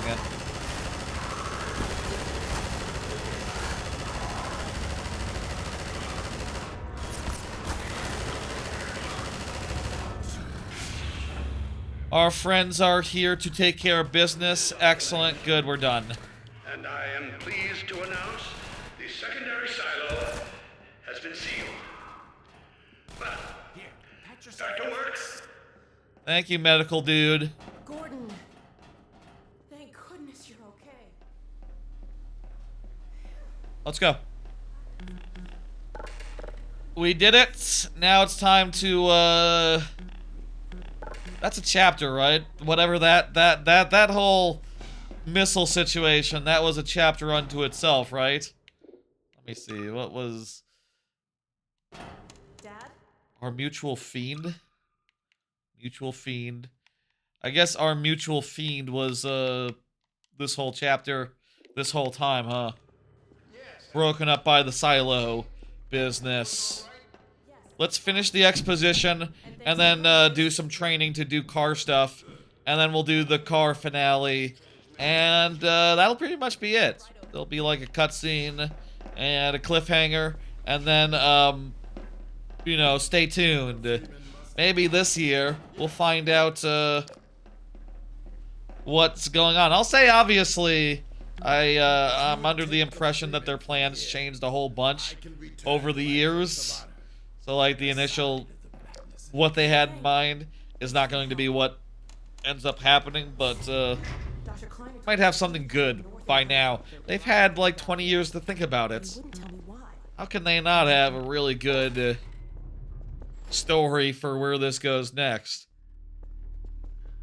Do you think they would end it with Half-Life 3? Do you think the Combine would be kicked off the world and all that?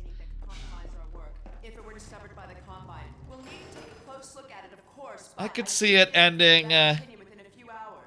I think we will defeat the Combine, but also you will get like abducted by the G-Man again, and if there's a Half-Life 4, it'll be like dozens of years later with a new paranormal scenario, some new situation, Something else here? whatever.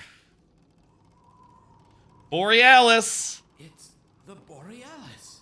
Aperture Science. Incredible. What? The Borealis? It's real? Oh yes, quite real, despite its almost legendary stature. That's what it's going to look like in Half-Life 3. They're going to use that exact same model. But in their rush to beat Black Mesa for funding, they must have compromised ordinary standards of risk. We heard their research vessel had simply disappeared, vanished, with all hands, and even part of the dry dock. Few believed the Borealis would ever be seen again. It should have been lost forever. Ah, but now that we've found it, we can use it against the Combine. Did you? Yeah. That thing has to be destroyed. But think of the advantage for humanity. We can't. We'll get a portal gun. All that potential. Black Mesa taught you Do you think we'll get a portal gun in Half-Life 3? anything? Probably. There's no controlling that kind of power. Well, yes. There's always a risk, Eli. But my goodness, we have coordinates, blueprints, hailing frequencies. Oh. Genius of Dr. Mossman to hide it all in the carrier wave. Well, that means she's still alive up there. But if the Combine catches, Yeah, we gotta go up to the Arctic for Half-Life 3. there'll be nothing left of her. But we don't know for sure I won't that... take that chance. I'm going after her. Now, Eli... Are you now? The only thing worse than Judith falling into their hands would be if they should get a hold of you. She may know the particulars of the Borealis, but you know everything about the resistance. Listen to Dr. Kleiner, Dad. Gordon and I are more than able to handle this. We'll get her back. Kleiner, where are you? And we'll get the Borealis and we'll get a portal gun. The code. Or maybe like a portal, it'd be cool if it was like a sidearm. Or like it was always equipped. And you could just, you know, like in Splitgate, just do portals whenever, willy-nilly. As soon as I finish. I'd rather have that than have to switch to another gun. Gravity gun style. I feel like it'd be awkward if you had to just like select the portal gun, pop, pop, put some portals down, select the regular gun. No, switch back and forth. I mean, I guess grenades will be probably taken off the weapon wheel in Half-Life 3. I'll bet that, just so far as you know, modernization goes. That just makes too much sense. Actually, Alex, would you mind getting me I could see the crowbar becoming just like also just click the stick or something. Just always have access to a melee attack. We're not going anywhere. Thank you, babe. I don't know. Maybe some of these modernization things would be just like too consequences. Too out of character for Half-Life. I don't know. How was I guess how was Alex? Didn't play Alex. I guess that would give a good idea of like where their head is at with all that. You know who I'm talking about. Yeah, the G-Man. Is Half-Life 3 in development? That's the thing that we're all wondering. Rumors say yes. And rumors also say this year? Maybe? That's what that is very heavily rumored. I don't know like how true those rumors are. I don't know how much they're just wishful thinking. But I'm over here thinking wishfully, so I am with those people. When he brought in that crystal, I knew I should have aborted that damn test, but I didn't. The whole world went to hell that day. And now he's using my little girl, putting words in her mouth. God. He did do that. Damn it. I should have known when he rescued her it was for his own damn reasons. Gordon, there's so much I need to tell you. Between us, we may finally have a chance of, Here you go. Is everything all right? There's nothing, honey. All right, people, change of plans. There is no way we So can he walk knows the before those G-Man. striders are- That's cool. Oh, excuse me if I'm interrupting tea time. Yep, it's tea time. Until you've finished, if that's more convenient. I gotta listen to these commentary notes, so I if... believe I found the perfect use for you. Follow me, quickly. Let me listen to these commentary notes first, so fuck off. So a lot of times we'll try a line in several different ways, like set a different mood for a different scene. Oh, yeah? Or maybe just do a different take on a line. Give some options. Like one might be, it sounds trite, but you know, one excited, one not so excited, or one a little more pensive and thoughtful. It does sound trite. Suggestions are always thrown out there for new reads, and it's the coolest kind of teamwork. It's not just, here's your script, go. It's, let's work this out. Let's find the best middle ground. And everything is always pliable. You know, if it's not working, maybe we'll go back and do an instant rewrite or something. And for me, that's creative heaven. Absolutely. Yeah, it sounds nice, and I think it does show in the product. Can we get a voice actor audio log from, like, Eli Vance or someone else other than Alex? You've gotten a lot of them, Alex. Aperture Science, being specialized in the development of portal technology, fit naturally into the cosmology of Half-Life.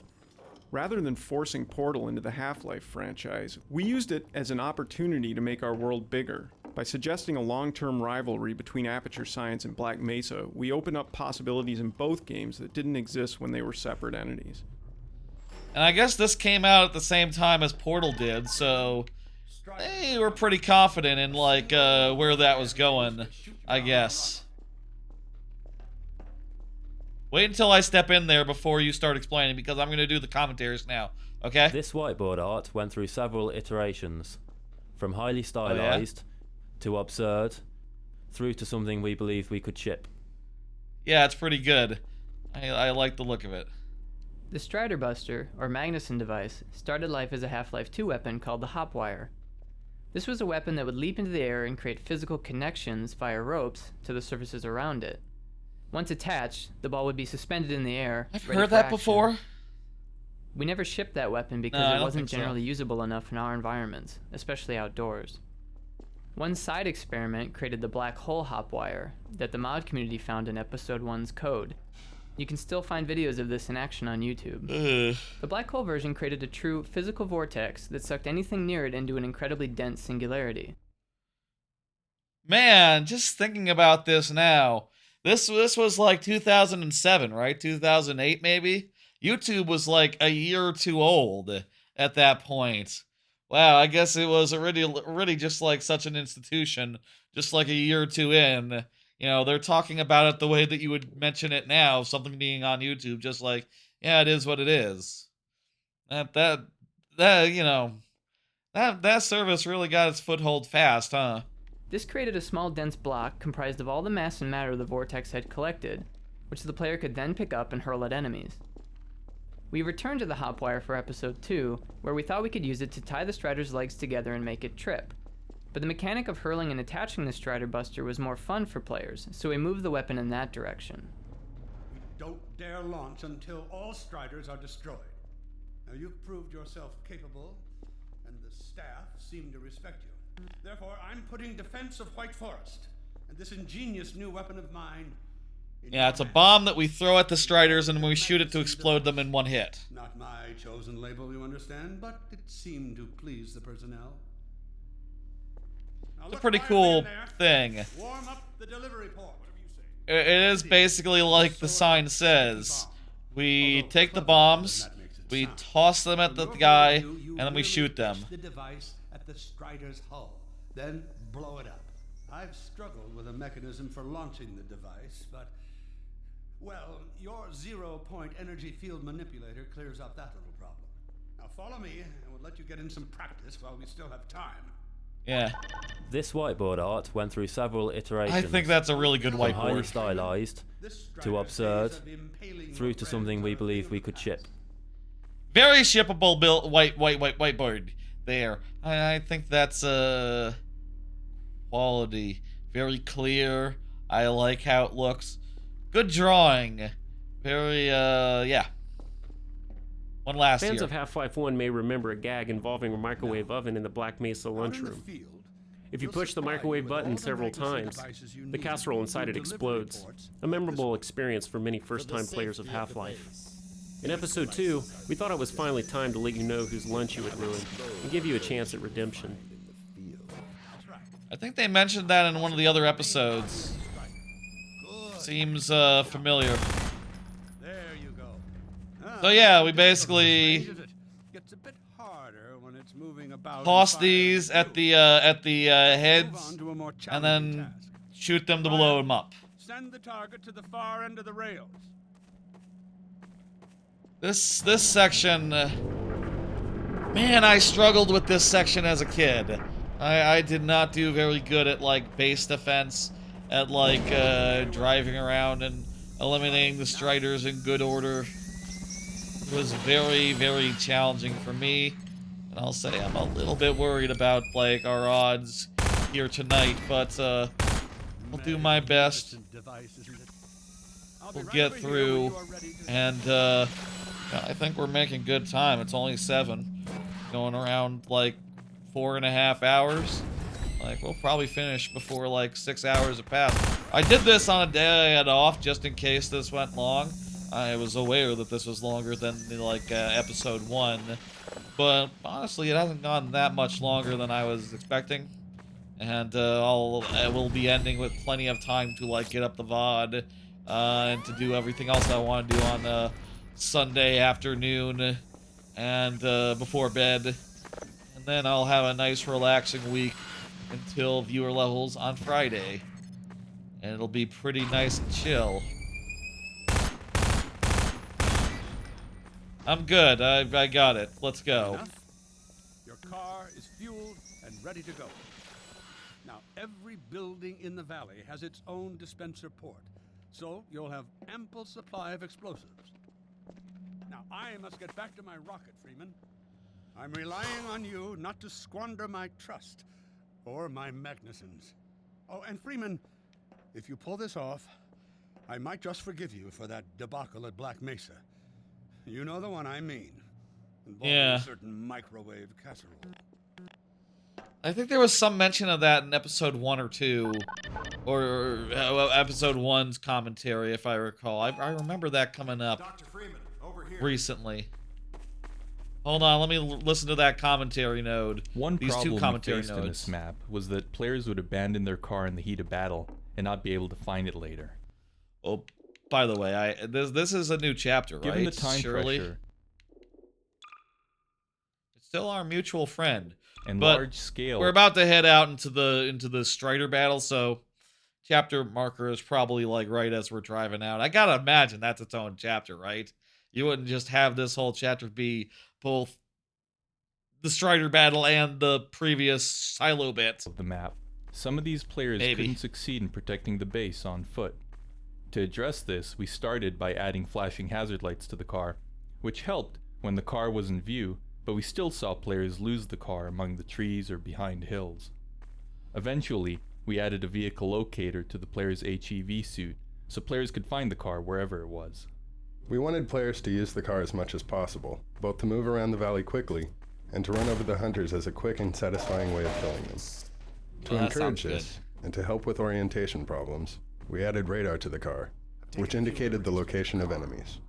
This made the car a more valuable tool in the battle, and solved the navigation problem once and for all. So yeah, now we can carry Magnusons on our bumper. So the combines show up red on the dashboard unit now. Plus, it'll send a homing signal to your HEV suit in case you get separated from your car. Thank you, dude. Thank me. Like the commentary said, those are good quality of life changes that make this area a lot more manageable. I'll say, again, when I was a kid, or this game came out when I was like 17, I guess. This thing. When I was a young man, I struggled like hell with this sequence. I'll say this was probably one of my first shooters that I ever played. Really, definitely one of the first shooters that I ever clicked with, loved, etc. So, like, you know, it makes sense that I struggled with it, especially considering, you know, I do wonder if like, controller, if the difficulty was really tuned for, like, controller stuff, so much as, Clear. Still no sign of incursion. Keep alert. Yeah. Let's get some commentary nodes as we see them. Before we create any final art, we use placeholders to see if the gameplay is working. and to figure out the proper dimensions and shapes for the model. Wasn't In this it like a level, we used watermelon an or old something? pumpkin model as the placeholder for the Magnuson device. After we decided that the gameplay was fun and the pumpkin worked well, a proper model was created using the pumpkin as a template. Another one? The massive Strider battle was in production longer than any other map in the episode. Tuning it required many months of testing and iteration to address playtester feedback, and this was complicated by the fact that every time we playtested, we saw individuals adopt completely different approaches to defeating the Striders. Some threw logs at the hunters, others relied on their rebel companions to kill them. Some players never sprinted, while others never used the car. We tried to keep supporting all the different strategies that occurred to players so that their experiments with tactics would be rewarding rather than frustrating.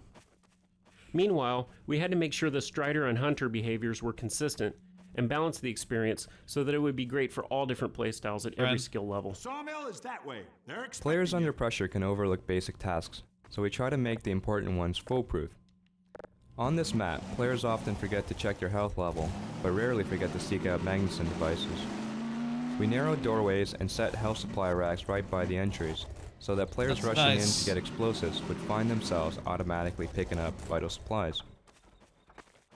I guess another thing is that, like, this game, you know, as helpful as the radar is to saying where enemies are, it doesn't have a map. So this whole area, even if you see the map and see, like, oh, it's relatively simple. There's just, like, a few impassable areas, and otherwise you just drive wherever you want.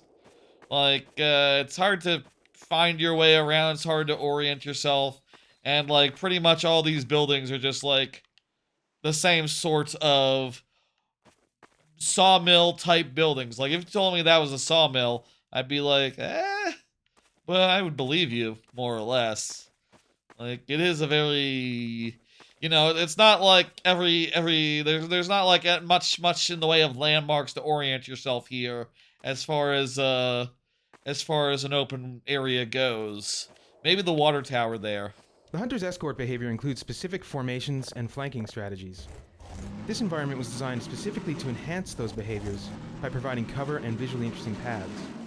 In this way, the environment reinforces the design of the Hunter as stealthy, aggressive, and intelligent. This is the sawmill, right? Many players had a hard time orienting themselves in the valley. Before the fight, we send players to the sawmill without telling them how to get there. This was a way of familiarizing them with the map without any time pressure. Still, the size and nonlinearity of the map was confusing for first-time players once the battle began. The loudspeaker announcements that direct players to incoming Striders initially referred to compass directions, which most players couldn't follow because they couldn't remember which way was north.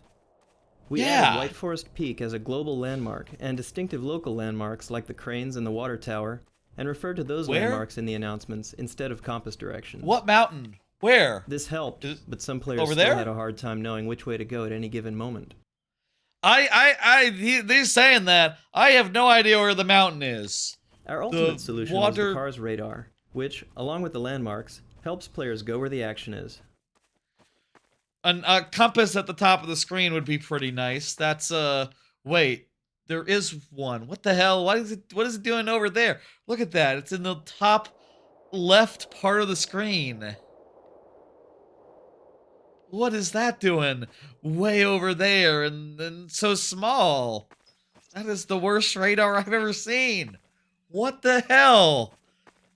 Okay, you know, there wasn't that many games to look at for better examples of this at the time.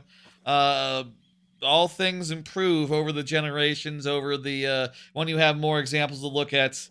Fair. They did what they could. Episode 2's rocket defense battle was the largest and most non-linear combat experience we had built. It was also the first combat we created that required the use of a vehicle to move from battle to battle. Covered by clouds! Our design goal was to give players a broad directive, protect the rocket from incoming Striders, and let them decide how to accomplish that. Playtesting revealed a number of challenges that we had to overcome, as the freeform nature of the map led to huge variation in success for different players. Small differences in skill or tactics radically changed the difficulty of the experience for players. In response, we had to continually tune all aspects of the experience to support the wide variety of tactics and skill levels demonstrated in playtests. Yeah, you can't always see it. I don't know. I don't know, man. I feel like this is like the Achilles heel. Personally, I would describe this as like the Achilles heel of Half-Life 2 Episode 2, and certainly the part where I was most frustrated and struggled the most. And as much as they say like we worked like hell on this, we went through so much iteration, I do wonder if they feel like they really got there, or they were always just like just short of a perfect solution and couldn't exactly like cut it or streamline it, or you know, it had to feel exciting and dramatic and cinematic. And I'll say, look, this is a fantastic finale, better than the finale at the end of episode 1 for sure. But We have a Strider approaching from the cranes. Defensive positions, go! the cranes, okay, I see. You know what, I do see the cranes. I do see that. Let me run over this fucker and then tell me the, okay, good.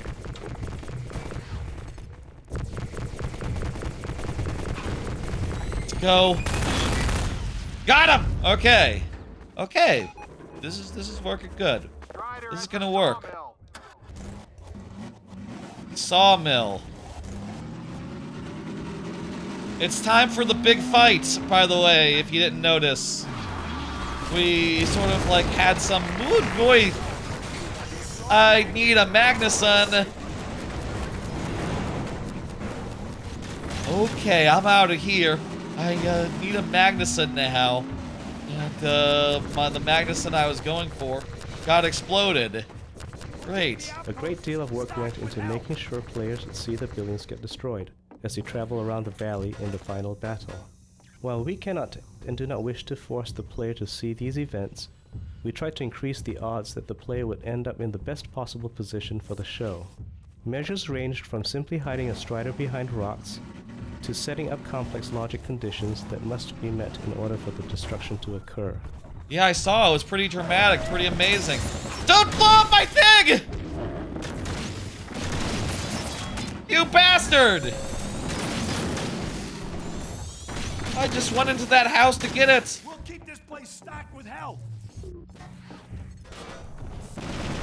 It's stuck on a wall! I'm stuck on a wall!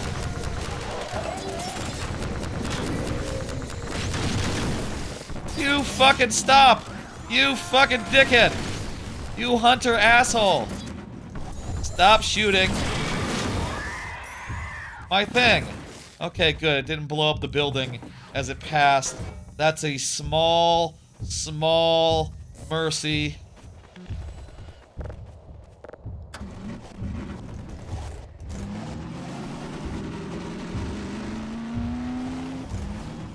Hey, buddy. I got a bomb for you! No! Fuck! Bomb! Bomb! I need another bomb! Give me another bomb right now! There's a Strider getting close to the base. I know this. It's hard to line it up when it's hard to line up the shots. Okay. Keep an eye out. It looks like hunters are traveling with the Striders. They're working in packs. Yeah, I know, it's fucked up. They're defending themselves. They're defended against the bombs. It's almost as if they knew that the bombs were coming already. That's really fucked up, man. I think that's pretty fucked up, considering that, like, yeah, no, they had no way of knowing that they had to deal with the Magnuson devices. So what the hell? Why are they prepared for Magnuson devices?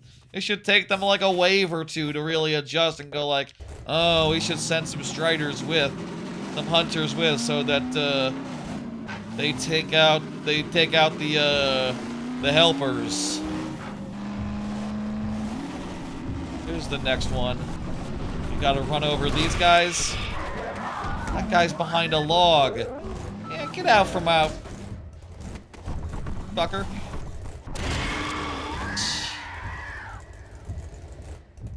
We gotta run over them, apparently. I guess there's other strategies that work, like they did say, like, oh yeah, you know, driving into them was like the one that the main one that we thought, but people use logs, people do other stuff. People use logs, people use other stuff. It's all fine and good. Oh, Lord. Oh, it's cranes again. I need to get up Magnuson, and I need to do some ramming. Crap.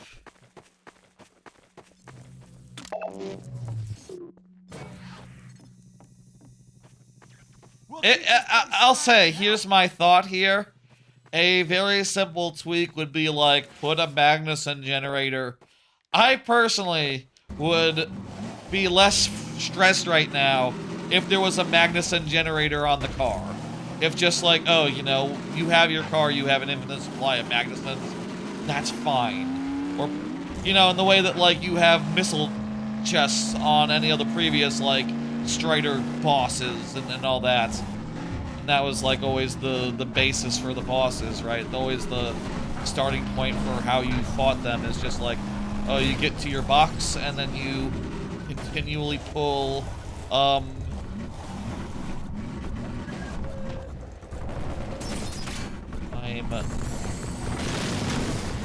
flying blind here. There they are. Okay, you fuckers. There's one. Stop dodging! Asshole. There we go. Got him. Now can... My God, he's far away. I'm gonna use it until I'm a little closer. Now. Okay. Keep up the good work. Only a few Striders left. Okay, good. You know, maybe this is hectic, but like not as hellish as I remember, perhaps, if we're almost done. If we've Another Strider coming in towards what used to be the sawmill.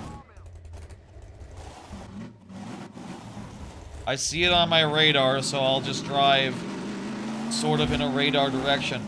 I wonder if we've seen all the commentary nodes out here. Maybe more appear like once the battle is done or something. I feel like we might have seen every building already. There's 3 of the bastards now.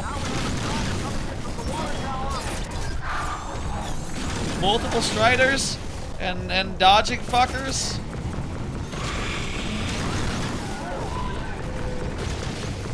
Yeah, you gotta stop dodging.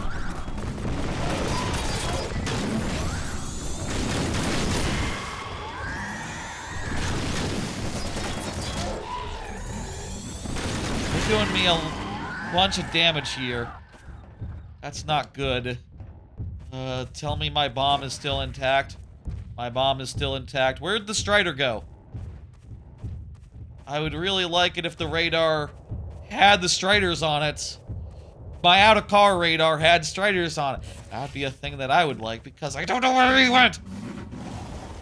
I don't see it! Big fucking Strider, it's already disappeared behind trees or whatever.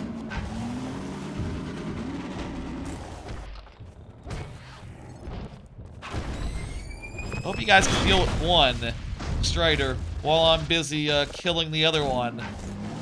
It's gonna be a tough shave here. Oh boy.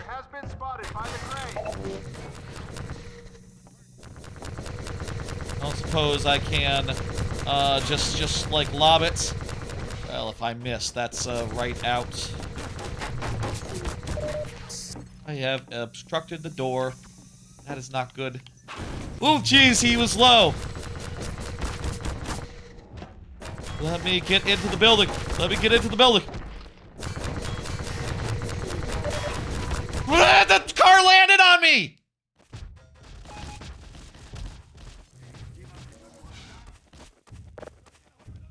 Okay, good checkpoint. Good checkpoint. You know what? Maybe that's the other thing I should consider is that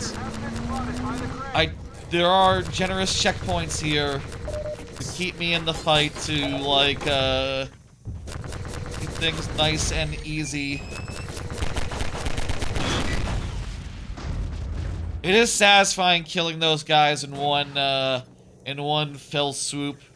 This is a satisfying weapon to use. Just, man, it's high stakes. Man, you miss, you're fucked. The Hunter's Destroyer thing? Oh man, what are you gonna do?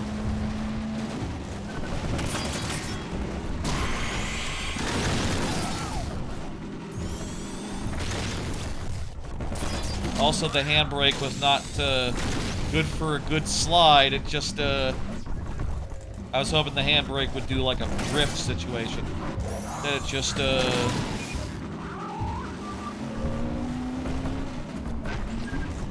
I just grazed him. That's not good enough.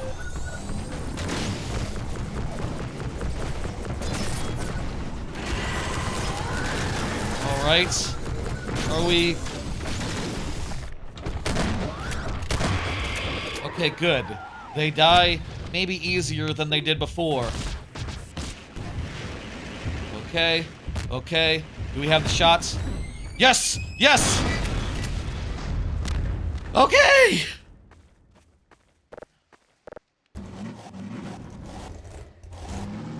You know what? My radar is clear. Are we good? Are we done? Is that it?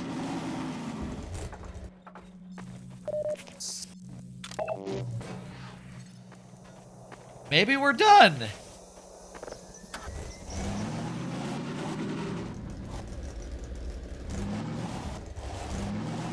I feel like there's gotta be more So, what now?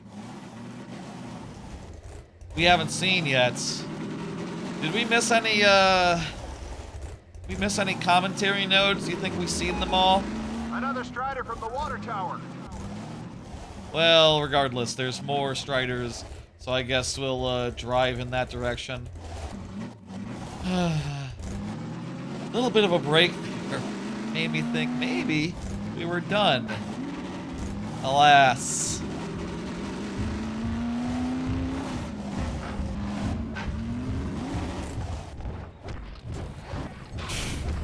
Fuck you, you fucking dodged. Okay, that building's out. Can't get any more bombs from that building. So I will back off.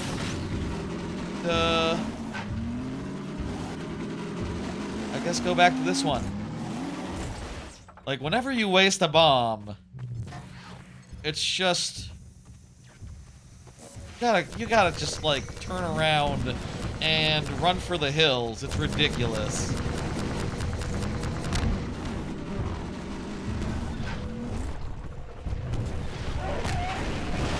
Too high!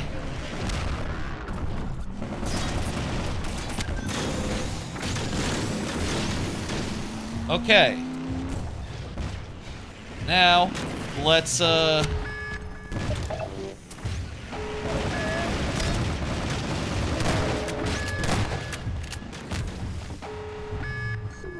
let's just use this plentiful bomb supply.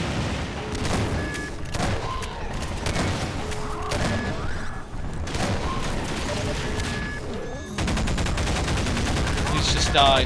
Please just die. I need this. I need this real bad. They blew it up. Come on, give me another one. Give me another one. Fuck you.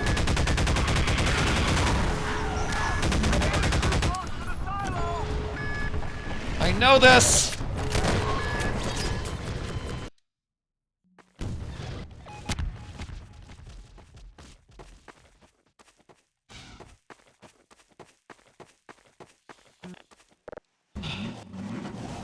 We back to the momentary pause.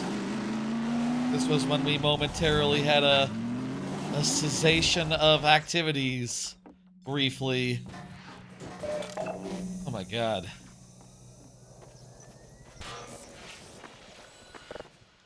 This is going fast. This is going well. We're mostly managing it. Next time, we should...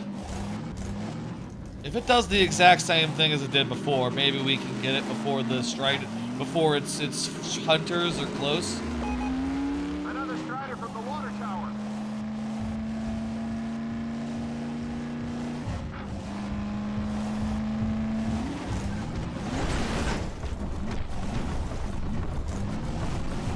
Where are its hunters? There they are. God, I just not have the right approach to run them over.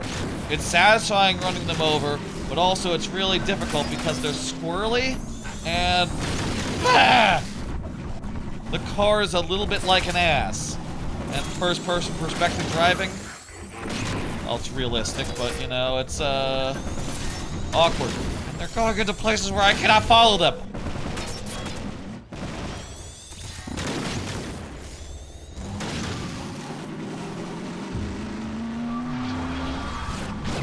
He waited for me to arrive before shutting that down!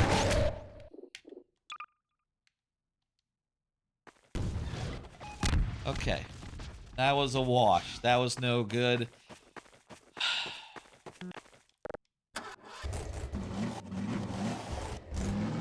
I wish I had a powerful weapon that could deal with the striders more easily, rather than just driving them over, running them over. It's not as reliable as I would like, honestly, truth be told.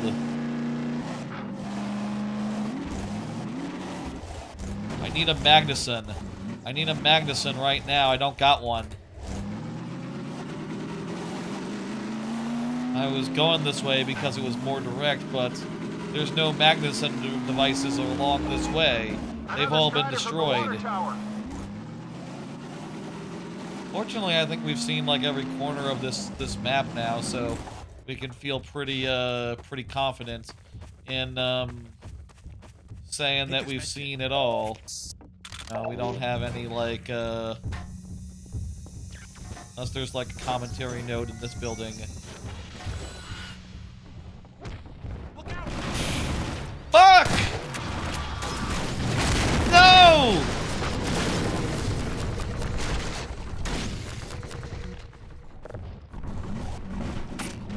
Fucking bastard!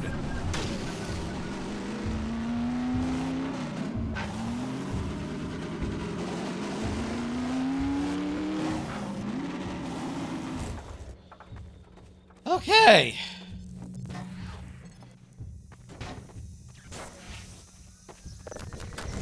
Okay.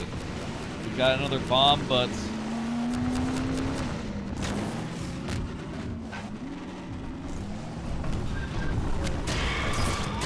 hey, we ran over his friends this time. I think now we're clear to pick a shot. Too low! You run to that building down there and get another one of oh, fuck you. Okay, okay. Line up the shot. Carefully, carefully. Yes! Yes! Yes! Yes! Okay! Okay! It's another one down. I feel like there's gonna be like one final wave where it's like, oh no! 3 at once are coming! 3 at once! They're all locations! Wait a minute. Get ready, everyone. We've spotted drop ships carrying even more striders. We have about a minute before they hit, so gear up. This is gonna get ugly before it's over. How much more can I gear up? I can only get like one of them. Hey, there's a new commentary node. To create a climactic finish to this level, we ramped up strider density and citizen presence, and then systematically destroyed outer installations in order to move the action as uncomfortably close to the base as possible. It was important to us that everybody be able to play to the end of the episode, but we also wanted them to feel that defeating the striders required a heroic effort. A balance had to be achieved between the feeling of being overwhelmed and the possibility of guess. We made many trade-offs to keep the experience enjoyable while keeping the intensity high, and sometimes this required removing enemies. For example, elite Combine soldiers originally took part in this invasion, running in and around the striders and hunters. But this additional level of enemy fire proved frustrating to players, be fucked. and so they were removed. I agree, that'd be fucked. I wouldn't want to see that. That was 11 out of 11. Have we seen 11 commentary nodes? It's fine, whatever. You know, hey, we'll Strider spotted at the water tower.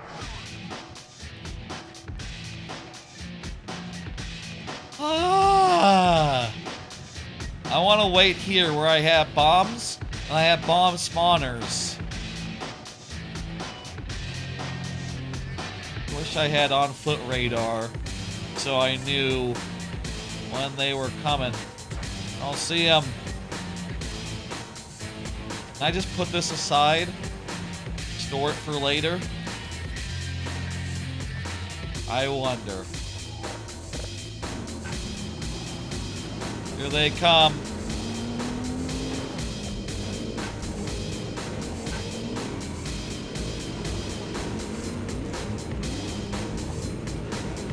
They're over here. Tell me there's no guys this time. Just our main Strider enemies. And that's it. Tell me this is just Strider Palooza here. I don't know. Heads up, people. We are not done yet. Another Strider was just spotted at the sawmill. Are you kidding? Okay, there still looks like there's... It still looks like there's 2 left. But, yeah, you know, it's bad. Okay, I need to... First, let me run over this guy. You can't really do that tight of a turn in this. And if that guy dodges, you're just fucked. Like, there's no... Hello? We made some small changes to our autosave system as a result of tuning the final Strider battle. Autosaves are the periodic checkpoints where we can restart the player's game after death, so that they don't have to worry about replaying more of the game than necessary. In playtests, we observed that most players depended on our autosaves to restart after dying, rather than using their own quick saves. But because the fight allowed players so much freedom, some players ended up with an autosave that left them in a no-win situation. Low on health and pinned down by hunters, or too far from the base to defend the rocket in time, some players failed 30 or more times before finally giving up. To address the no-win situation, we extended our autosave system to monitor health over time, and to only perform the autosave if the player was deemed safe for a reasonable period of time. We also prohibited autosaves when Striders were within a certain distance of the base. This ensured there was always enough time to defeat them. That makes sense. There's still, looks like 3 more coming? Holy shit.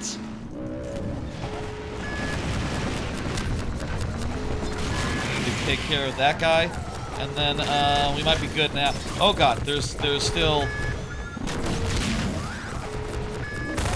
Die! Die! Die! Damn it! Okay. Okay, here we go. Got him! Okay, okay. I will say, in Half-Life 2, we did run into a weird autosave situation where basically I was in a state where I just died like almost immediately after I did the autosave hits. Yeah, they said in commentary that like, oh, we fixed it so that wouldn't happen. Maybe they meant that they fixed it in episode 2. And they just forgot that that wasn't in episode, that wasn't in the original Half-Life 2. Maybe that was just a commentary fluke where they came back 20 years later and went, yeah, we had that, right, in Half-Life 2? No, that was Half-Life 2 Episode 2. An easy mistake to make, apparently. Oh, come on, it's on top of his head. There we go. Is that it? We did it! We held them off! Everyone!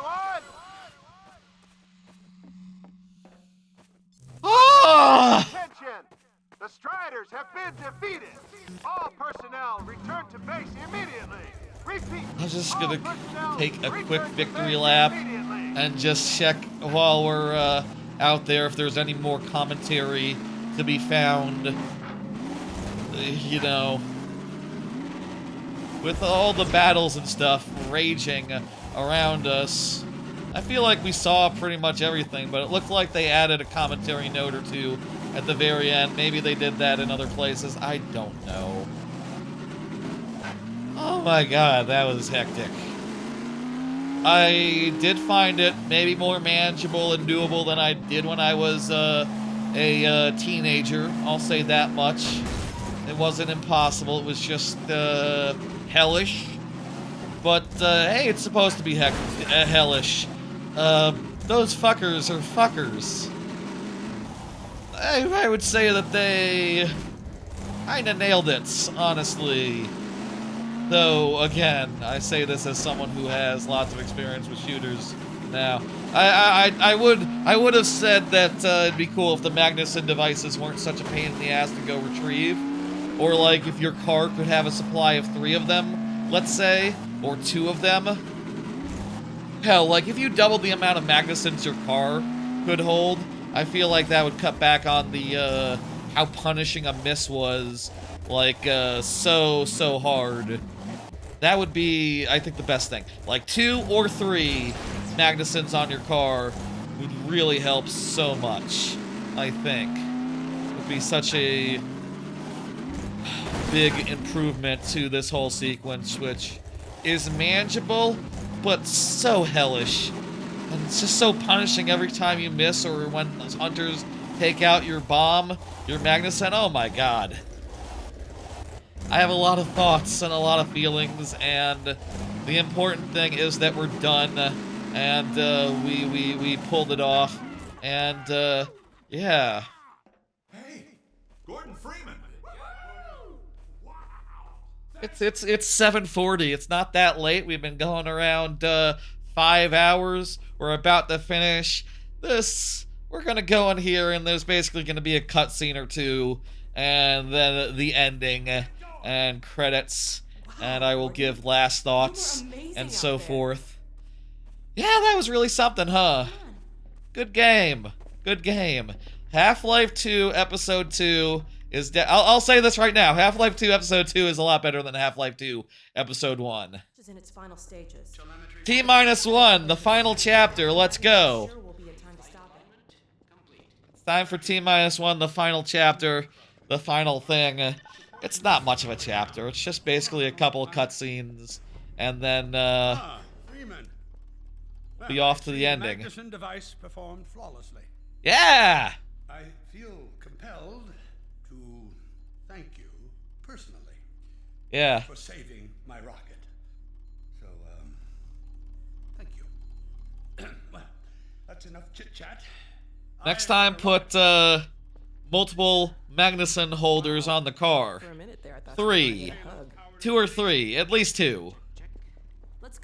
It constantly amazes me how many people are involved in creating her, because everyone who is involved seems to have the same vision for her. And for so many people to have one mind about a character, it blows my mind. I mean, very rarely do I get a piece of direction or script that doesn't ring true to how I feel about Alex, and vice versa.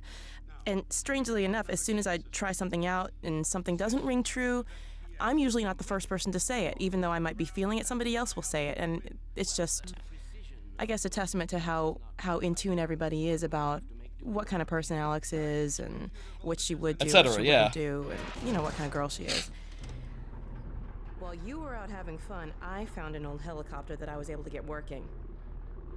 I've got it all packed. Wonderful. We'll go to episode 3 with that. Off to the Borealis. Or whatever happens in episode 3. Or the 3rd game, whichever happens first. The launch of Magnuson's rocket ties directly into the rocket Gordon launched at Black Mesa. Here, the portal satellite array that opened a gate to Zen in Half-Life 1 has been repurposed to shut the Combine out. This is just another example of the way we constantly try to weave the old threads of the Half-Life story into the new episodes. Yeah, that's cool. I feel like we're not going to have time after the cutscene to, like, listen to that, so I figured out, let's just go ahead and trigger that. It's all yours, Gordon. Oh, I could have just waited until they said, you get to hit the button.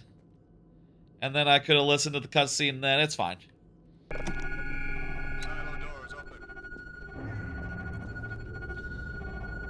Rockets, launch.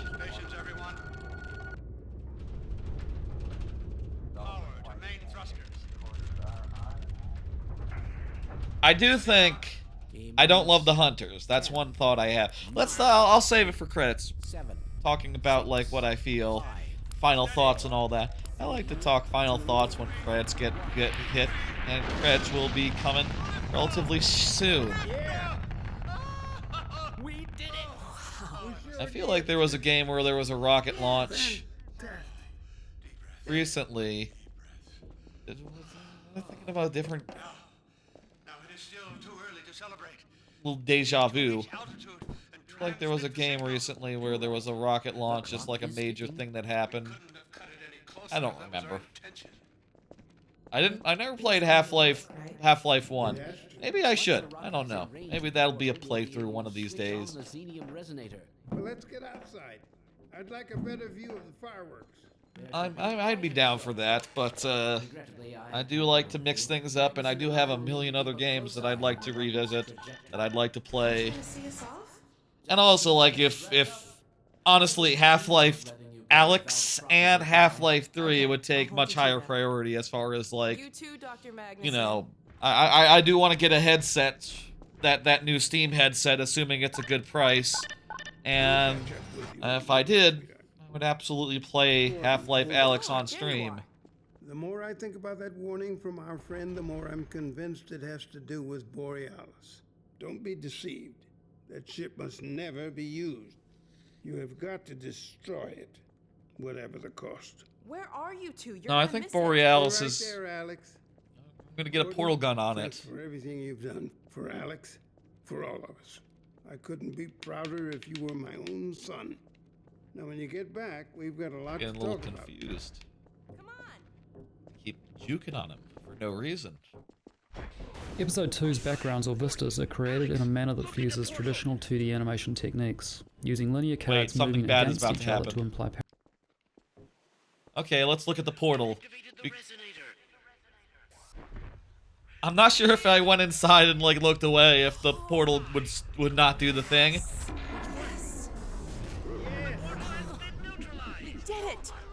Apparently that's what we've been working on this whole time.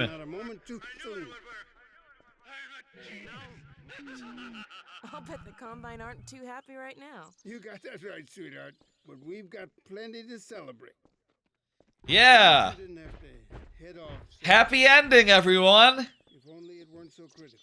It's okay, Dad. We'll find Judith and bring her back. Dog? Wait for me to listen to the thing about the cutscene. Where's he going?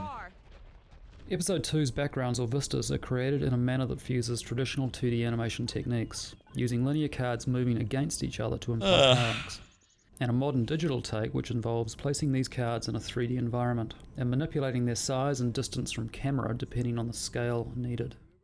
A series of cards can sit in front of a 3D skybox, and with the addition of atmosphere or fog, a realistic result can be achieved. Yeah, it looks nice.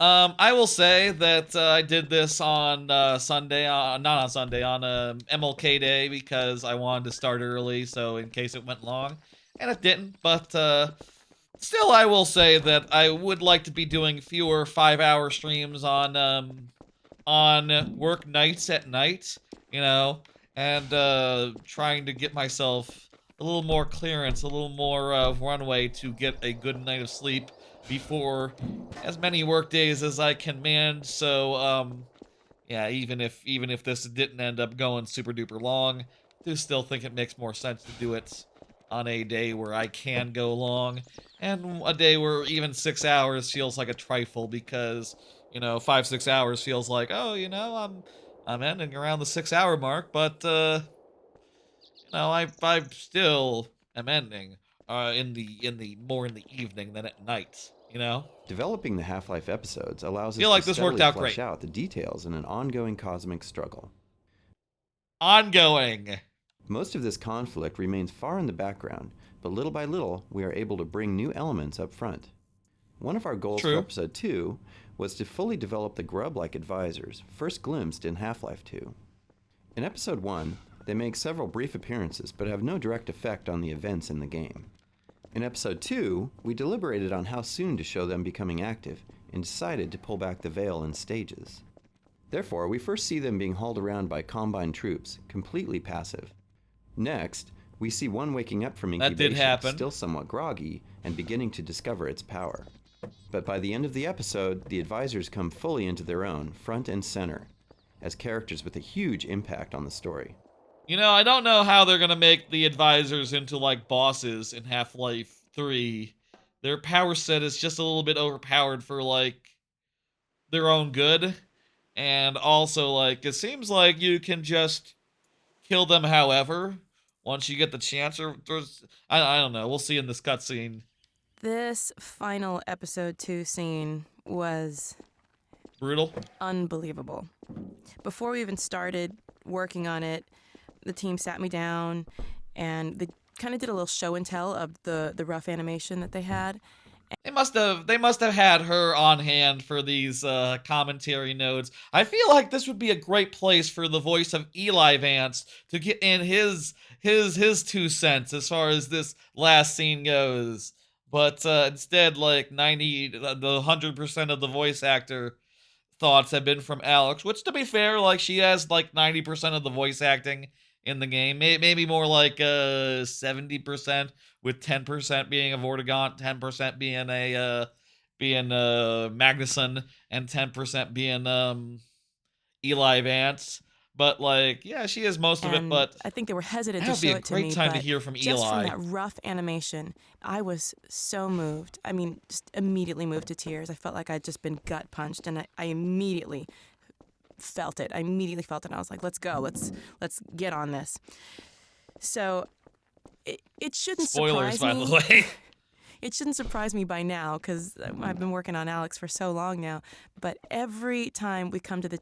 I wonder, when I do Alex, when I get a VR headset and do Alex, do you think I could start with the commentary, like, live on stream again, like with this?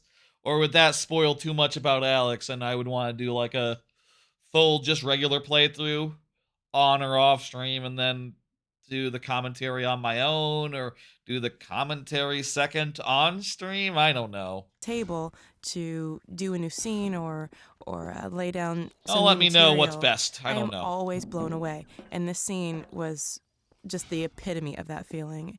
I wouldn't want to spoil myself. I was myself. so pumped to get in there and start working on it. And they're always upping the ante and always taking it to the next level. But this time, this scene is different. Because this time, Alex loses. And I think this is it is a major sacrifice. There's 2 more of the commentaries. You see her carrying around the wounds of her mother that she lost, but her dad made her who she is. Her dad taught her dad groomed her, and I think, most importantly, he loves loved her. And yeah. This script was a gift and a gut punch all in one. I don't know. When you give me something like that, it really motivates me to kind of try to knock it out of the ballpark. I love playing Alex, and I have to say, it's definitely my favorite acting job I've ever had, hands down. Oh, that's so, it's so sad to hear that and just realize, like, oh yeah, this is the last time she played Alex. There was Half-Life Alex, she was recast. If there's a Half-Life 3, will she be Alex again? I don't know. It'll be an older Alex this time, so maybe it'll make sense with an older voice actress. I don't know, she could probably still do it, right? The decision to kill Eli was not made lightly, and once we'd made it, we had to figure out how to make it meaningful. We'd already established Eli's frailty as well as his importance to the Resistance and Alex's devotion to him, so from a narrative point of view, the impact of his death seemed obvious. The hard part would be the execution. The advisor's ability to immobilize the player gave us a way to stage the scene. Then the animations and the sound design made it believable. But none of this would have been enough without inspired performances by Merle Dandridge and Robert Guillaume. Yeah, where's the commentary note by Robert, then? To create the Eli death sequence, we talked it through in great detail, wrote up an outline with all the events we discussed, and then produced an animatic. We used rough sketches painted over screenshots and a variety of crude special effects and sounds to create a quick pre-visualization of how the scene would play out.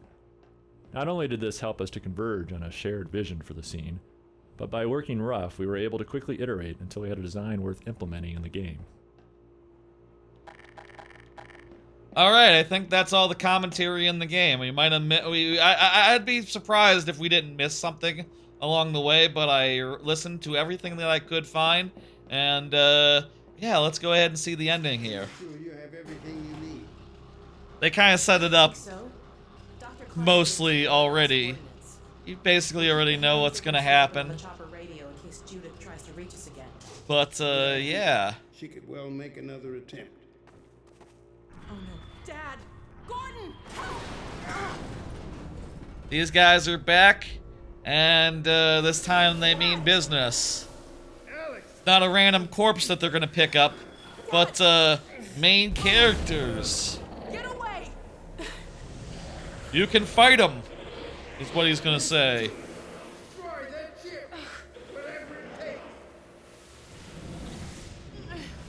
I'm like Action Man. I should be fighting him, not you. No! Dad! Dad! They have arms now.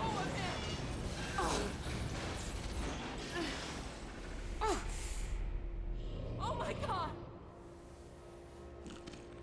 Yeah, I don't know how these guys are gonna be like are gonna be boss. Is he kind of like rip him apart? No! Oh my God!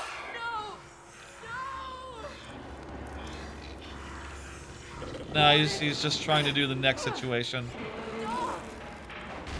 All right, dog does it. Yeah.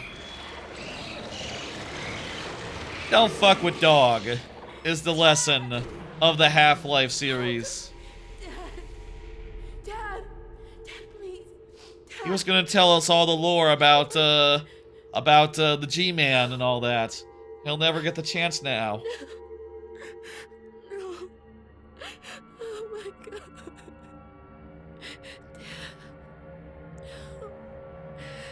The end! Is that it? Is that yeah, that's the end. That's how it ended. And you know, hey, Half-Life 3, Half-Life 2 episode 3 must be around the corner, huh? No, never manifested. It's been 20 years since this game came out. Nearly 20 years since this game came out. No sign of it. Final thoughts, Half-Life 2, Episode 2.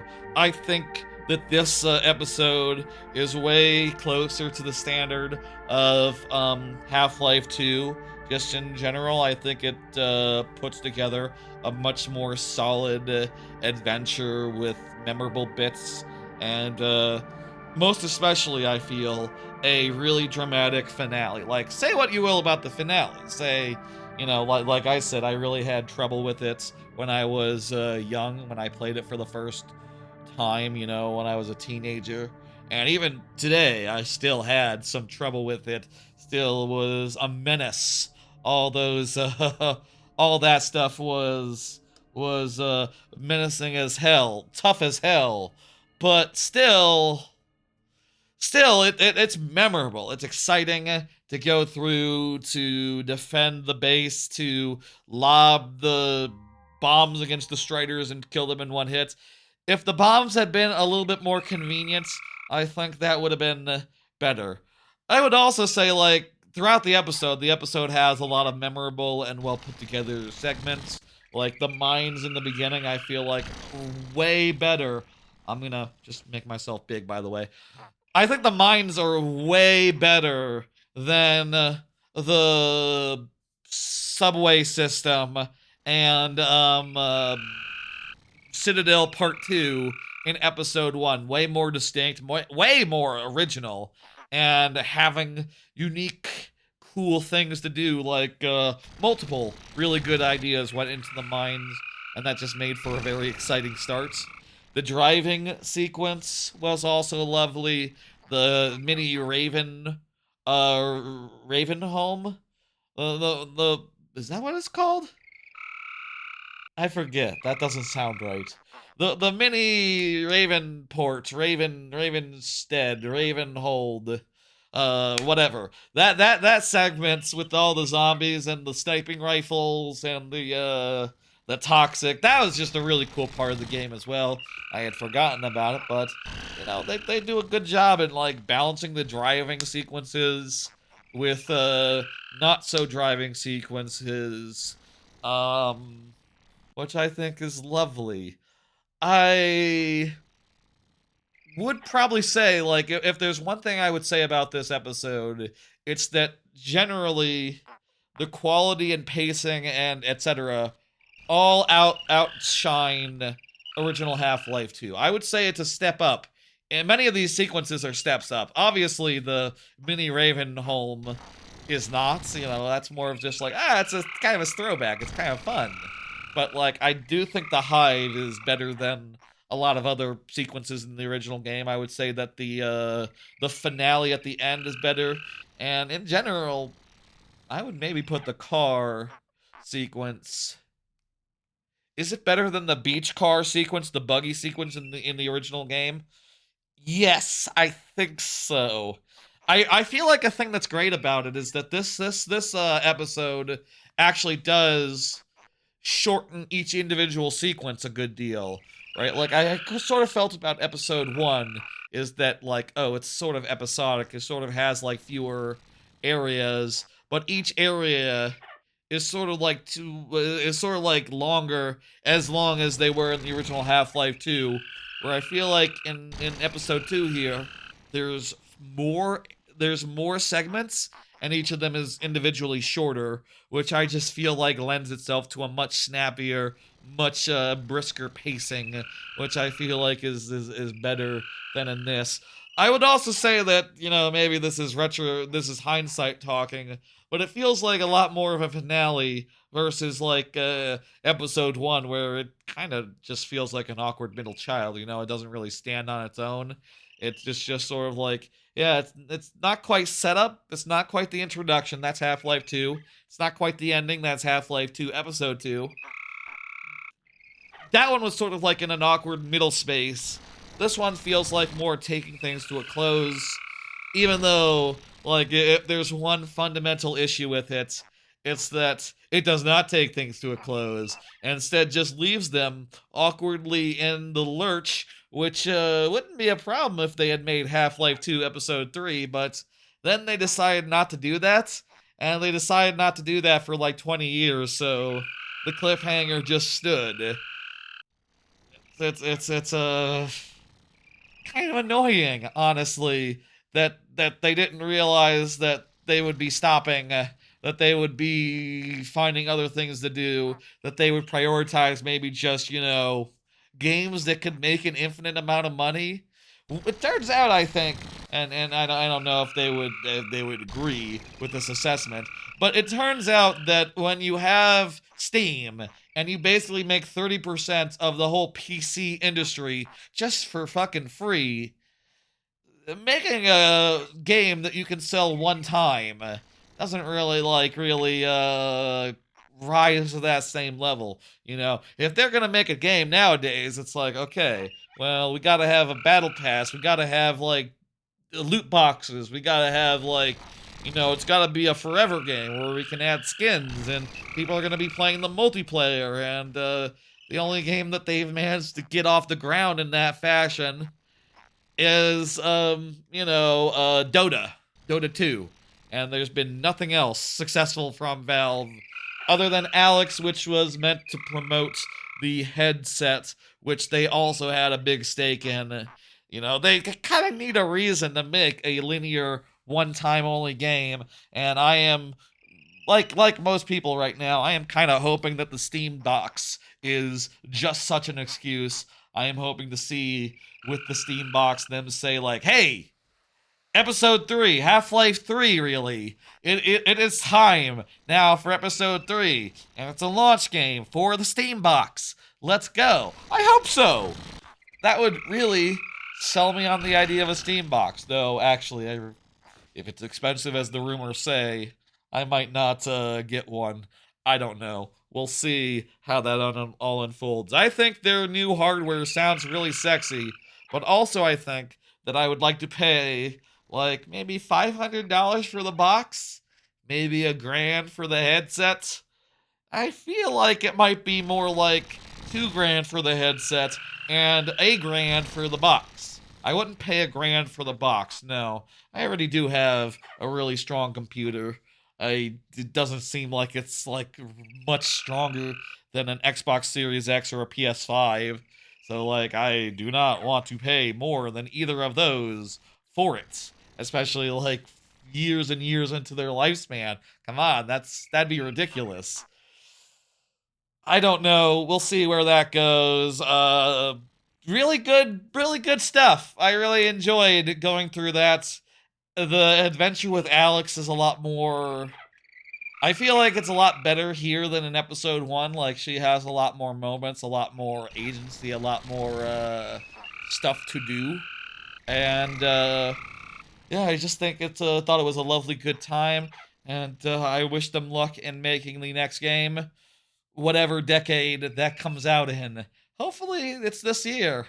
I mean, I'll say at this point, like, maybe other than, like, Gabe N and a bunch of people at the top, assuming they're still there, there's not going to be much in the way of, like, continuity as far as the staffing goes, unless they go and they round up, like, a dream team and go, like, hey, what's that guy's... And round up, like, all the big players that we just saw in the commentary nodes, whose names I just totally have all forgotten. Isn't one of them named Chet? Isn't Chet, like, the main writer or something? Get him back. Get him back on board. Wasn't he, like, didn't he put out, like, what he had written for it? And since he was no longer at Valve, it's like, okay, well, I don't know what it's going to be, really, but this is what I wanted it to be, and it's probably going to be way different now that it's not me. Get him back. Get him to have a pivotal role on that. I guess maybe if they had done that, it wouldn't be quiet. It would be more obvious that they were doing it. But leaks are already out there, so got that down. Yeah, that was a lovely time, and time-wise, it took around 6 hours, which is about as many, just a little bit longer than episode 1 took, so honestly, we didn't have that much to fear as far as length goes.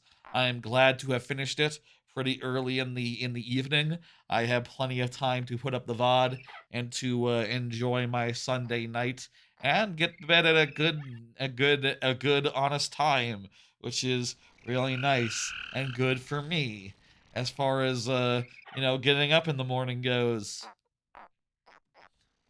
Goddamn good game. Let's look at the schedule here.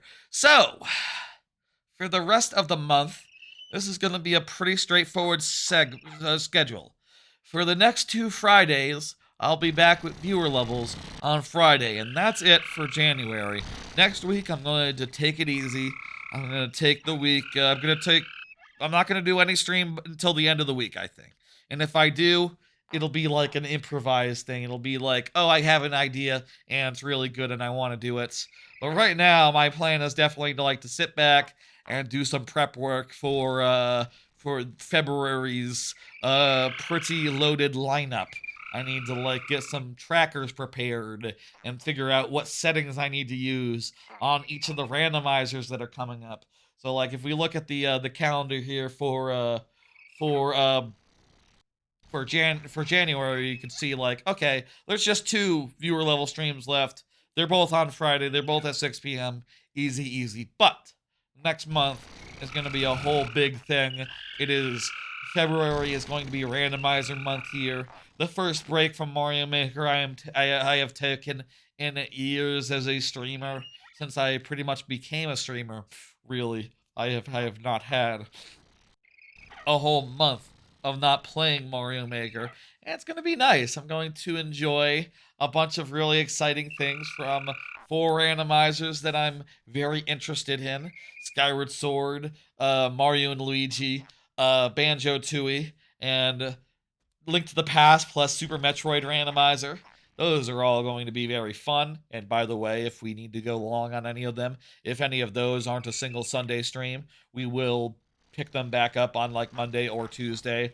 I'm not sure. We'll play it by ear.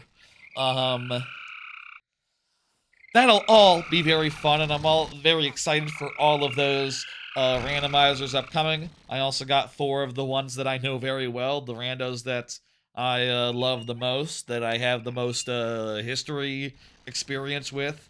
Those ones will be on Friday because I pretty much know how long they're going to take individually. They're not going to surprise me with their length, difficulty, etc. Those being Metroid Fusion Randomizer, Minish Cap Randomizer, Paper Mario Randomizer, and Donkey Kong 64 Randomizer, which, by the way, will have 1 golden banana required for every hour spent on the other 7. So I will be very motivated to get through all the other ones as fast as possible, so as to make sure we're not going in there with a ridiculous banana count required for DK64. Some very exciting times ahead.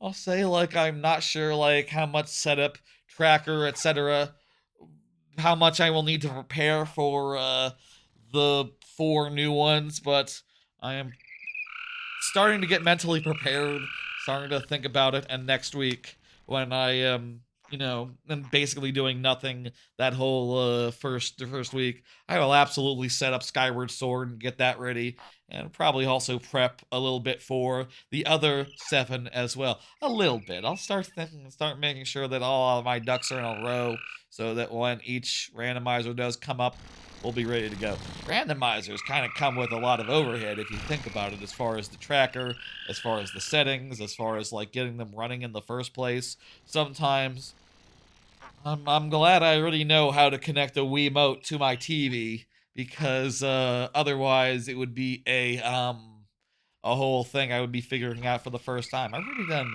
Metroid Prime 3, so I already know how to do that, fortunately.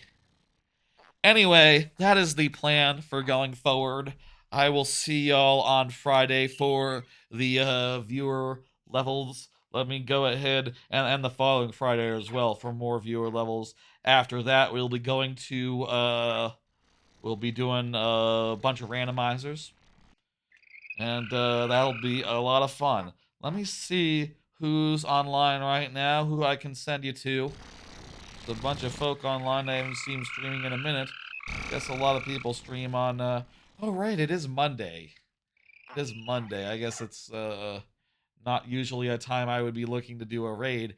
Around this time on a Monday, I'd probably be more like starting the stream, usually.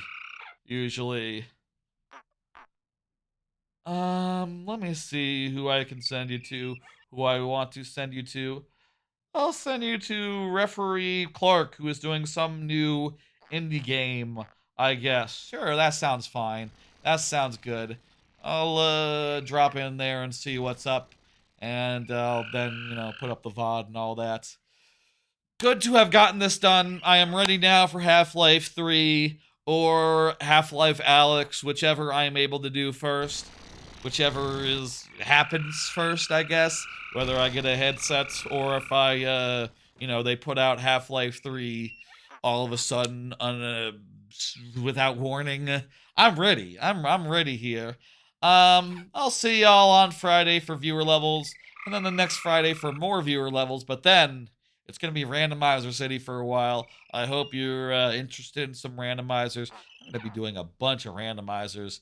Exciting. Give your love to the VOD.